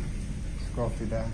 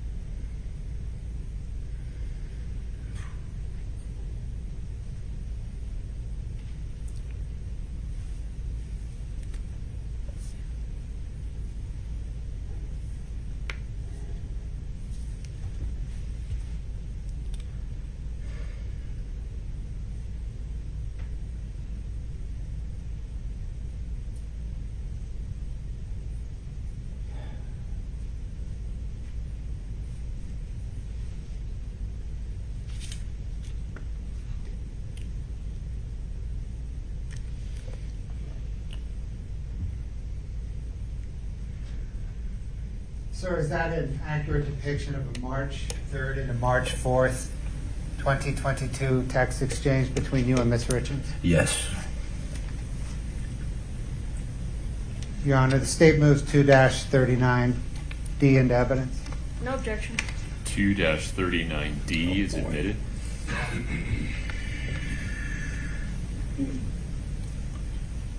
Man, oh man. Just pause for a minute. Okay, okay.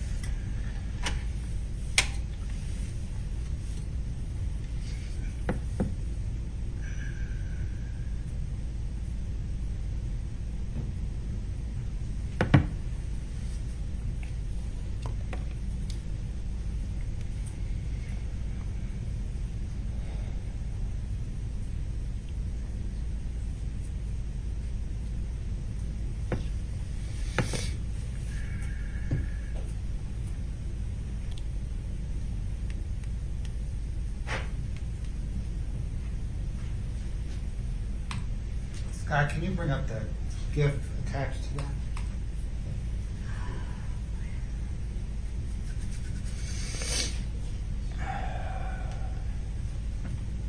So is that an accurate moving depiction of the GIF thumbnail that was attached? Was attached to what? The email we just looked at. That seems like pretty. I mean, I don't know. Who sent that? Me? We can go back to that. Scott, can you take us back to 2-39? Sir, can you see that? I see that. Maybe I'm just mixed up on the times or dates or something. Sure.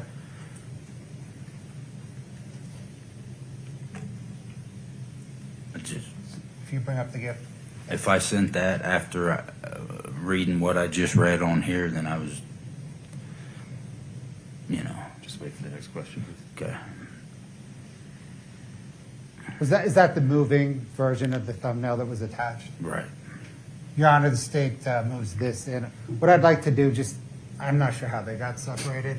I would like to mark the the text exchange as 2-39D1, the associated GIF as 2-39D2. No objection, but could we clarify the GIF was sent on March 3rd? Those texts cover both March 3rd and March 4th. The GIF was sent, it's in the text. It was sent at 7:22 p.m., March the 3rd, 2022. Okay. 2-39D1 and D2 are admitted. What order would you like to publish things in? Your Honor, let's please publish D1 and then we'll publish D2 at the end. Okay. Scott, let me know when you're ready. Yeah, we've walked through D1. We've My published apologies. D1. Okay. So it's just publishing D2. Okay. Do you want to show do you want to show the message at the end to provide context for the thumbnail, or do you want to go directly to D2? Tell you what, Scott, give me D1 on the left, D2 on the right, thumbnail portion of D1 on the left. One moment. Okay.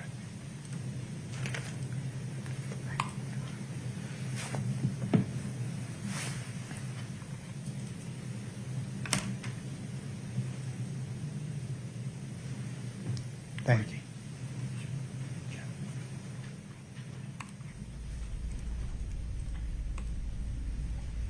Scott, can I get 2-49D?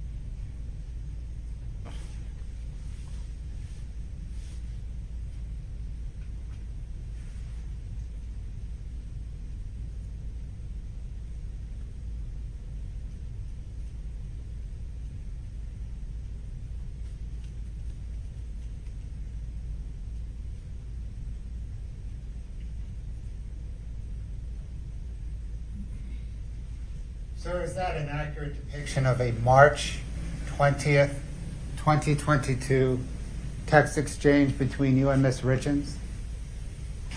I believe so. Your Honor, state moves to admit and publish 2-49D. No objection. 2-49D is admitted, and we'll publish now.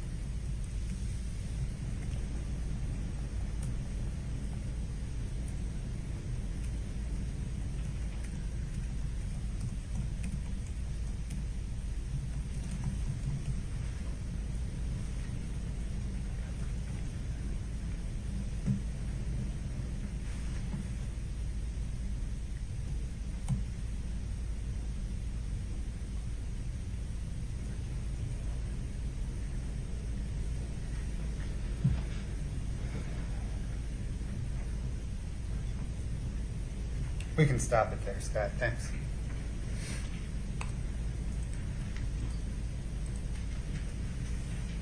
Scott 2-51D.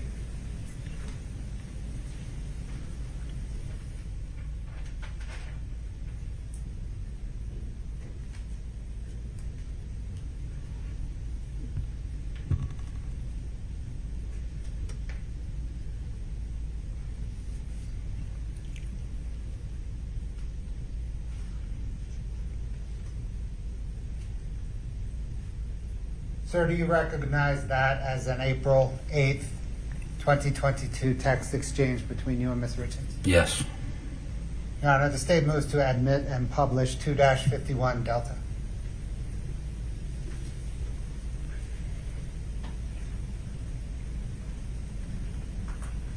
Oh, sorry, no objection. 2-51D is admitted.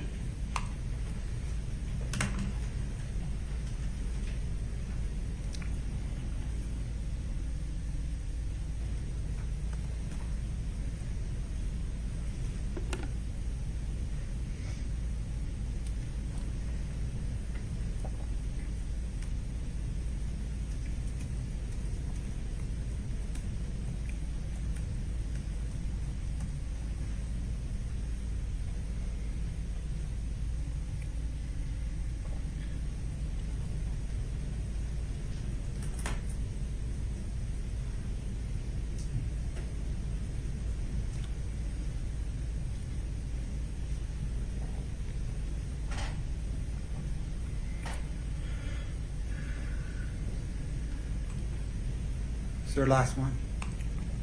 2-53 Delta, Scott.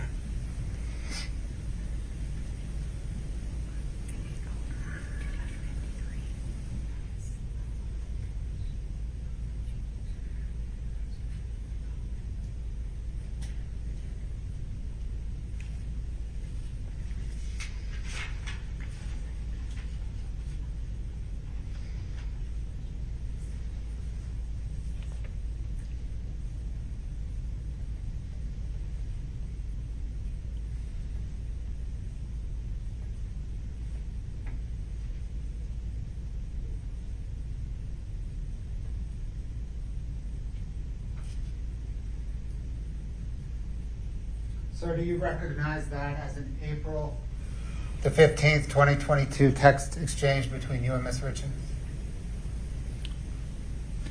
Yeah, I recognize it. I didn't have time to read it all. I'm not saying that I need to. I'd like to read it later, maybe. Okay.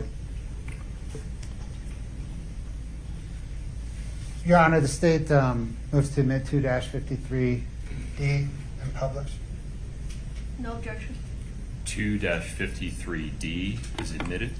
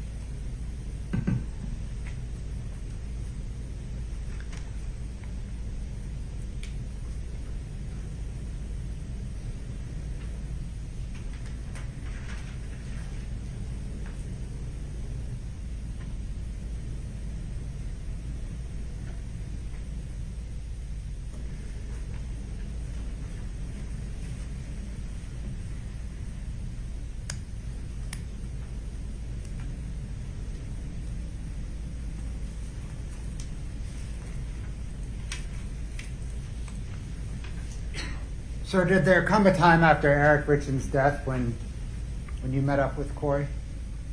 Yes. Do you recall the first time? Yes. About when was that?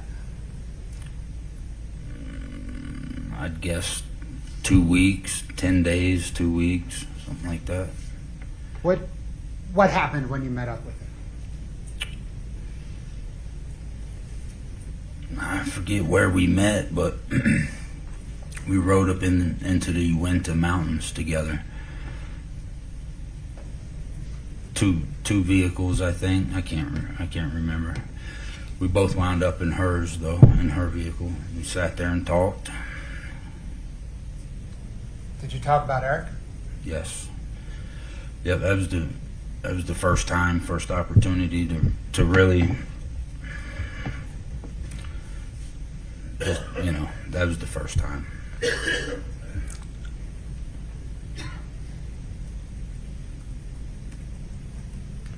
Did there come a time during that discussion that Kouri Richins asked you about killing?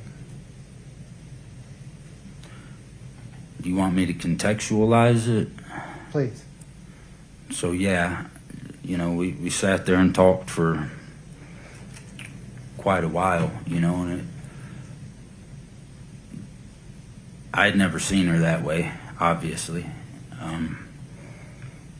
It was a heavy conversation, and I'm not used to that with her. She's not used to being open like that. So at one point, my opinion then, probably still now, looking back, was that she was looking for any reason. I think she was exhausted emotionally, and I think she was looking for a reason to divert the conversation away from herself, because she does that. She does that about lots of things in every normal life, and I think that's what she did.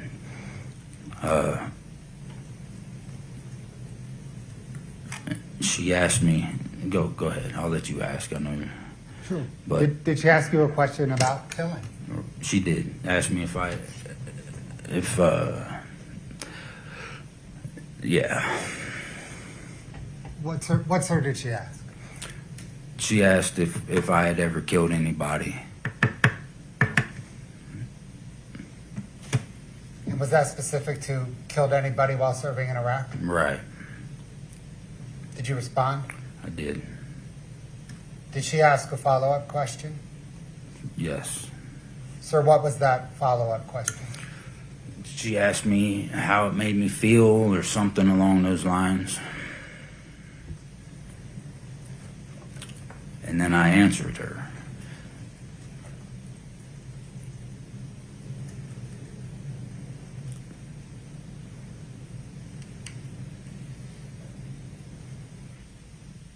I took it as not out of the normal, though, really.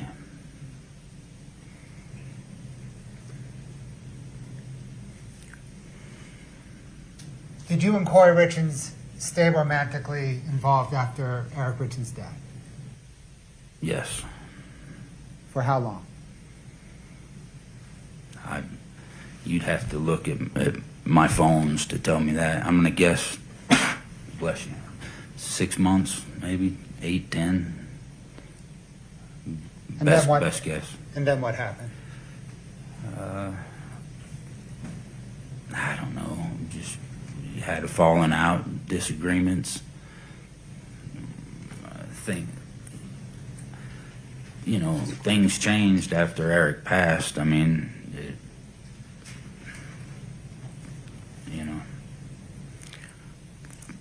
I don't know what to say. Things weren't the same, so I don't know if that led to us parting ways or what, but there was a lot on both of us, you know what I mean? Understand.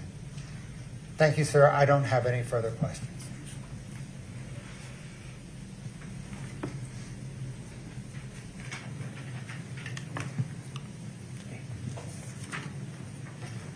you need to take a restroom break? May we take a restroom break? Yes. Please rise for the jury.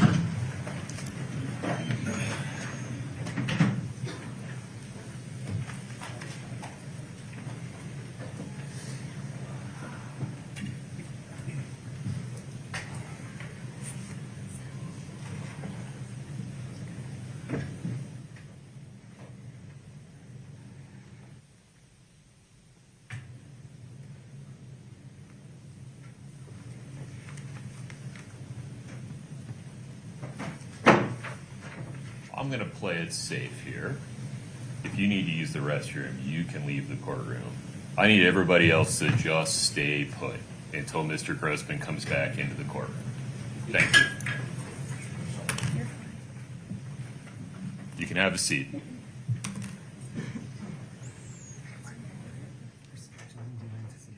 Yes, you can do what you need to do.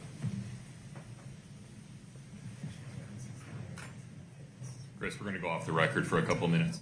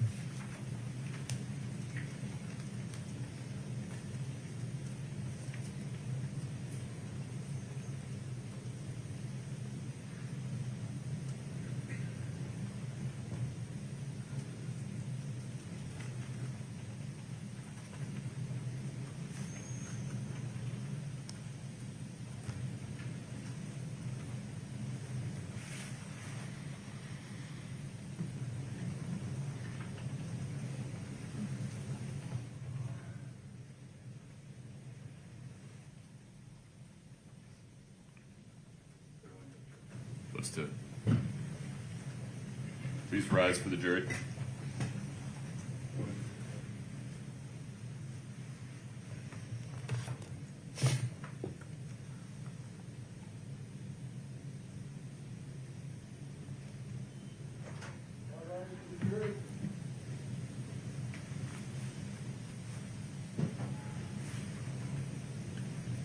Please have a seat as you come in.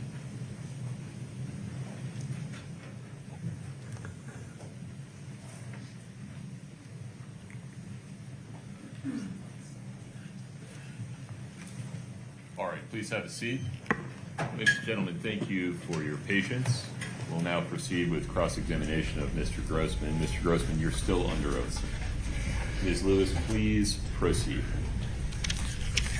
Good afternoon, Mr. Grossman. Good afternoon.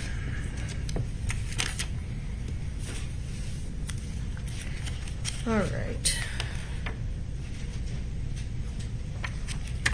So, Mr. Grossman, you said that you and Ms. Richins met in South Carolina, correct? Yes. And she was flipping a house or more than one house there? One at that time. And she hired you to do some work on it, correct? Was that in response to an ad? Mm-hmm. She hired you? Yeah, IKEA furniture is what it originated as. Okay. And you knew each other for quite a few years before your relationship turned romantic, fair? Yes. And you weren't in contact that entire period of time from, was it about 2017 you met or earlier? No, it was earlier than that. I'm no good with dates. That's so. okay, but earlier than 2017. Mm-hmm. And then you weren't in constant contact between 2017 and 2000, when you became romantically involved. No. I think we had maybe 2 or 3 years we didn't speak. All right. I'm guessing here. That's fine. So in 2020, you decided to move out to Utah, correct? Mm-hmm. Yes. And one of the reasons you moved to Utah was because you were going to work on some houses with Kouri, correct? Yes. And you were interested in flipping houses yourself, fair? Yes. And that was something she was going to participate with you. Yeah. Yes. All right. So let's look at, we're going to talk about some of these text messages that the state just pulled up, and I want to ask you some questions about some of them. The first one, I believe, is State Exhibit 3-1, and this isn't actually a text message, but let's pull that up. And this has been admitted. That is not it. I don't believe. There we go. Thank you. All right. Publish this while we speak about it.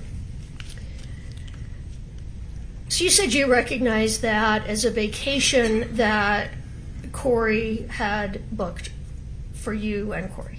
Yes. And she booked this on December 7th, correct? Yes. And then you said she told you it was a birthday present, correct? Yes. And your birthday was December 9th, correct? Right. And this vacation was scheduled for, do you recall the dates? I know it was April. April 29th of 2022, correct? Yes. All right. Now, you never went on that vacation, true? True. All right. Okay, let's move to, you said let me ask you this. You said that you two texted almost daily for a long period of time. Yes. Is that right? Yep. All right. But you and Kouri weren't consistently in a relationship between 2020 and 2022. There were times when it was on, times when it was off. Fair? Fair. All right. Let's pull up State's Exhibit 2-13D.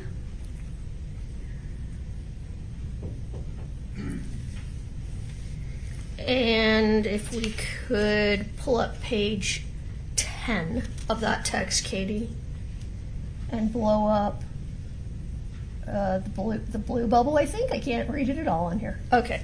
So this series of text messages took place December 18th of 2021, right? It says on the bottom there. Yes, ma'am. And these messages were part of a conversation discussing ending your relationship, correct? I'm gonna need a minute.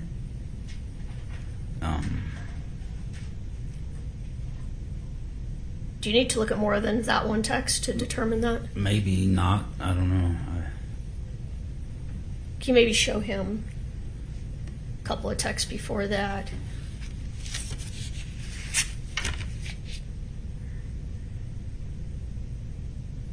Can you see that, or do you need that blown up? Yeah, if you could zoom in a little bit, that would be good. Okay, is this where we're starting? Sure. Okay. If you can just go ahead and scroll. Thank you, Katie. Let me stop there. It says you need to come see me in person if you're going to say goodbye forever, right? Right. So this series of text was talking about that you may be ending things, correct? I guess so. All right. I mean, I don't Well, let's just look at it. necessarily remember it, but that's what it sounds like. Unless we were just being tongue-in-cheek. I don't All right. know. Well, let's I look at a didn't read couple. enough Oh, I'm of it. sorry. Did not mean to interrupt you, Josh. No, that's okay. Let's look at a couple of more. Maybe pull up Kouri's again there, the blue bubble.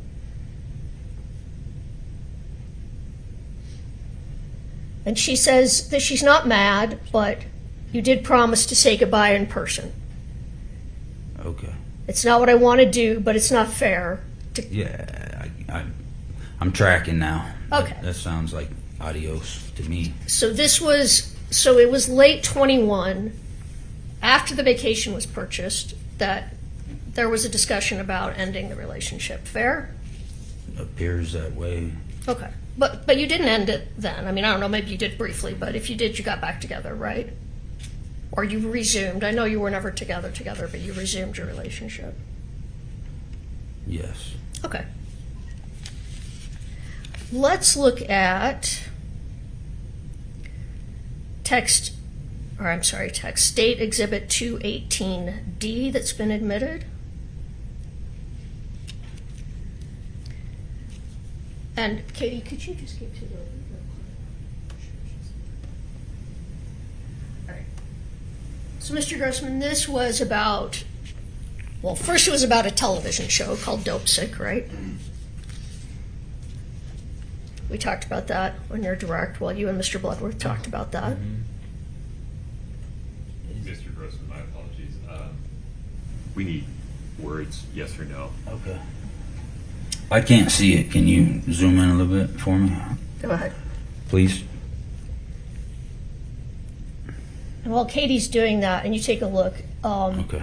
yeah, she's starting a new TV show, Dope Sick, correct? Correct. All right. And she's asking you questions about if you have taken drugs, right? Yes. And you kind of go back and forth. Yes. And at one point, she tells you, and Katie will pull up the text, you can see it, that she has a whole cabinet full of all sorts of prescriptions, but it's not her thing, correct? Correct. And then can you get the painful one? And then she also tells you, and we'll pull up the text, that when she had her last child, that she had a bunch of pain pills and they were still in the cupboard. She just hadn't even taken them, correct? Yes. Okay. But you guys talk back and forth about drug use, and is it fair to say, and it's just a yes or no question, that you have on and off used illicit drugs? Fair? Fair. All right. Okay, let's move to State Exhibit 227D. And pull that up so Mr. Grossman can see the date.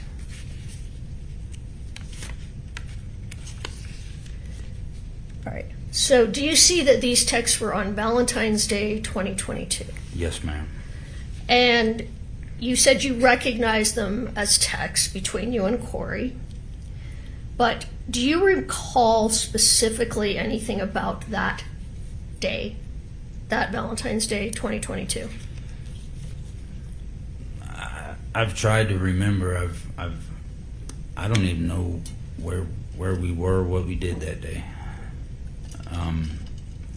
I don't think it was able to be extracted, or because I figured my GPS would have been able to clue me in, but I don't know. So you don't even though the texts say you met up, you don't even remember if you met up?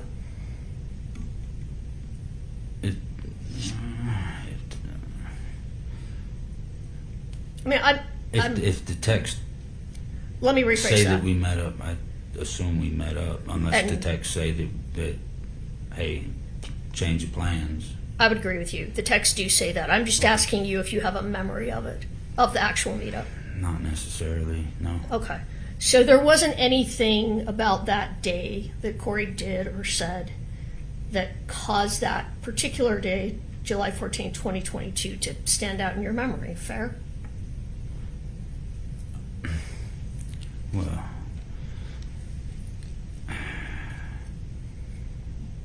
no, I can't remember where we were, and that's not That's fair. It's a while ago. Okay. And it's not that nothing memorable occurred that day. I just don't remember, man. Okay, that's fair. Let's look at State's Exhibit 229.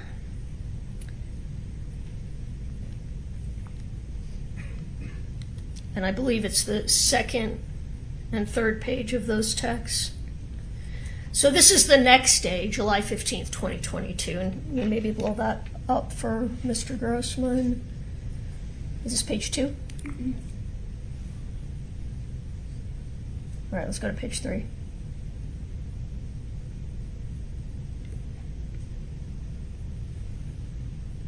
Yes, if we could blow those up.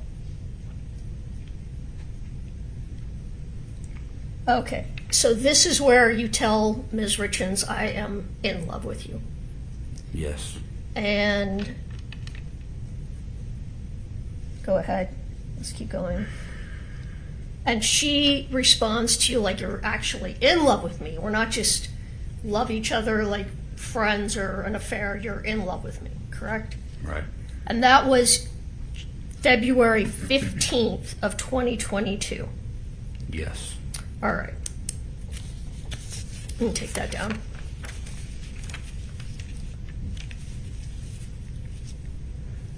Okay, I want to move to March of 2022.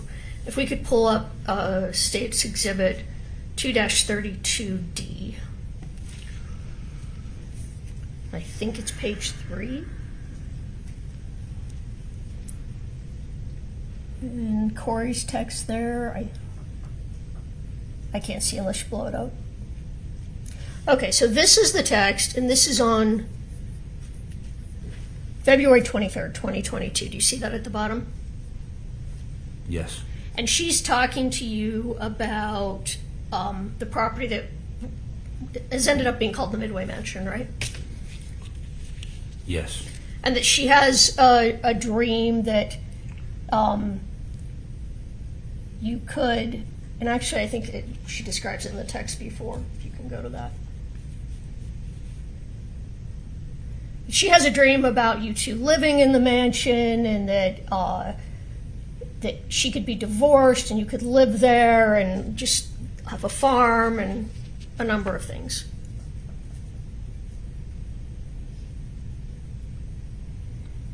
Yes. Okay. And then if we can go back to the other one. But then she tells you this isn't possible, it's just fun to dream about, right? What you just highlighted, yes, ma'am. Yeah. So, Mr. Grossman, would it be fair to say that the talk about a future together between you and Kouri was really more a fantasy than a realistic expectation? My opinion? You want my opinion on it? Sure. I'd say yeah. More of something that maybe I thought I wanted, but didn't necessarily, like I couldn't picture it in the future, you know. I don't know if that answers your question. It does answer my question.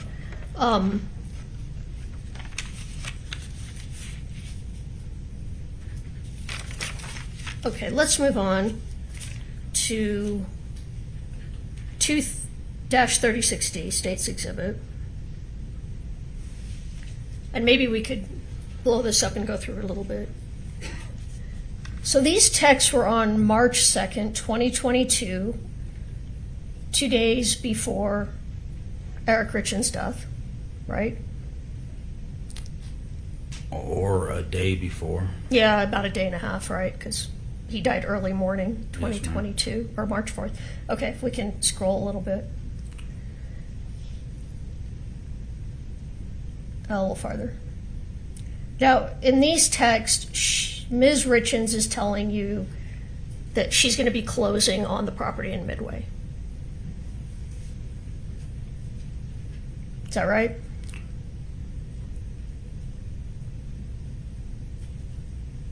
I don't know. I'm gonna have to see that bottom one.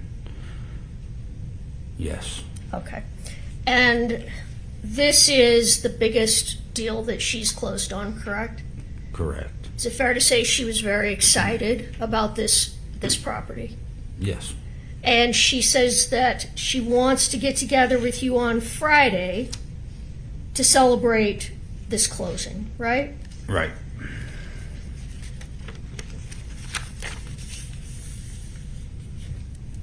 And what was your plan on Friday to get together to celebrate?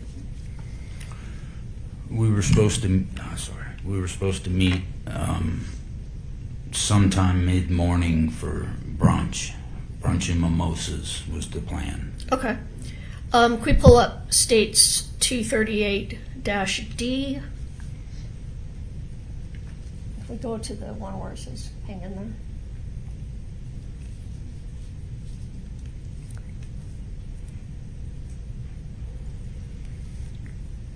Just a minute, she'll pull up the text and. Well, you can't see on the screen. Okay, here we go. So this is again March 2nd, 2022 in the evening, right? Yes. And Kouri implies that you're sad or having a difficult day, correct? Yes. Do you remember why you were sad? If you don't, that's fine, but if you do.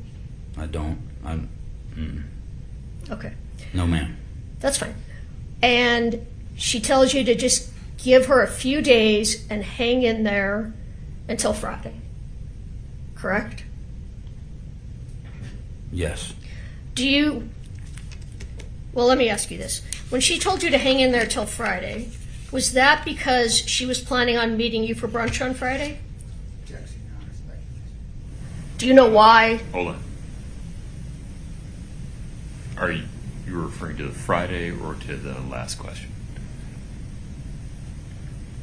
Your Honor, the question that essentially asked what Kouri Richins was thinking by Friday. I can rephrase it. It's Please fine. do. Sustain. Thank you. Okay. Why was she telling you to hang in there till Friday? What was going to happen on Friday? All that. Same thing. Sustained just a speculation as to why Ms. Richins was waiting. The question regarding what he recalls was going to happen on Friday is permissible. If you'd answer that, sir. The only thing I knew about Friday was brunch and mimosas. So. Okay. And the closing on the house. She was getting the keys that day. So that was a big day. Right.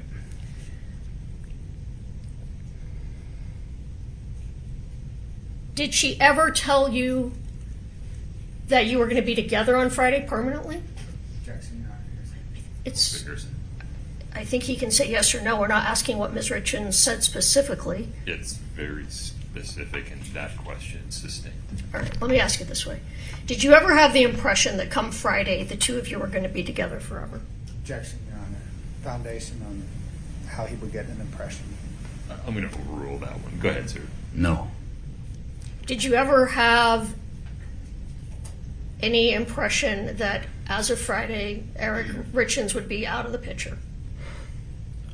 No. All right.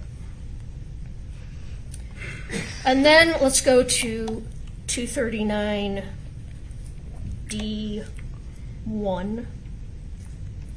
So this is Friday, March 4th, the day you were supposed to meet for brunch, right? The beginning might be March 3rd, if I can see that. Yeah, I'm just seeing 3-3. Okay, let's scroll down. Okay, we can stop right there.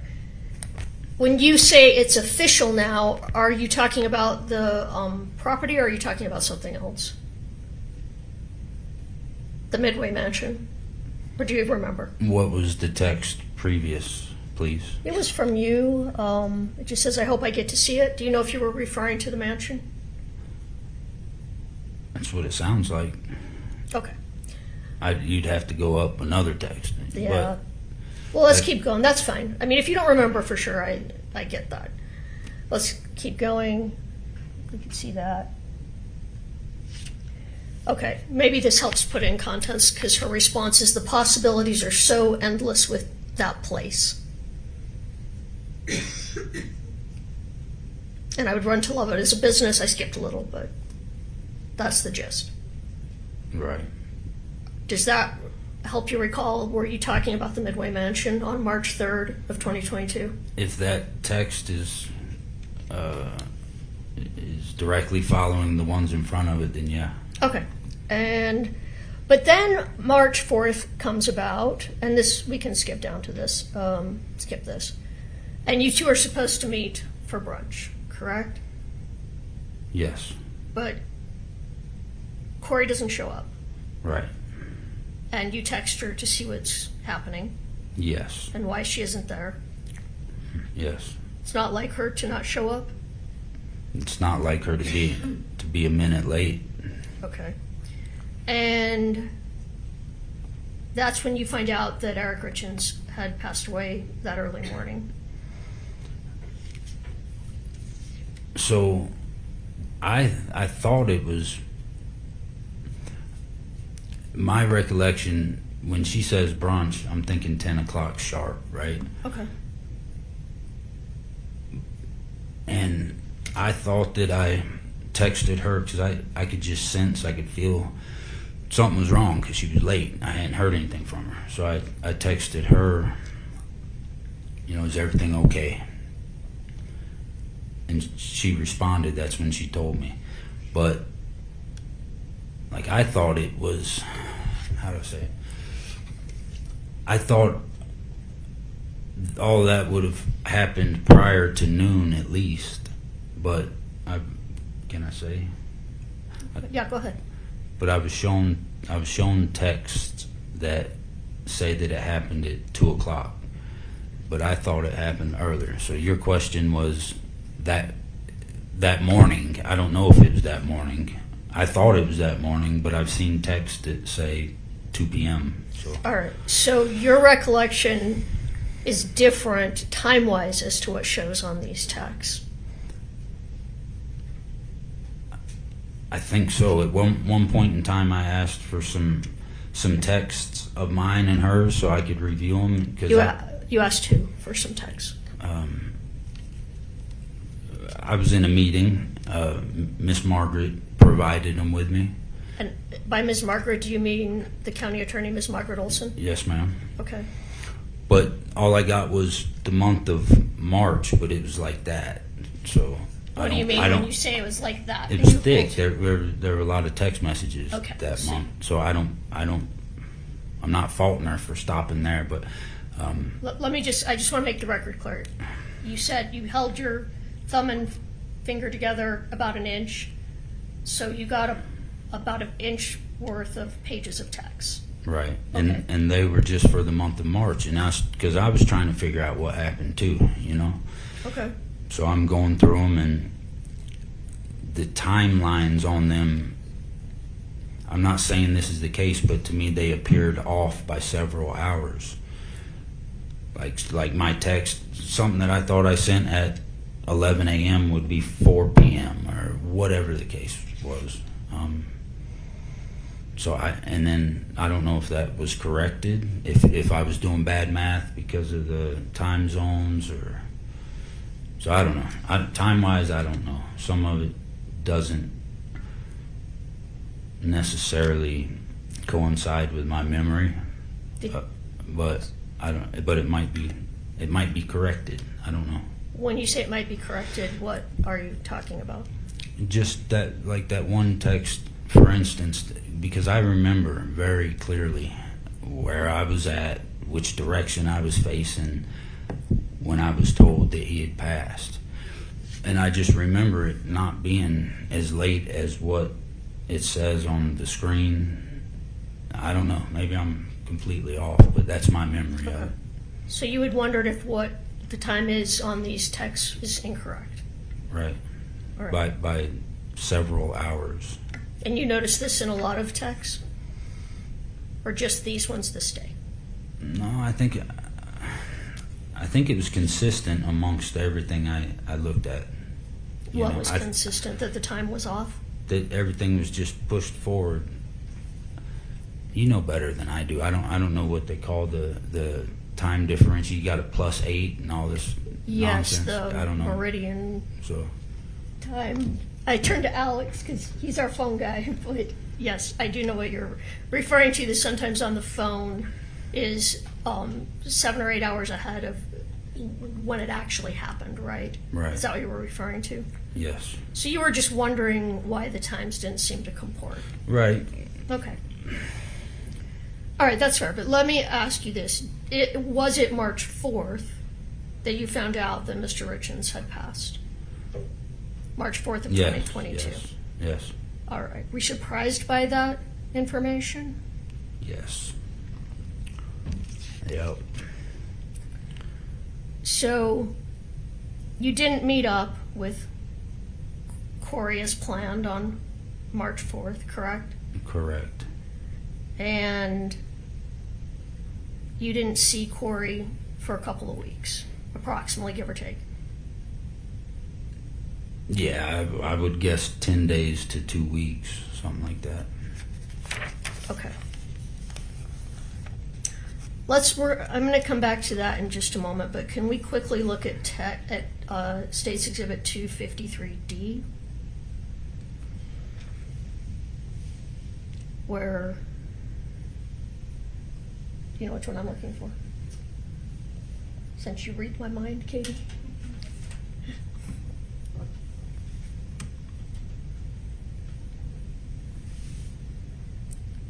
Okay, this is when Ms. Richins tells you that she found out that Eric died of a fentanyl overdose, right? You're gonna have to let me read it, but in my mind, Well, go ahead and look at, right there where it's highlighted. I didn't know what fentanyl was then, so I don't know if that's why it didn't stick, but I remember, I can go through and read all this if you want me to. No, I just want to know if this is the text where she told you. You don't have to know what fentanyl is. Is this the text? It's written right there. All Yes, right. ma'am. I just wanted you to confirm for the jury what the date of that text was. 4/15. April 15th of 2022. Yes. All right. Now let's go on to when you met with Ms. Richins a couple of weeks later and you drove up into the Uentas. You with me? Yes. All Sorry. right. And you just testified about a conversation that you had with her at that time, Yes. right? And you told, well, let me back up. You were interviewed by, I don't know if it was by the prosecution or by their investigator in about the spring of 2023 about this case. Is that right? It was warm outside. I don't remember. Was it shortly after Kouri was arrested? I think, yeah. Okay. And that's when you told them about this conversation, right? No. When did you tell them about the conversation? Let me ask this question. you're the one that told them about this conversation. That information came from you, correct? Yes. Why did you tell them about this conversation?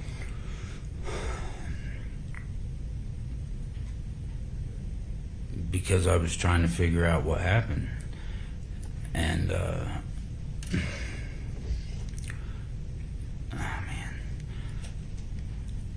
so never for a moment did I have a clue, a hint, not a fleeting thought that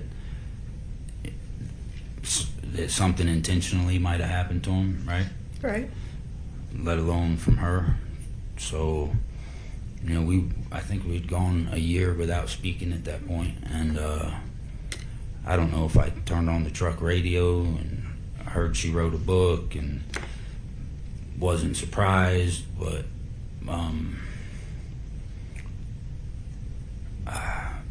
then I started. I listened to the interview she gave about her book, and then maybe I did some research on my phone and saw that she had just been arrested, or either she just got arrested. I don't know, days later, a week later. Okay. And then do you recall who you met with when you talked about this conversation? After I found that out, I was overwhelmed with,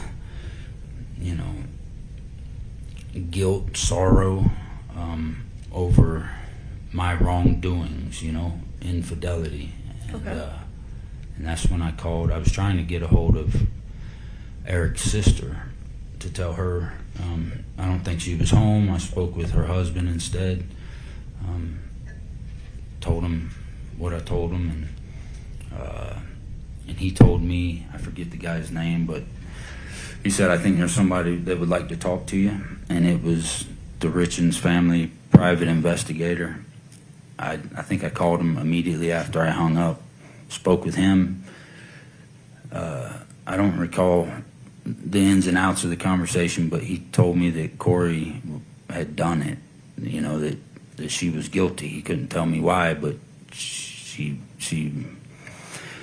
and that changed everything for me. I was blown away, and then I'm like looking at everything in our past with a different set of goggles on, through different lenses, and I was trying to figure out if she did it and I could help. That's what I was going to do, and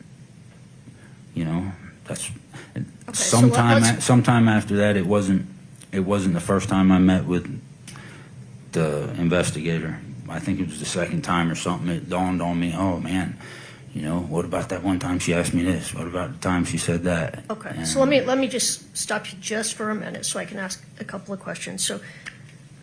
So Investigator Gabler, the family's detective, just told you she's definitely guilty. I don't know if he used the word definitely, but said that. She did it. Right. All right. So then you started thinking back with 20/20 hindsight about conversations. Right. Which led you to think of the conversation in the Uentas. Fair? Yes. All right. Today, sitting here, when you think back on that conversation, does that conversation seem like it was a strange conversation to you? Man, I can't tell one way from the other anymore. I've been confused for years, This conversation was about more than just what you did in Iraq, right? Yeah. This conversation, was it about just life and death in general? Yeah, it was about that. It was about lots of things. It was about the boys. It was about shooting a bow. It was about God. It was about supernatural stuff. And at the time you were having the conversation, did it seem like a strange conversation back at the time it happened? At the time it happened, her and I just experienced supernatural things. So no, there was nothing that was surprising at that. But the talk was not surprising. So it was in context with things that were going on and that you were talking about at that time? Yeah. Okay. Do you know why you were talking about bow hunting? Why was that part of this? It seems a little different than the rest of the conversation. She was talking about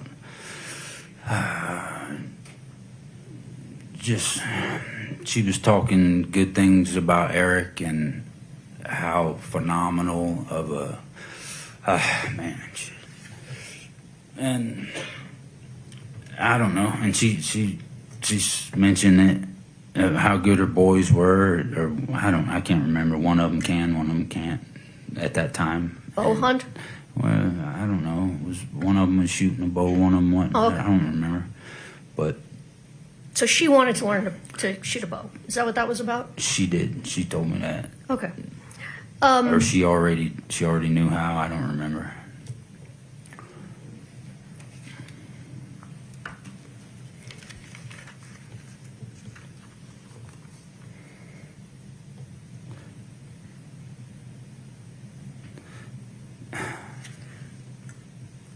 When you and Kouri were together,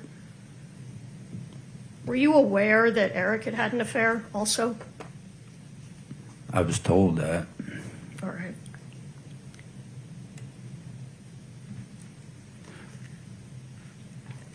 You'd mentioned during direct that you did work for Kouri here in Utah, and that sometimes she would just pay you in lump sums. Do you recall that? Yes. Do you recall a lump sum she paid you in the amount of $25,000 after Eric died? I remember that lump sum. My timeline's pretty foggy though. Okay. I feel like it was after he passed. Yes. Okay. And was that for a house that you flipped together that she felt she owed you money on? Yeah, I think. And is that what you thought it was anyway? That was, if not all of it, that was definitely a large part of it. I mean, I don't know. Yes. You were aware that Kouri got a life insurance policy, right? Yeah, she texted me one time. I believe she texted me. She had just found out and sent a text like, look at this kind of thing. And what was her reaction about receiving that life insurance? I don't know. It was through texts, I believe. Well, And she just seemed like surprised, like it was unexpected. it was unexpected she was going to get that policy, is what your impression was of her demeanor. Yes. We're sitting here right now. I mean, it's in the text messages, though. Okay. Would it be fair to say that Kouri was protective of Eric and his reputation?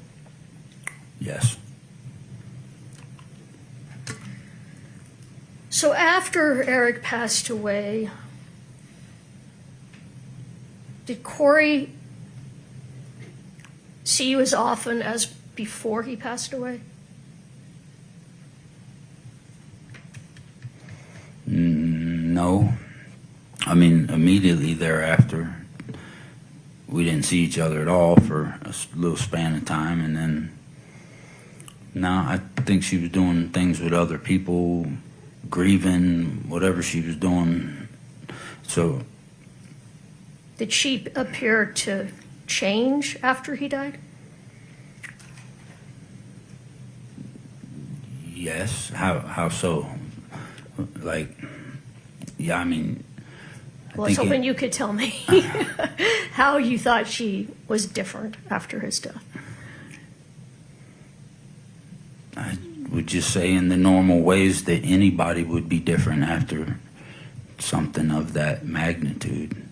I mean, the effect it has on her children and how she's got to handle that. You know, you can't go from that to talking to me on the phone and be the same, I don't assume. Did she come across as happy that Eric was gone? No. Did she come across as grieving or sad? Yeah.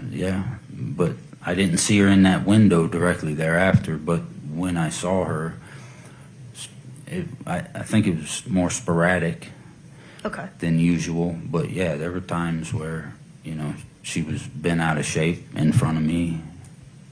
All right. And you said you couldn't remember how long you continued to see each other after Eric passed away, but does 3 or 4 months sound close? I don't know, because it was so sporadic. It was like a chunk here, a chunk Okay. there. But I thought it was longer. I thought it was 6 to 10. All right. I don't know. Okay, that's fair.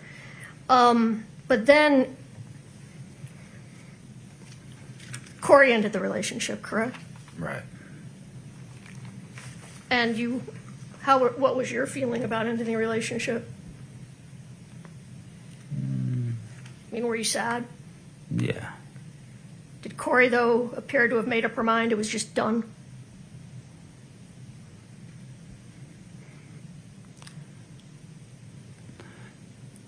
I don't know. I think she liked me.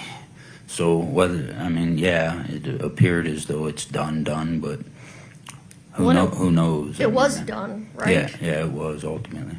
I mean, after that, you stopped seeing each other, Yeah. correct? And did you? This is the first time I've seen her since that day. So Which was either late 2022 or early 23. You don't remember for sure. I don't know. It was Well, it sounds like probably in 2022. It was cold outside, so it was late. The same year that Eric passed, Okay. it was the end of that year. That's when it was. Okay. Or the very beginning of the next. Did I- you exchange more text messages after that, or was that it? Not that I can recall. I don't know. I just have one moment.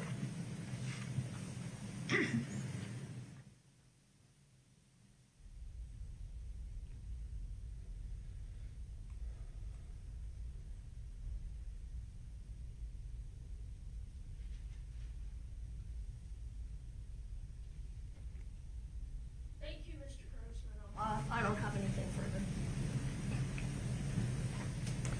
Sir, when you and Kouri Richins were in the Uintas 10 to 14 days after Eric's died, we were talking about a lot of things, right? Yes, primarily that, because I hadn't even spoken to her hardly, so I was trying to see how she felt. You know what I mean? And when you were talking about Eric and bow hunting and the boys, part of what you were talking about was what a phenomenal father he was, right? Yes. Thank you. Anything further, Ms. Lewis?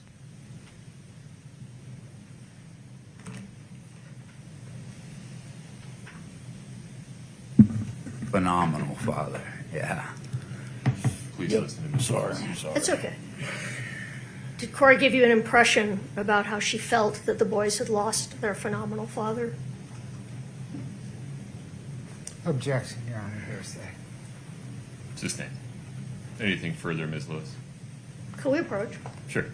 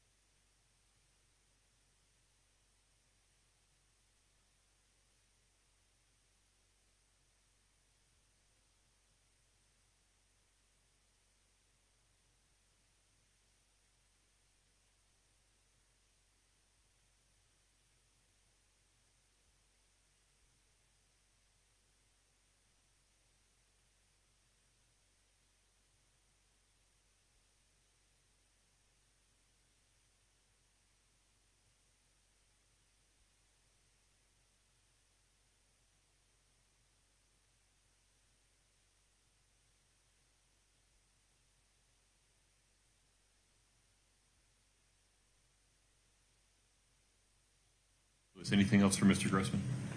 No, Your Honor. Okay. Counsel, may we release this witness? Yes, Your Honor. Yes, Your Honor. So you are free to go. Thanks. Sorry. Thank you for your patience. All right. Please watch your step.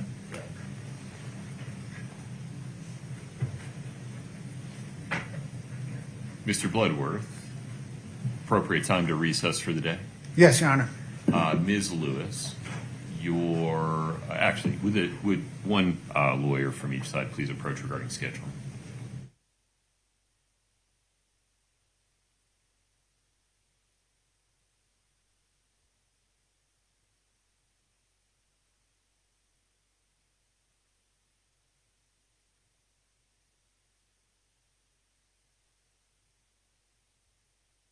Folks, we're going to start at 9:30 a.m. tomorrow morning. Between now and then, please maintain some discipline. Do not speak about the case. Don't allow anybody to speak to you about it. Affirmatively avoid reading, watching, or listening to anything about the case. And please do not do any online research about the case at all. Please travel safely. We'll see you tomorrow morning. Please rise for the jury.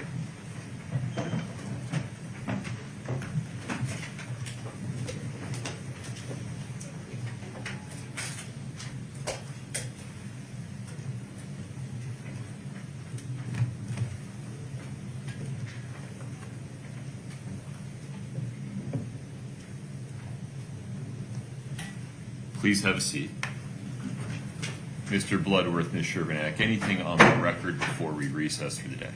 No, Your Honor. Ms. Lewis, Ms. Nestor, Mr. Ramos? No, Your Honor. Okay. We'll be in recess until 9:30 tomorrow morning. Thank you.